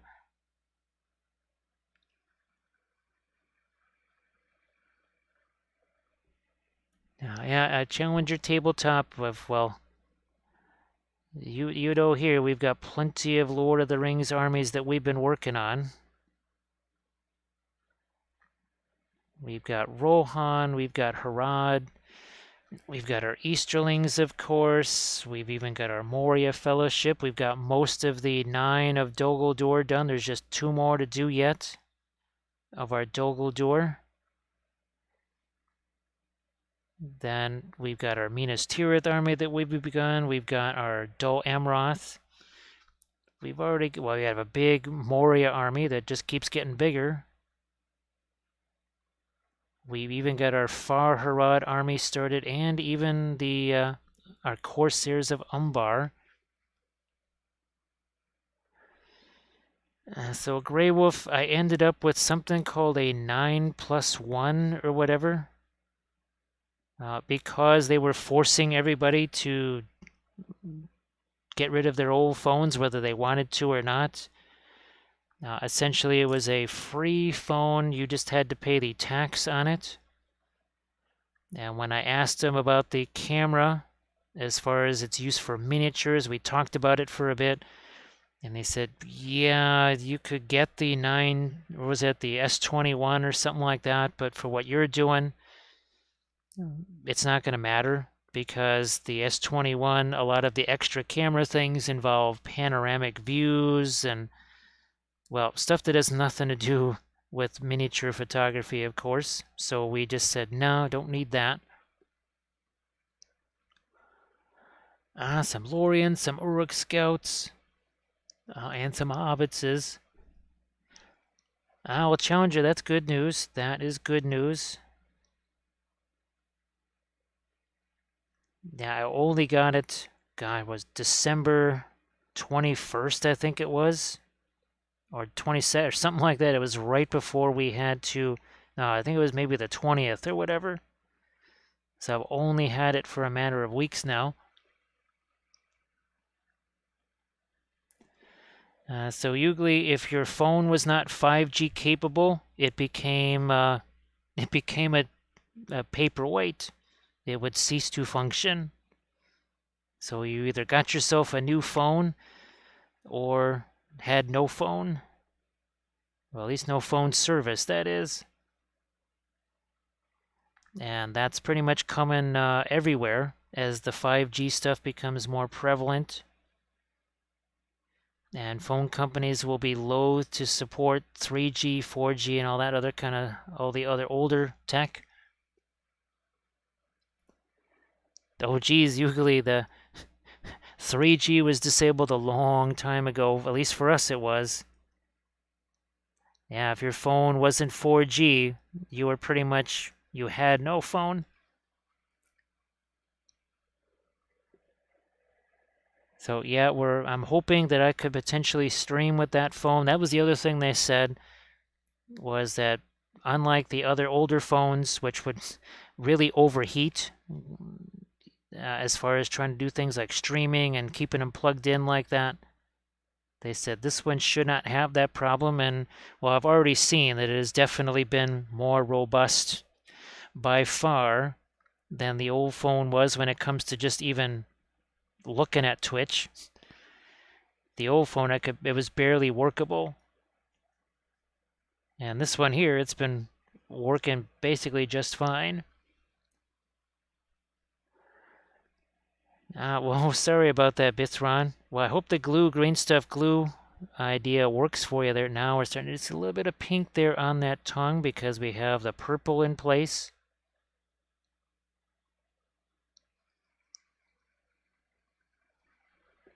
So yeah, unfortunately that was not our choice, but I was hoping that the side benefit would be a phone that would, well, work for filming my battle reports because the old phone, for whatever reason, my editing software did not like the MP files that it was creating. It's weird because I did multiple bolt action battle reports with the old phone, but it just it stopped working with those files that it created. It's very strange. I haven't tried that now with the new phone yet. There hasn't been enough time. Ah, there we go. That's more like it. Now, if I wanted to, I could take some gloss gel or whatever and put that on his tongue too. So I wanted to do that here. Let's get maybe some of the magenta color over here to maybe create a little more interest where the eye is. Here, let me see. Can you see that? Yeah. I want to try and do the upper eyelid here with that magenta. Oh, that worked. I mean, there is so much fine detail here with this 3D print. My goodness.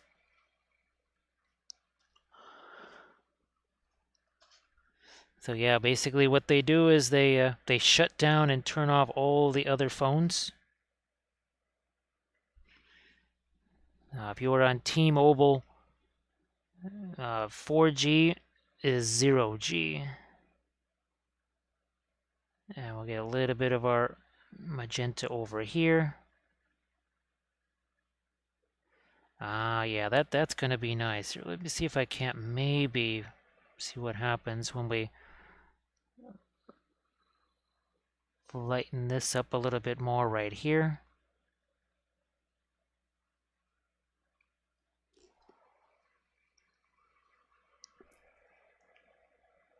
So here's hoping that works because I was told, well, you could get maybe an iPad or, well, even a Surface Pro. I used to have a Surface Pro too, but the camera was not good on that for pretty much anything. And I was not going to shell out a bunch of money for a video camera. Whereas something like a phone, I can use that for many other things besides just a camera. There's a lot of other work I get done on that. So I thought, well, let's see if the phone could maybe work for a filming camera for not just that, but also potentially for terrain building. And also some of our, well, painting some of our larger figures, maybe some backdrop painting as well. For our different terrain boards. Because I love us some terrain.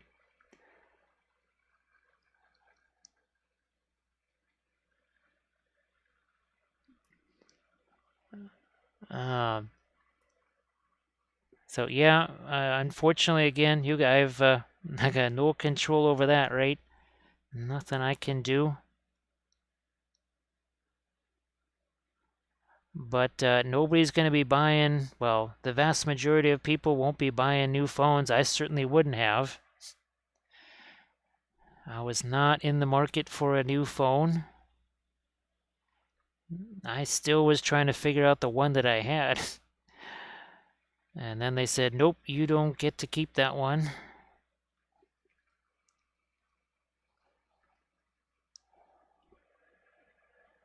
So here, let's bring in some more of our light underneath his jaw right here. And some more down here. We little tiny bit right there. That's it. Not too much.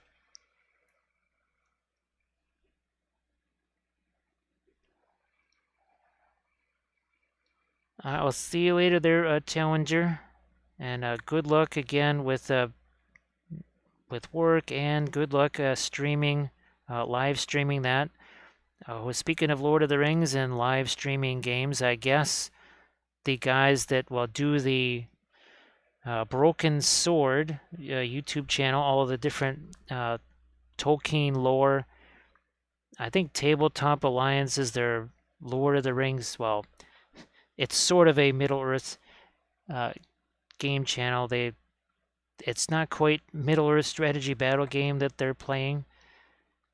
It's more like their homebrew version of it, really, because I don't think they really play anybody else except just each other, and they they might want to watch some other battle reports of kind of regular folks playing that, because unfortunately, if you were to watch their battle reports and think that is exactly how the game gets played, it would sort of be like me doing a battle report on 40K, which I have not played since 2013. 2014 maybe. Yeah, that was with my Sisters of Battle. That's right. Yes. It's been a while. Never did do any lights on the end of his toes right here. Let's do some of those.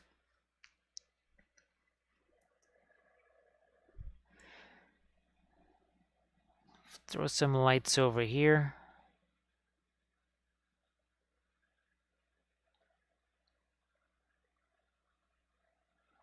And oh, gee whiz, we never did get the rest of our lights over on this part here. I think I was waiting for some of the paint to set over here. So we'll start to draw on a little bit of our texture there.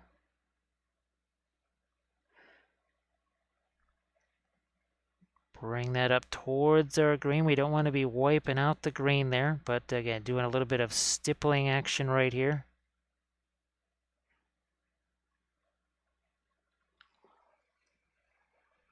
All right, Grim. Thanks so much, and we'll see you tomorrow, as always. And kind of glad that the big challenge is kind of past now, and you can focus more on Grim stuff. Yeah, that'll be so much better. So super lazy. I don't have the Sisters of Battle army anymore. I might have some of the vehicles still, but the vast majority of that was sold off. We can actually, it's been a while since we've actually looked at our Sisters of Battle army here, so I'm going to scroll on up there and let's find our Sisters of Battle army here. Where's our Sisters? That's our bolt action stuff. There's our Sisters of Battle. So all of the vehicles were massively converted. Actually, that vehicle on the far left-hand side, there was two different videos. Actually, they're part of the Patreon page. The building of those side skirts, the shures in there, and then all of the weathering and the painting of that, and some of the freehand. We used some of those are 20-year-old miniatures from the Void game that was at Icor, that old company. Those archangels there. We used the Highlands Moss Guard, I think, from Victoria Miniatures. There's the Exorcist again. That's just a scratch-built thing right there. And Saint Celestine, that's another big conversion. And there is the cathedral that we made. Yeah, that's about 3 feet tall. Yeah, we even made an Aegis defense wall right there, so that was very fun. That's one of the one of the terrain videos on the Patreon page. There's the interior of it. Plenty of, I think there's about 5 pounds of batteries up in the ceiling of that thing. And there were 40 different rose windows, or stained glass windows that were all printed out. Now here's the new Sisters of Battle. This was all done with oils. You can see that's Army Painting Series 19. Hard to believe we're on Army Painting Series 20. Well, we're almost on 30 right now. We're on 29, just about to finish that one up. So there's our new Sisters of Battle, and that was all done with the oil paints. I think it was one of the first with the regular oils. I've been using Optiling, no way. We've been using the MIG Ammo oil brushers for some of our other army painting series. But the Sisters of Battle, I think that was more just a straight up regular oil paints there. So we're sort of bringing back a little bit of our Sisters of Battle army. So super lazy. Every army painting series starts with a basing episode. That's always episode 1. Episode 2 is a color test figure. That's where we sort of determine not just the color scheme of the army, but how much time a given things take. So if it takes you 15 minutes to do this particular little freehand on a base or on a robe or something like that, is that something that's worthwhile on an entire army? Or do you just save that for some special characters? Then the other 2 episodes, episodes 3, 4, and 5, sorry, the other 3 episodes, then you're getting to the rest of the unit. Now every series kind of takes a different tack, like the Archvillain series that I'm working on now. That's a bit different because we have some large monsters. And episode 3 is going to be painting the not monsters, painting the infantry and the cavalry. Then episode 4, we're going to focus on the monsters. And then episode 5 is going to just kind of tie all the stuff together. And sometimes we do something called an army showcase series or a supplementing your armies, where maybe I will add some more figures to the army, or we do a special character adding to the army. I think on the Archvillain series, we might be doing a special supplementing your armies on blood effects, trying out some new stuff there. If it was just the same blood effects that I do in every other episode, well, it's not that big a deal. But there's some new things I might want to try on those guys.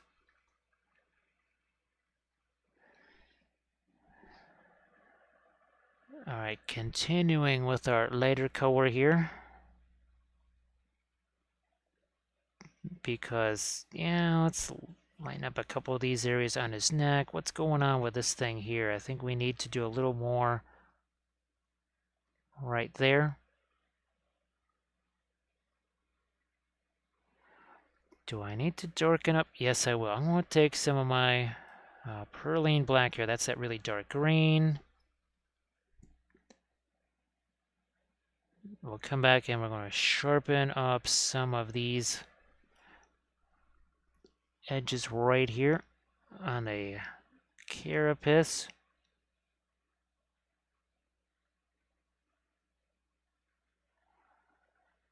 Same down here, maybe a little bit. I think we're pretty good over here. This, we kind of lost that edge right there. We go.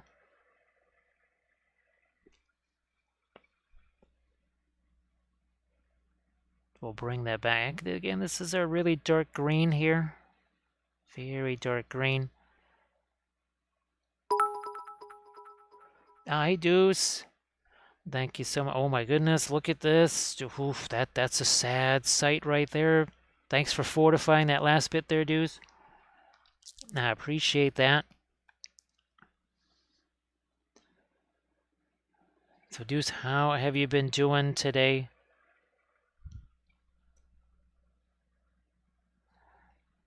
Well, yeah, I think last night's stream we were talking a bit about all the 3D printing folks that do the Schmeishmarines. Talking a bit about that. Oh, Super Lazy. Thank you so much, Super Lazy, for some super bits. Well, hey, look, there's still a tiny drop in there. There's still a tiny, tiny drop. So thank you very much. That's appreciated.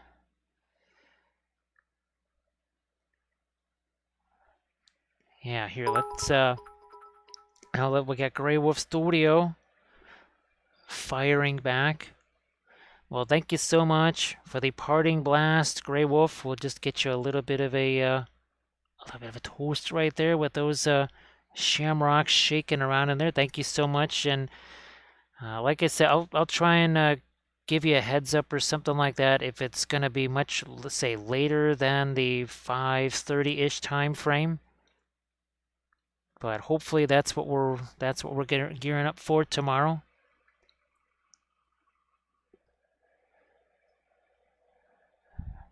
Boy, I don't think I'll have time as much as I would love to. I want to try and make some of those new emotes. I don't know, maybe we'll just try and do uh, the one of Jack there or something like that, and just see if we can at least get that one made. I would also like to have some things where I've got some of my Blood Bowl stadiums and other stuff that we just never get a chance to show on the channel here. So thanks again, Gravo Studio. Appreciate that. Ooh, I'm gonna maybe just wanted to darken that down a little bit. It was essentially the exact same value as his foot, which is kind of weird considering his foot's on top of that, potentially casting a shadow. And here there's probably going to be a bunch of foliage and such put on there. So that is why we're not really stressing out too much over the painting of this, of the rocks and such, because that's mostly just going to be covered up by some sort of flock and moss and maybe not leaves, but some of our maybe some tea, maybe some crunched up dried tea leaves, which we've used those for our bolt action terrain pieces.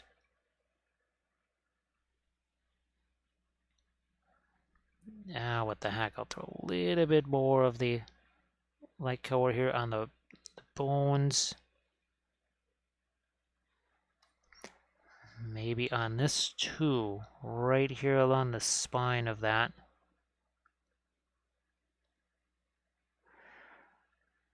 And when it comes to the Army painting series, some are in acrylic, some are in oils, some are true metallic metals.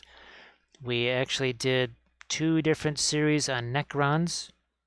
Both of them are true metallic metal. One's in oils, one's in acrylics. And we actually, I'm thinking about doing an Army painting series with the Candish forces, because that would pretty much be the only army I would ever painting series that I would do on an army with 3 different color schemes contained in one army. Now, I think that would be a very unique thing for people to see, is an army with 3 different color schemes.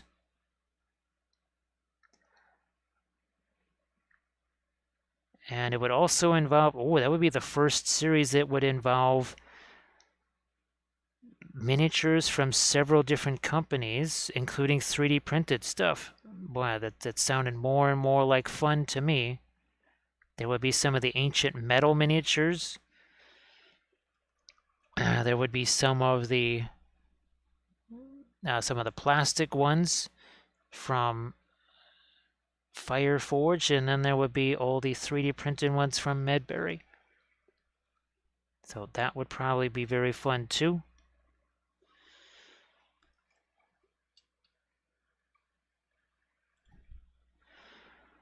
I might throw a couple of lights down here on some of the rocks that are not so much in shadow.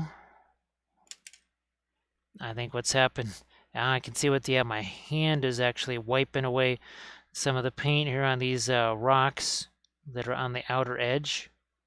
Yeah, that's what's happening. I was wondering, wait a minute, I thought I actually had some paint over there. I did. Then wiped it away with my hand.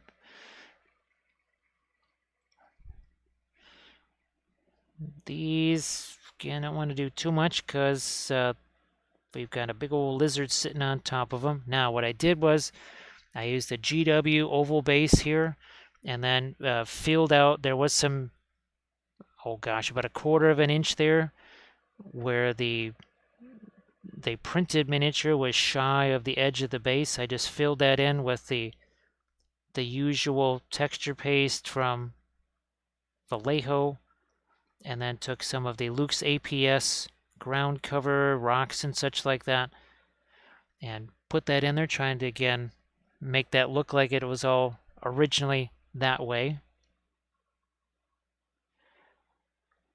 Hopefully the MDF bases that I have coming here are also of this size. I could swear that I also got a second set of bases. Oh, no, maybe I didn't. No, I don't think I did. Oh, well. Oh, thanks so much. It's Ethion. I appreciate that. And Eric Ken Wife here, we'll do a little bit of a film noir just because that could be very fun. Here, let's, and you got the reds there, golds, blues, greens, cooler greens, warmer greens. When we take that color away,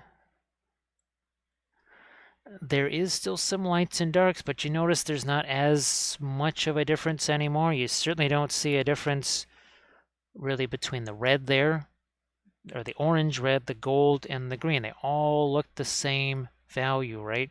So that's the difference in the types of contrast. Here, let's do this. Bring back our color. Now you see it. You got the Prussian blue over here. You got the reddish orange right next to it, right? All those different colors.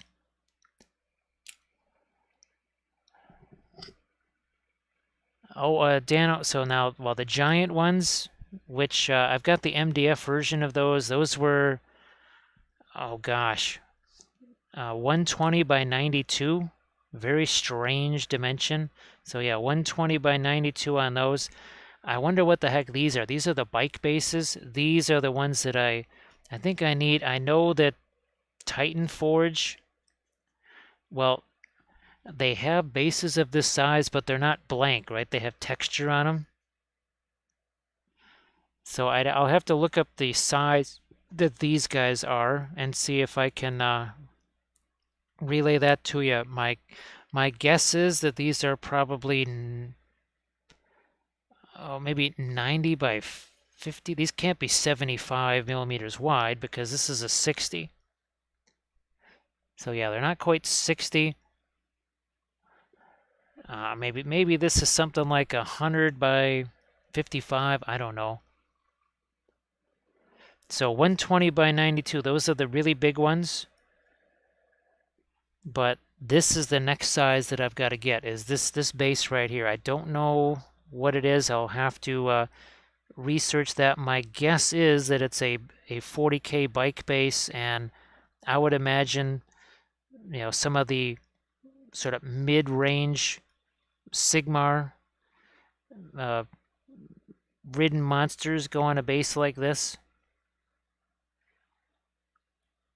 because compared to the cavalry bases,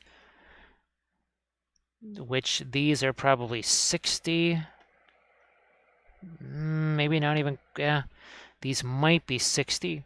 So those might be maybe 100 by 55 or something. All right, thanks, Dano. Appreciate that.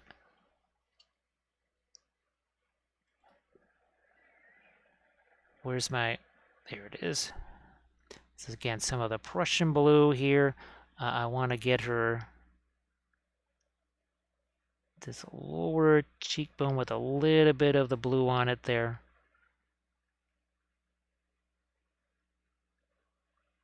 And now I think I need to go even a little bit lighter. All right, so we'll throw a little bit of the white in there. Let's see if we can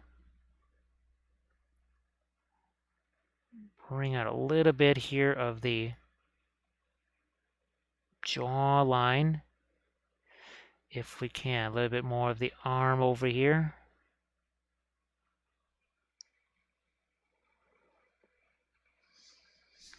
So yeah, I think this will actually be the next kind of base, because it seems like Archvillain does a lot of, it's weird. Some of their stuff will fit like on a 60, like the, here, let's grab this guy. Where did he go? Here he is. So these fit on 60s. That's why I just grabbed a bunch more of the 60 millimeter plastic ones from eBay real quick.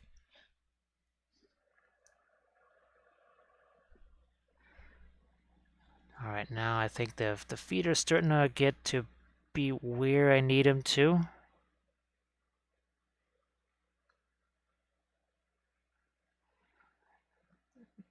this here.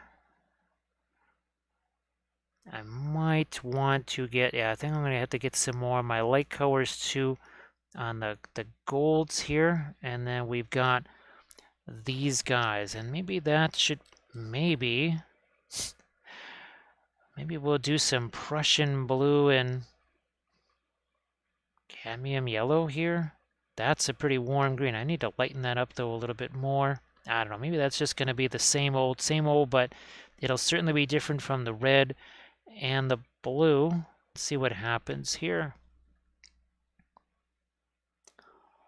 That's going to go right over here. Okay, yeah, if that was just another kind of a reddish brown, that would have been maybe a little bit on the boring side there.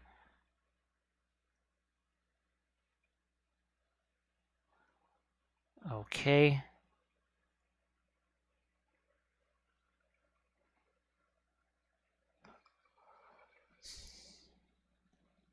All right, let's do some of our green back here too.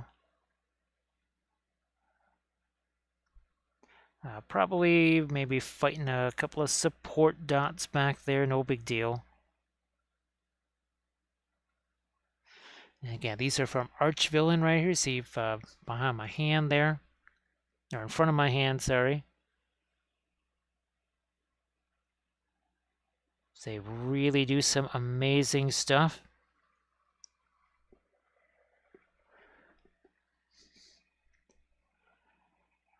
Okay, well, some of my white here, I don't know how much of that I've got sitting around, but I'm just going to grab some of this and move it somewhere where I can hopefully thin this down a bit.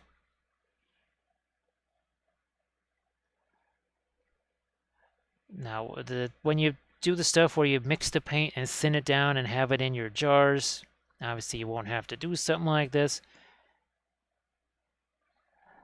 What I typically do is I'll just have my blob of white out there, and then I'll have some of my thinner, a couple of drops of thinner plopped into that, and that sort of breaks it down. However, it's been almost 5 hours, and that's caused it to set up a little bit, which means I have to kind of go back in there and thin it down again. But now I'll just throw in some, a couple of nice little highlights in a few places here along this little, the belt here. And let's get these guys maybe lightened up a bit too, because they're not super in shadow, I don't think. Yeah, not too much shadow there.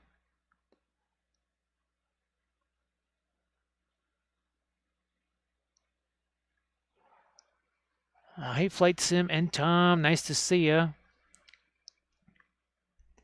So thank you very much, Tom. Appreciate that. Well, this has been a case here of all of these really wild colors here. So many neat subtleties. And all I had to do was just pre-glaze, wipe some of it off, and then just do a little bit of painting over it, maybe a little bit of blending with the blending brush, and that's it. It just makes things so darn easy. I am so grateful of the just happenstance of years and years ago seeing somebody painting it was a T35 with oils, and I mean regular artist oils. And I just said, wait a minute, I too have regular artist oils. I too wish to paint miniatures with the oils. And then it happened. So Ibernizen I started 4 hours and 58 minutes ago. And we'll look here, you can see the one that we're going to be doing tomorrow.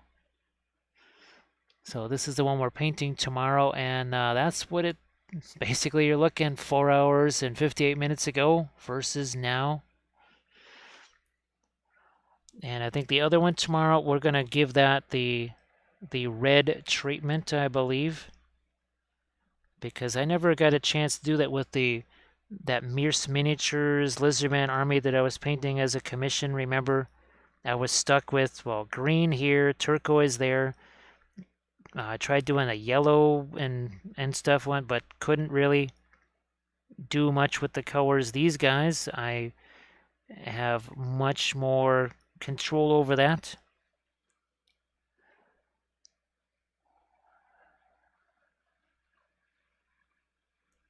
So Flight Sim, I'm not familiar with that character, so I'm not sure I can be of much assistance right there.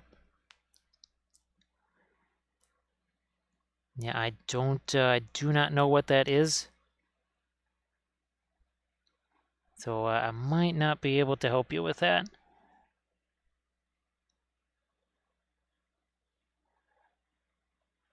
Hopefully, though, you're doing all right.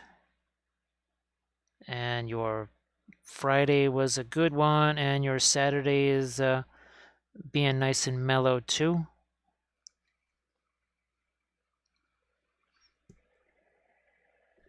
Now, I just imagine though, you know, a year from now or whatever, just think of the just tremendous speed and efficiency strides that you'll be able to make with the oils as you just kind of continue your own experiments and find new things that are just, well, all your own. When I first started using the oils, they didn't really save that much time. They just kind of made it a little bit more chill and relaxing. They started to save time pretty quick, and then it was maybe I want to say 3 years ago. That's when some discoveries were made, some key discoveries, and I went, oh, okay, we can do this. Ah, Yamin, how you doing? Nice to see you.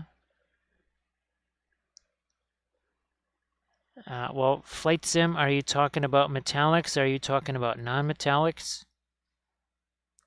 Because if you want to do the metallics and you want to do the black and steel thing, well, now if you're doing the acrylics, you could just take something like the Vallejo metal medium and mix that with something really dark. Well, that I just used indigo, or no, it's not indigo, sorry. The blue liner. Yes, that's not indigo. That's oil paints. And I think I need to throw a little, yeah, let's throw some highlights right along that edge there. And what about this? Oh, we're missing, that's going to be too light. And also, I think I want it to have a little bit of a greenish tint to it. Thanks, Yamet. Well, we've been having just a ton of fun here. Well, it's always fun painting lizard men. But these Archvillain guys are just tremendous. And I think you saw the one that we'll be painting tomorrow.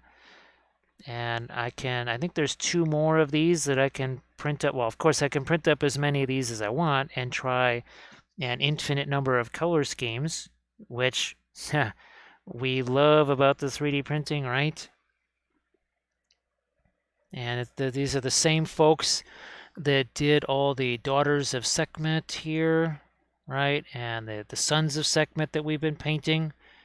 So yeah, and of course, last night we had a blast painting a 3D printed Candish chariot from Medbury Miniatures.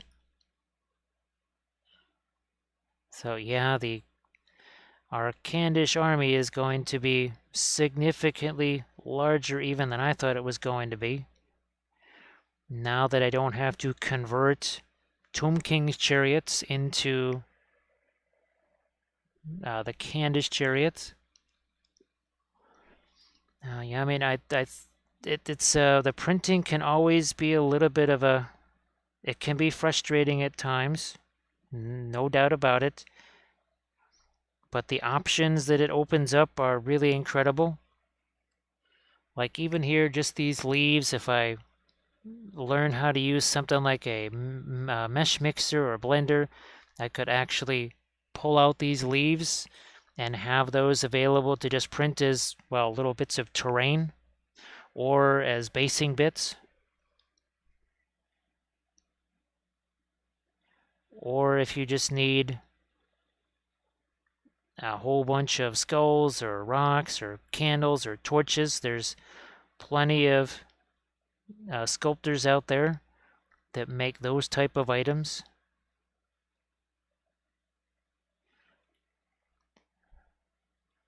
And the nice thing is there's no mold lines to deal with. I printed the base, I printed the dino, and I printed the rider.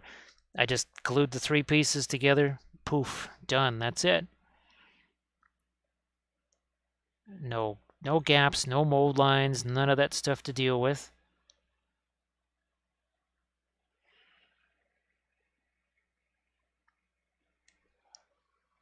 Grease Monkey, how you doing? Nice to see you too. Well, happy Saturday now.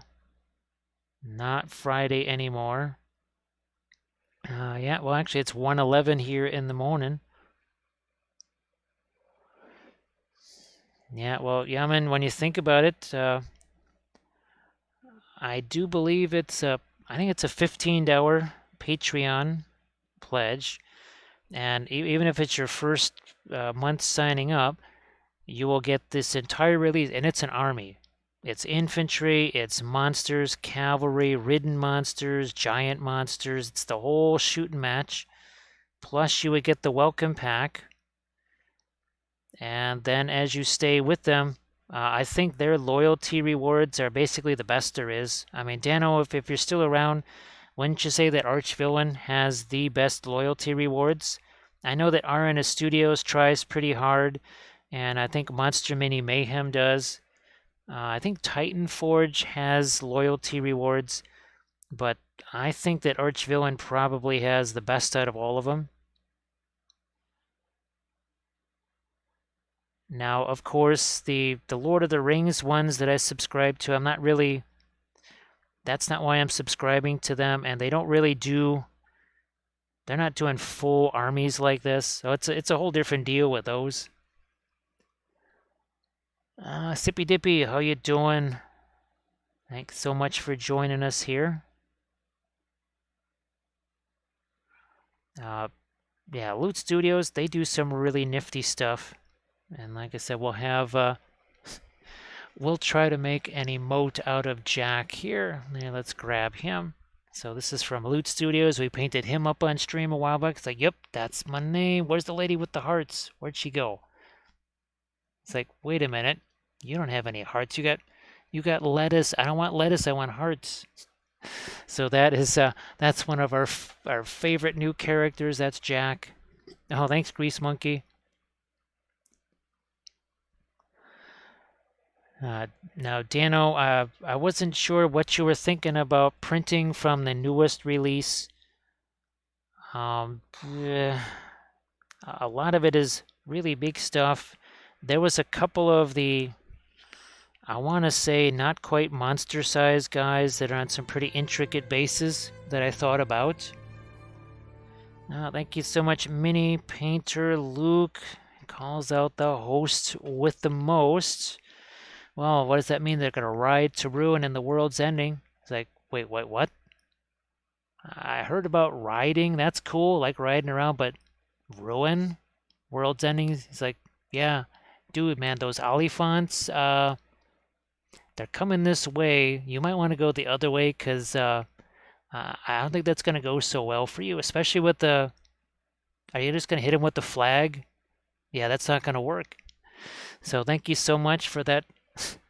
Mini Painter Luke, how are you doing? Well, Yemen, say, oh, look at this. So you get your own house. You could have a custom room built just for the 3D printer. You could have a special vent put in the room. Wow, that would be sweet. That would be absolutely sweet. So yeah, we had to do that particular little puppet show there, of course, because puppet shows, right?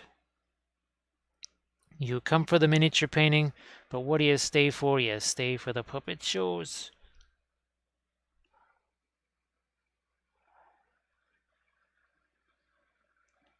Let's see. Thanks so much, Peter Luke. Yeah, actually, Now, I know we were talking about Dano, I think it was Lost Kingdom that did the ballet dancers. There's a part of me that thought, well, those are kind of unique, but my goodness, those could be kind of fragile. I wasn't super enthused by a lot of the. Actually, I was kind of glad. Well, in some ways, not glad because you're paying for it, but I was sort of glad when I saw those and thought, okay, I can get caught up on my other files. Well, like these guys and the demons, right? I figured, yeah, I think I'll enjoy those a lot more. Who knows? Maybe at some point those other ones, there's a reason to print those out. They're just something that you got in your back pocket, right? Can't hurt to have those in your back pocket. But also can't hurt. I need to go a little lighter here on the eyelid above his eye here. Oh, there we go. Just enough. Don't want to do any more than that. So yeah, Mini Monster Paints, Painter Luke. The consciousness eludes me for most of the day. Yeah, we wake up in basically a walking stupor, sometimes a crawling stupor. That's on a daily basis. Let's see. Green stuff. What is that? Those Survivor shows and stuff like that. Yeah, I was never impressed by those.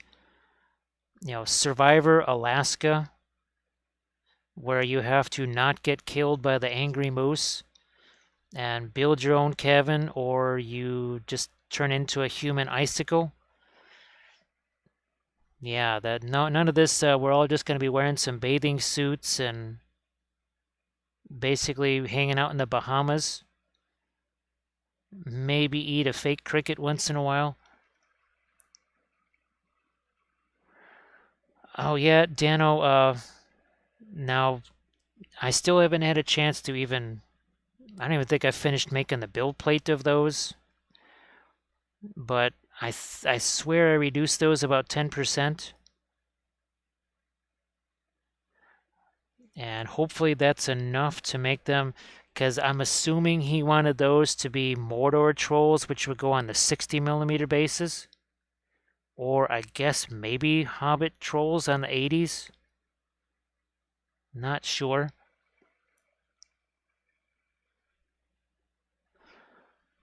So yeah, I mean, I wish you all the luck in the world on the new house, and hopefully it gets built quickly and not too many hassles along the way. And it can be custom built. You could even maybe have an area for playing games, right? With a projector that comes down from the ceiling, right? Kind of like your own ceiling-mounted laser pointer. Yeah, that would be pretty darn sweet, wouldn't it?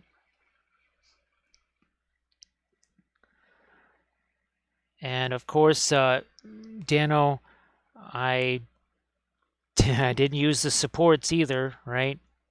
Now the Diwali, the new stuff from them, I did use some support. They're their supports. I didn't resize it. I figured I would just print them up. If I didn't like the size, I'll just print them again. Maybe paint the smaller ones and just sell those off or something.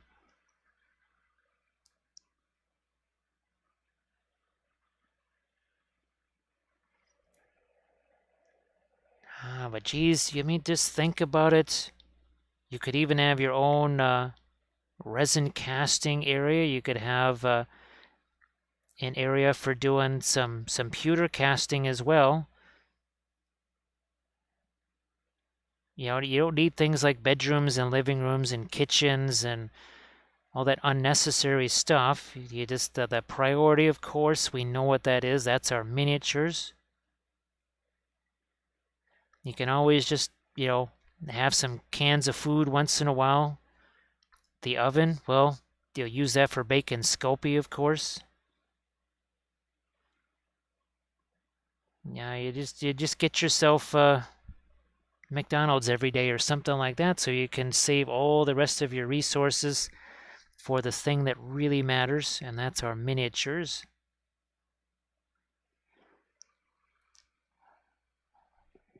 But somehow I'm feeling that the other people that might want to live in that house probably wouldn't be as enthusiastic about that arrangement. That's a bold guess that I'm just throwing out there. That's a very bold guess. So yeah, green stuff. Now, fortunately here, the walk to the store is just about, well, I think it's about a block and 3/4 each way, maybe 2 blocks. And of course, if you're very clever, you can use the various buildings to cut off a huge portion of the wind. There's been many times where I've walked to the store where it's maybe minus 20 Celsius and there's a 40-mile-an-hour wind or something like that. And I've walked to the store in that.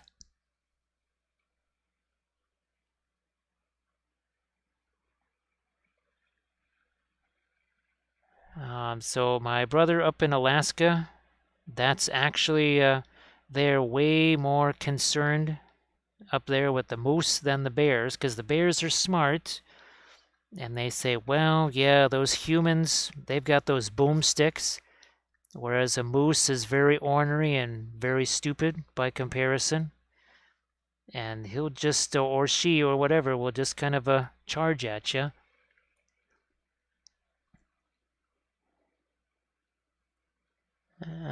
Yeah, that's what I thought.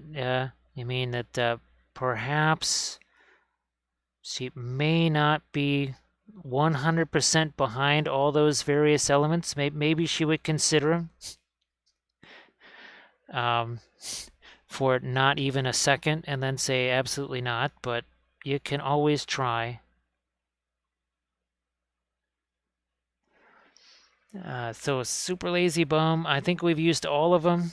I'm looking here. Yeah, we've actually used them all. We've used the violet, we've used the magenta, the green, the blue, the turquoise. We've used them all. It doesn't always happen. I think the last video that I did, I only put maybe 3 of the radiants out there to start with.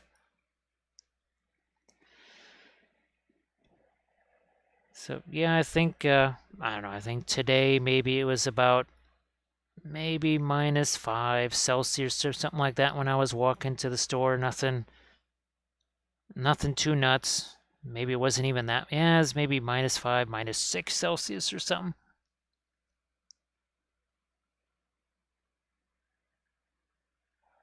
Yeah, so Deuce has dealt with the moose. Deuce versus moose. And it seemed like Deuce was the victorious member there. Oh, thanks, Bithron. I was kind of hoping that maybe you had seen that one because it's been a while since we've had gambling out here. And of course, this is a one-time special guest right here, right? Because, well, I won't even have this one. Once it's dry and flocked and sent off to the future owner there. Actually, you can still see some of the radiant violet over here that we've used.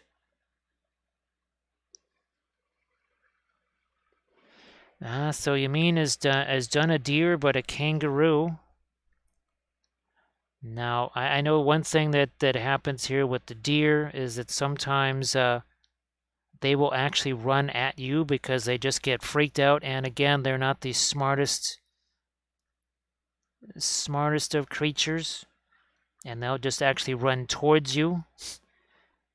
You could be stopped and they will just actually run towards you. Doji, how you doing? Thank you so much for joining us, and glad to offer a little bit of painting relaxation. This is another 3D print from Archvillain here, and well, we'll be working on this one tomorrow. And I've got some more of these, and then we'll get the Quetzal Riders assembled. Yes, we'll get those assembled. Those, again, might be more of a challenge to paint on stream because of their wingspan. We'll have to see just how that's going to work. Just throwing a couple of more lights there. We probably need some here too.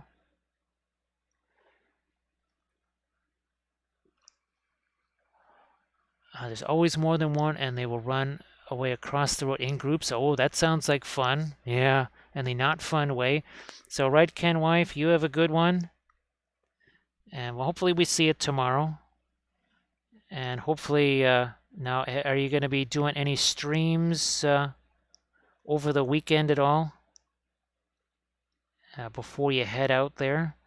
And then everybody could also maybe give you a follow too so that they could catch some of your streams in the future as we get some reflected light. Here, again, this is supposed to be gold. It's supposed to be shiny, which means reflective. If we don't reflect any of our green on here, not so golden.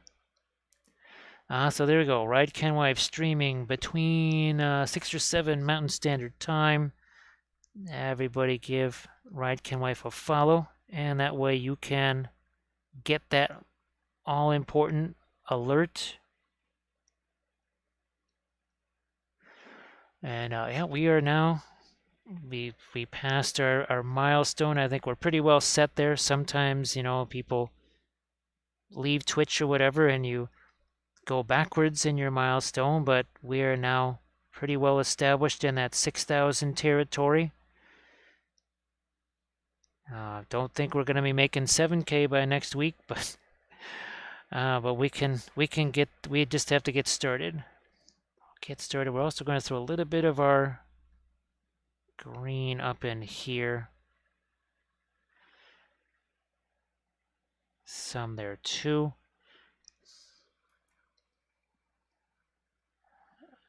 Wow, that's well, those moose, they have hard heads, don't they?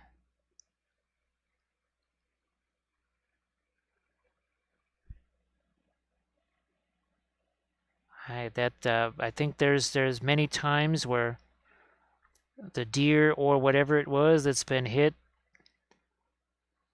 just kind of stumbles away, and you are left there not super happy.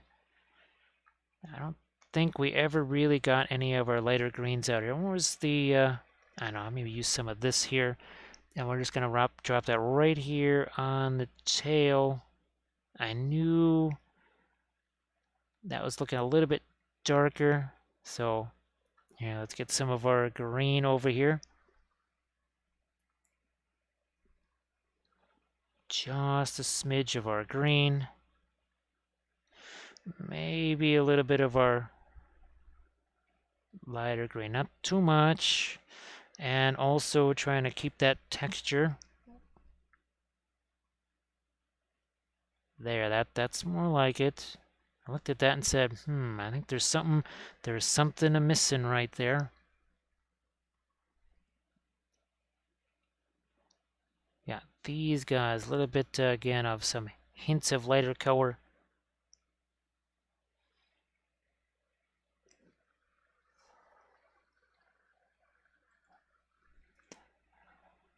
Don't want to lighten up the face anymore because, again, we want the eye to stand out there. We want to have some decent darks on that. This side, though, that's still just mostly pre-glaze in there. Not mostly, that is just basically pre-glaze.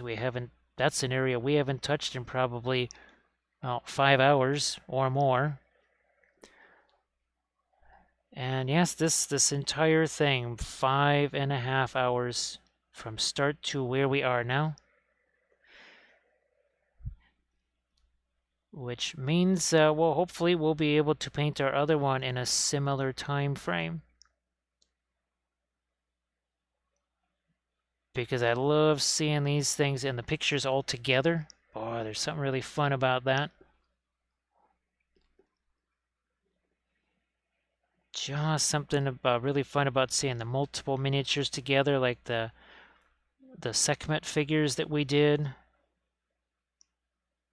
Very satisfying. Yeah, somehow, some way, I need to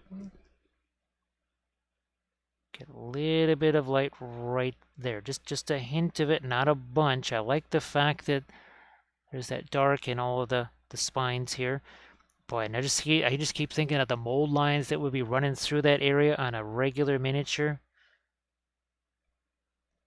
Just getting terrible sensations just thinking about that. Yikes.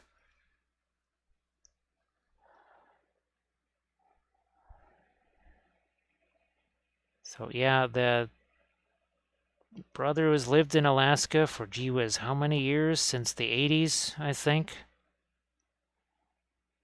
That's always been his thing. He says those worry about the moose more than the bears.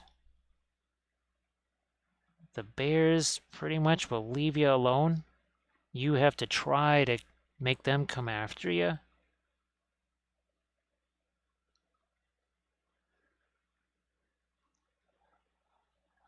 There we go. As evidenced by Kathy's dad getting the bear hunting license. Never saw a bear. Within 5 minutes of the ending of bear season, there were bears everywhere. It was pretty much like they went on bear social media and said, "All right, time to hide out. We'll just wait these morons out for 3 weeks or so. It's their money, not ours. They're spending on those licenses."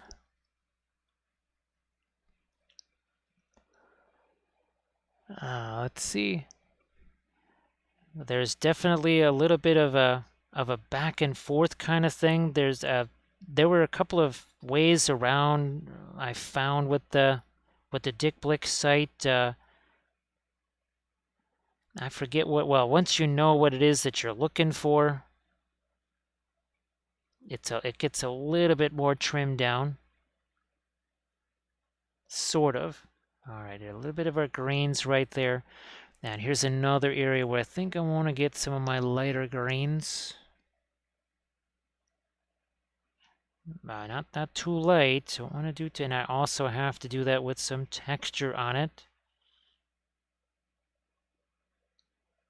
Yeah, I gotta make sure we have some of our texture there.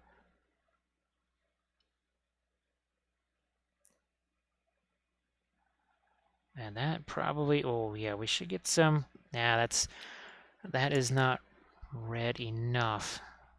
But no problem because I've got the brown matter in place. All I had to do was just hit it with the blending brush, and that brought back some of our reddish color.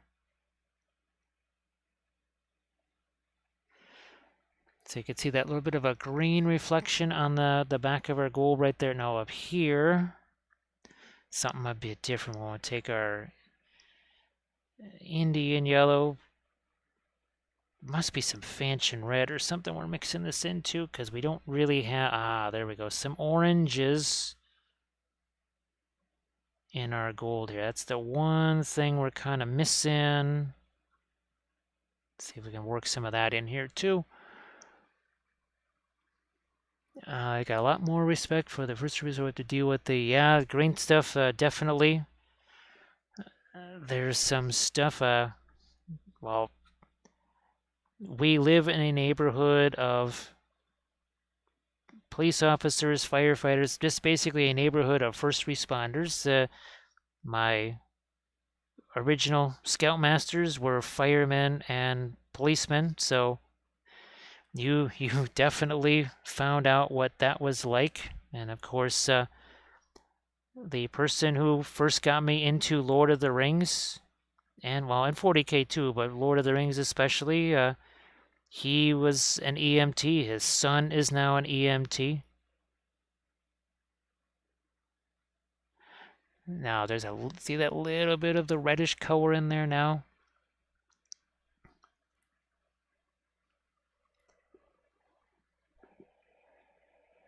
And do we need to see where it comes close to the green, you can see that greenishness, but here you can see there's a little bit more of an oranginess to the gold.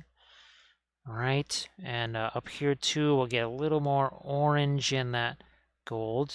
Why? Because that will also contrast with the Prussian blue and the skin tones.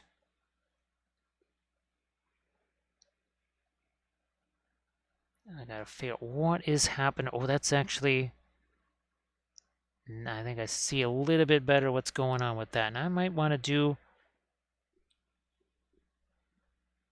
a little bit of dark over here, and then we'll come back in with some of our light again. I think that's the Radiant Lemon again.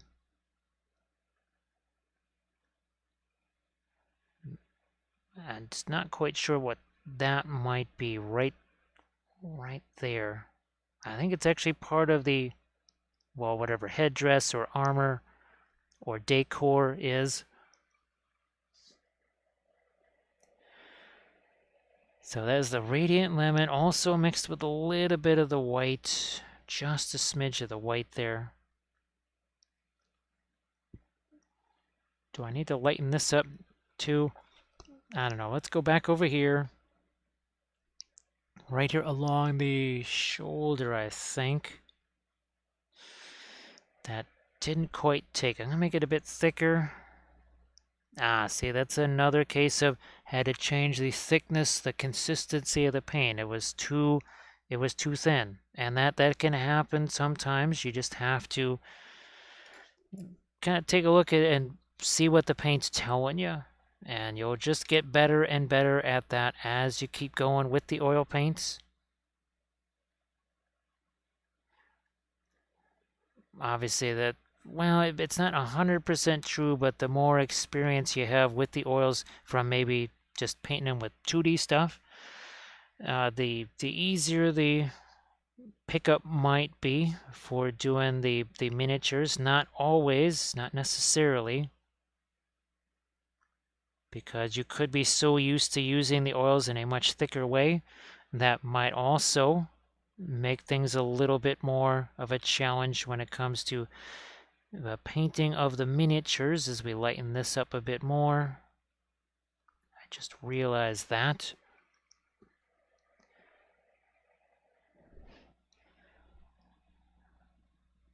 I can just try and work some of the light in here.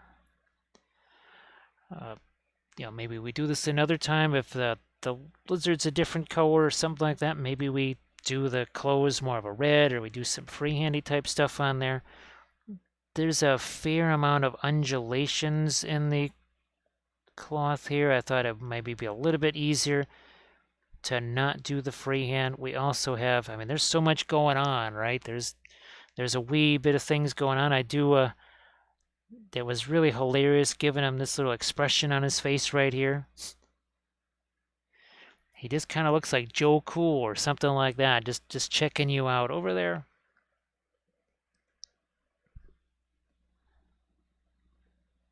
And here, just almost trying to do a little bit of shiny stuff on the leather there.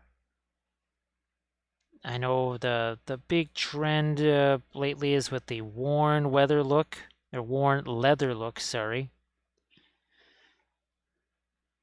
Unless maybe that started to wane a little bit, but that was something you started to see an awful lot. As we know with the miniature painting, things kind of come and go. They're popular for a bit, and then they sort of wane.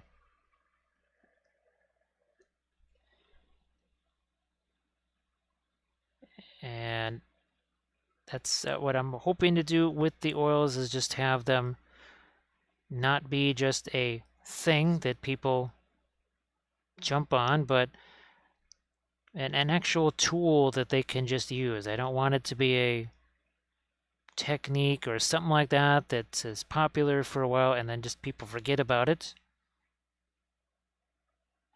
Because we would like for this to help people get through those giant stacks of, well, unpainted metal, resin, plastic / printed now minis, because people have even more access to more miniatures than they did before, and they will need the tools to get all of those things painted, at least within the first 3 or 4 generations of their family. Once you get 5 generations out, I think that, yeah, Warhammer 40K 90th edition won't be quite so fun.